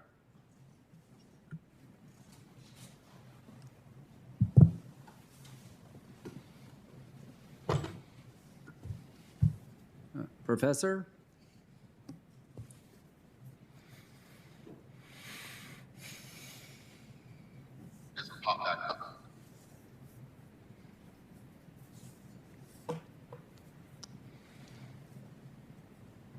Is the professor with us?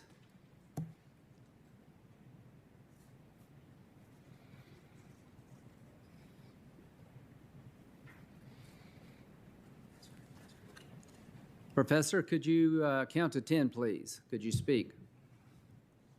If you can hear me.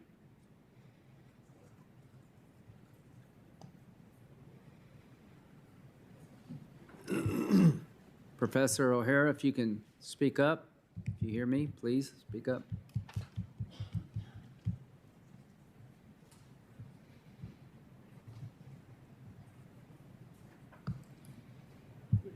Okay.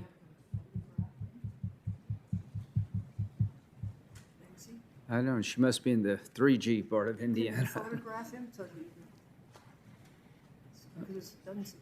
Can see if we're in contact with her at all.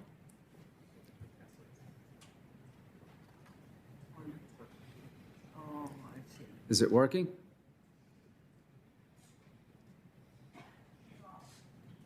Professor, could you speak up, please?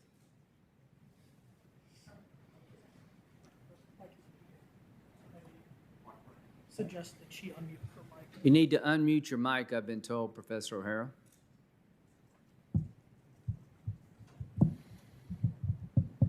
How does she do that? She's tapped it. Unless you're sending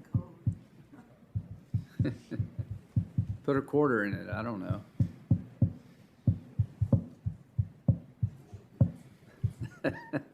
You're not going to give us a quarter, I know that.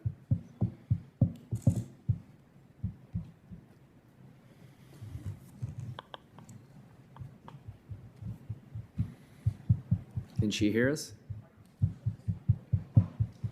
Well, I'm afraid we have technical difficulties, and I guess what we'll do now, if you can fix them in the next 30 seconds, let me know. If not, Judge Barrett, we will hear from you. Any progress with Professor O'Hara? Okay, Judge, if you don't mind, you can take your mask off, please. raise your right hand. Stand up, please. Do you solemnly swear that the testimony you're about to give this committee is the truth, the whole truth, and nothing but the truth, so help you God? Thank you. Welcome to the committee, to your family. Y'all have done a great job over there. The floor is yours, Judge. Chairman Graham.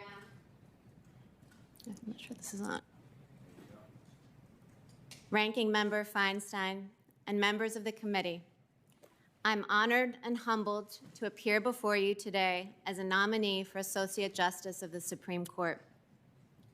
I thank the President for entrusting me with this profound responsibility, as well as for the graciousness that he and the First Lady have shown my family throughout this process.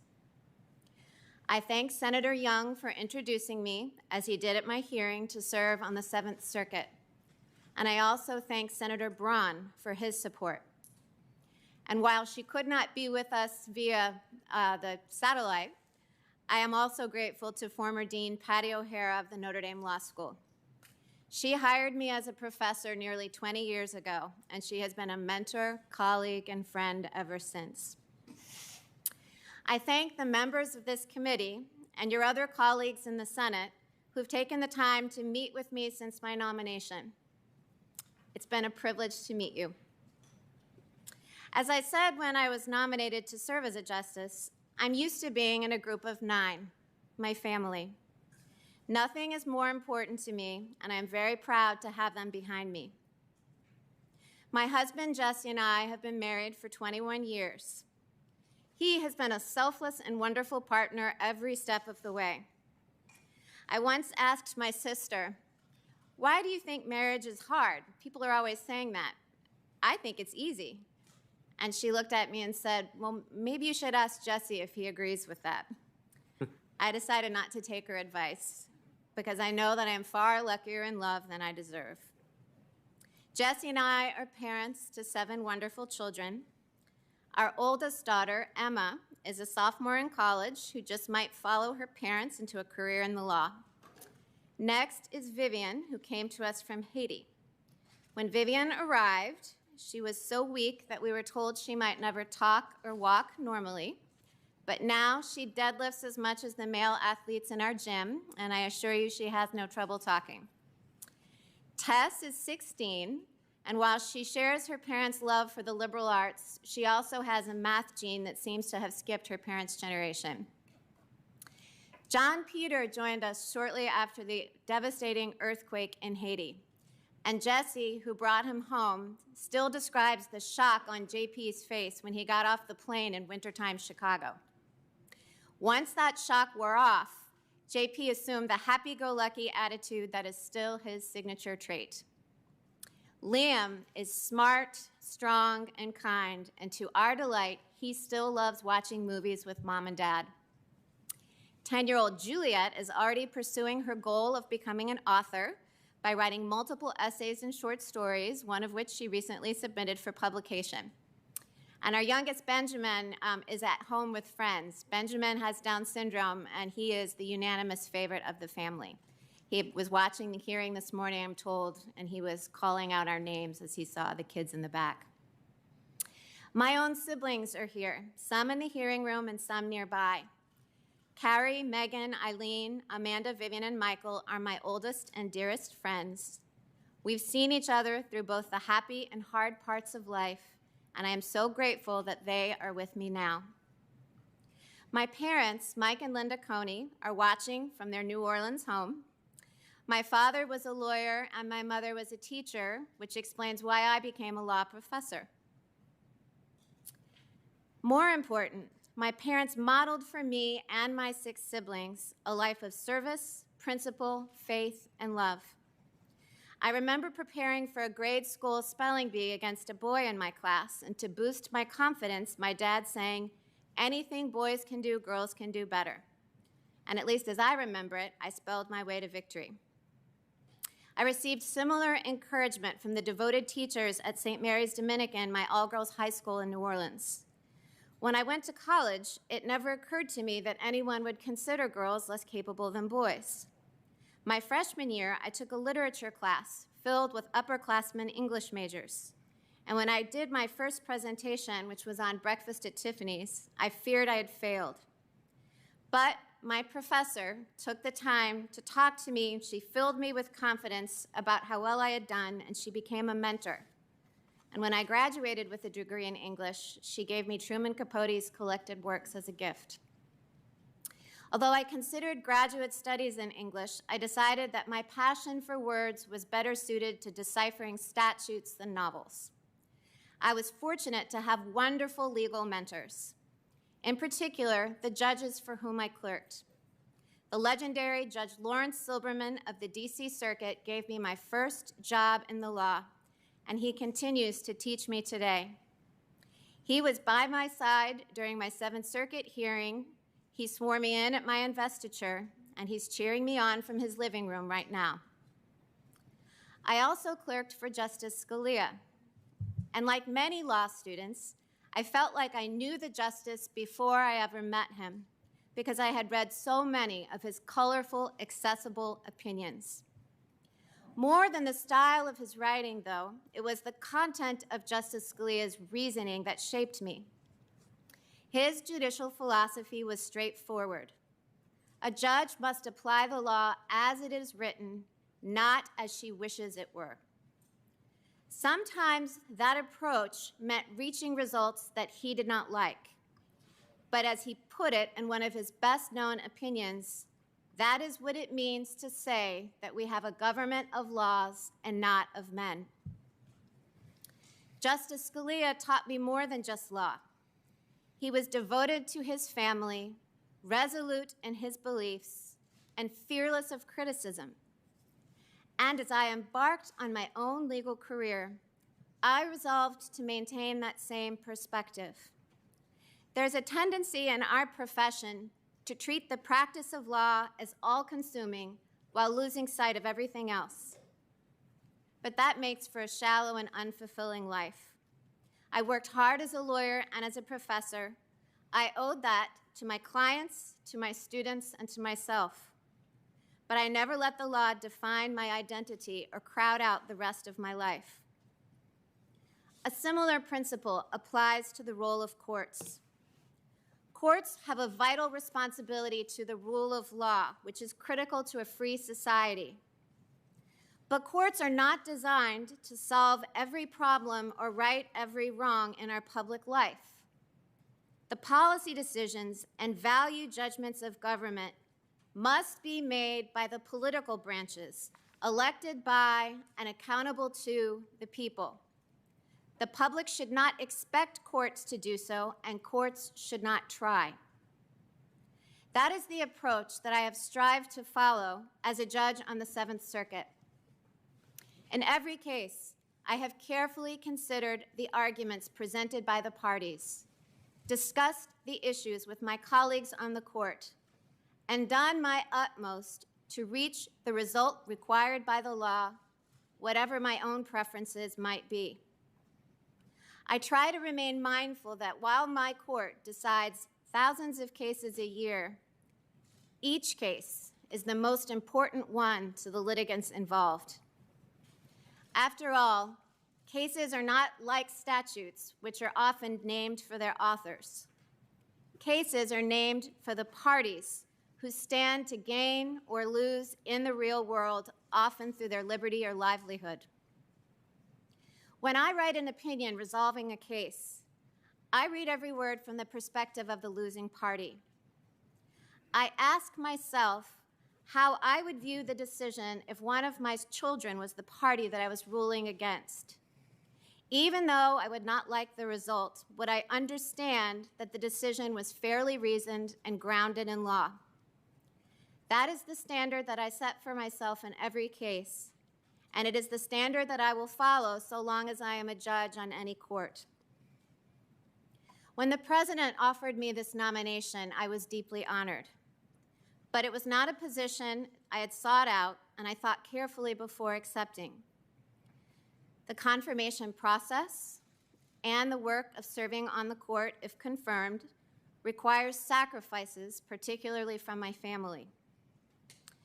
I chose to accept the nomination because I believe deeply in the rule of law and the place of the Supreme Court in our nation. I believe Americans of all backgrounds deserve an independent Supreme Court that interprets our Constitution and laws as they are written. And I believe I can serve my country by playing that role. I come before this committee with humility about the responsibility that I have been asked to undertake, and with appreciation for those who have come before me. I was 9 years old when Sandra Day O'Connor became the first woman to sit in this seat. She was a model of grace and dignity throughout her distinguished tenure on the court. When I was 21 years old and just beginning my career, Ruth Bader Ginsburg sat in this seat.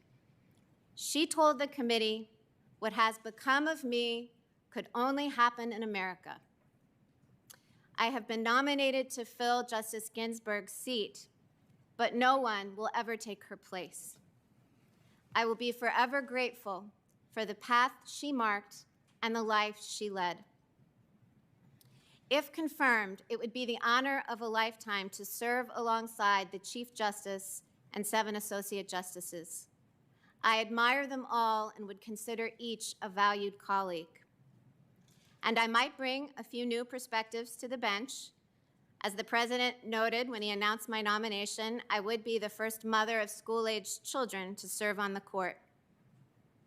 And I know that it would make Senators Young and Braun happy to know that I would be the first justice to join the court from the 7th Circuit in 45 years.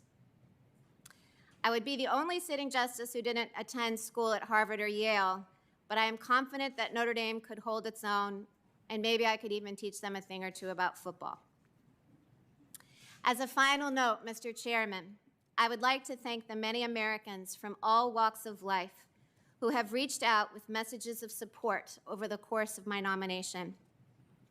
I believe in the power of prayer, and it has been uplifting to hear that so many people are praying for me. I look forward to answering the committee's questions over the coming days. And if I am fortunate enough to be confirmed, I pledge to faithfully and impartially discharge my duties to the American people as an Associate Justice of the Supreme Court. Thank you. Thank you very much, Judge Barrett. Let's try Professor O'Hara. Any luck with her? I'm here, Chairman Graham. Thank you. I apologize for the problem. The floor is yours. That's very kind of you. It's anticlimactic because you've already heard from the most important person from whom you need to hear. But it's very kind of you to take the time. I have known Judge Amy Coney Barrett for just shy of 20 years, and I want to thank you, the ranking member, Senator Feinstein, the distinguished members of the Judiciary Committee, Senator Young and Senator Braun, for the opportunity to speak about her here today. I first came to meet her when, as Dean of the Law School, together with my colleagues, we recruited her to the faculty in 2002. I was aware of her reputation as a law student, but I had not taught her. So I can well remember that in the initial interview, from my standpoint, I was not thinking of her so much as a Notre Dame alum, but rather as a candidate in whom many law schools would have an interest. After all, she was first in her class. She was executive editor of the Law Review. She had held 2 distinguished clerkships for demanding jurists, Judge Lawrence Silberman on the Court of Appeals for the D.C. Circuit, and Justice Antonin Scalia, a short period in private practice then at Baker Botts, and an Olin Fellowship at George Washington University Law School. So from my standpoint as dean, in a market in which law schools compete aggressively for candidates with sterling credentials like hers, Amy Coney Barrett was a big hit and a big win for us. In the course of the next few years, I was responsible for creating an environment in which she could take her potential and reach the maturation that would be necessary to meet the demanding standards of excellence in scholarship and teaching for promotion to tenure. I want to assure you that it was the easiest task of my entire 10 years as dean. I watched her develop into an exceptional teacher and a superb scholar, except that I must confess to say watching her develop is a bit of a misnomer because in many ways, Judge Barrett sprang full grown into the legal academy. The first of 3 distinguished teaching awards that she holds from our students was presented to her by only the second class that she taught. And in my annual visits to observe her classroom teaching, it became clear to me why that was the case. Our students then and now hold her in awe for the power of her intellect and for her consummate professionalism. To read her student teaching evaluations is like reading a thesaurus that only has superlatives in it. Her classes are known for the clarity of the presentation of substantive legal material, but also for open-minded, non-directive discussion, question and answer, respectful of differences and of differences in learning style with our students. Our students strive to meet her high and demanding expectations because they just don't want to disappoint her. And they greatly appreciate her availability outside the classroom for mentoring and support. At the same time that she was developing and building relationships with our students, she also produced an incredible portfolio of scholarships, superb in both its depth and its quality. Scholars around the academy hold her work in the highest regard. And so when it did come time for her tenure case, I can only tell you without breaching the confidentiality of that process, that it was as easy as a tenure case could possibly be. Her work appears in leading law reviews, University of Chicago, Columbia, Cornell, Virginia, and Texas, to name but a few. I was not surprised in later years when she was tapped for service on the Appellate Advisory Committee on the Federal Appellate Rules of Procedure and elected to the prestigious American Law Institute. And in her 3 years as a judge on the Court of Appeals for the Seventh Circuit, her opinions have been characterized by the same qualities as her scholarship: intellectual rigor, painstaking analysis, clarity of legal reasoning and of writing, accompanied by her deep commitment as a jurist to apply the law to the facts of the case before her. Stellar as her professional accomplishments are, no introduction of Professor Barrett is complete without talking about her personal qualities. She is brilliant but humble, fair and impartial but empathetic, open-minded and respectful of differences, a skilled listener and able to build consensus, generous, especially to those in need.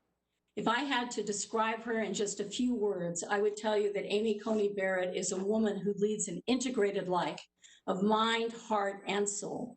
And it's that integration that allows her to move so seamlessly between her professional responsibilities and her family commitments. It humbles me now, as it did 12 years ago, that I was tasked at one point in my life with evaluating the professional qualifications of Judge Barrett in a university setting. Truth be told, she ran circles around me as a junior faculty member, and in the intervening years, she has left me completely in the dust. And nothing gives me more joy than to be able to say so, because this is the standard of excellence that we should demand for institutions of singular importance to us. I have only had 2 opportunities to communicate with this distinguished committee. The first was 10 years ago when I wrote a very strong letter of support for then nominee, now Justice Elena Kagan, whose tenure as Dean of Harvard Law School overlapped with my own tenure as Dean here. The second is today, in presenting Amy Coney Barrett to you and endorsing her in equally strong terms. There may be some who would find those 2 recommendations in juxtaposition, but I find them entirely consistent. Over the course of my 40 years in the legal academy, I've been blessed with the opportunity to meet many Supreme Court justices. As to the justices I've met, while their judicial philosophies may differ and their interpretive methodologies may differ, what they share is powerful intellects, rigorous work ethics, skilled listening skills, the ability to be open to persuasion and also to persuade themselves. To be fair and impartial, they are people of integrity, and they have a commitment to applying the law to the facts of the case before them. They understand that their role as justices is to advance the rule of law, not to advance personal policy preferences. They understand their solemn responsibility to preserve the court as an institution, not wings of the court, a single institution that plays a singular role in our republic. I know firsthand from having worked closely with Judge Barrett for almost 20 years that she possesses all these same qualifications in abundance. And I trust that over the course of the next few days, with the opportunity to engage in dialogue with her, that you will come to the same conclusion and recommend her for confirmation as an Associate Justice to the Supreme Court of the United States. Thank you so much for taking this late opportunity to have me say a few words about Professor Barrett. Thank you very much, Professor O'Hara. Thank you, Judge Barrett, and to your family, congratulations and welcome. We're going to have a couple long days ahead. Questions for the record will be due this Friday at 8 o'clock, which is standard practice for the committee. We begin tomorrow, 30-minute rounds, followed by 20-minute rounds. Just do the math. Got a couple long days ahead of us, so get some rest.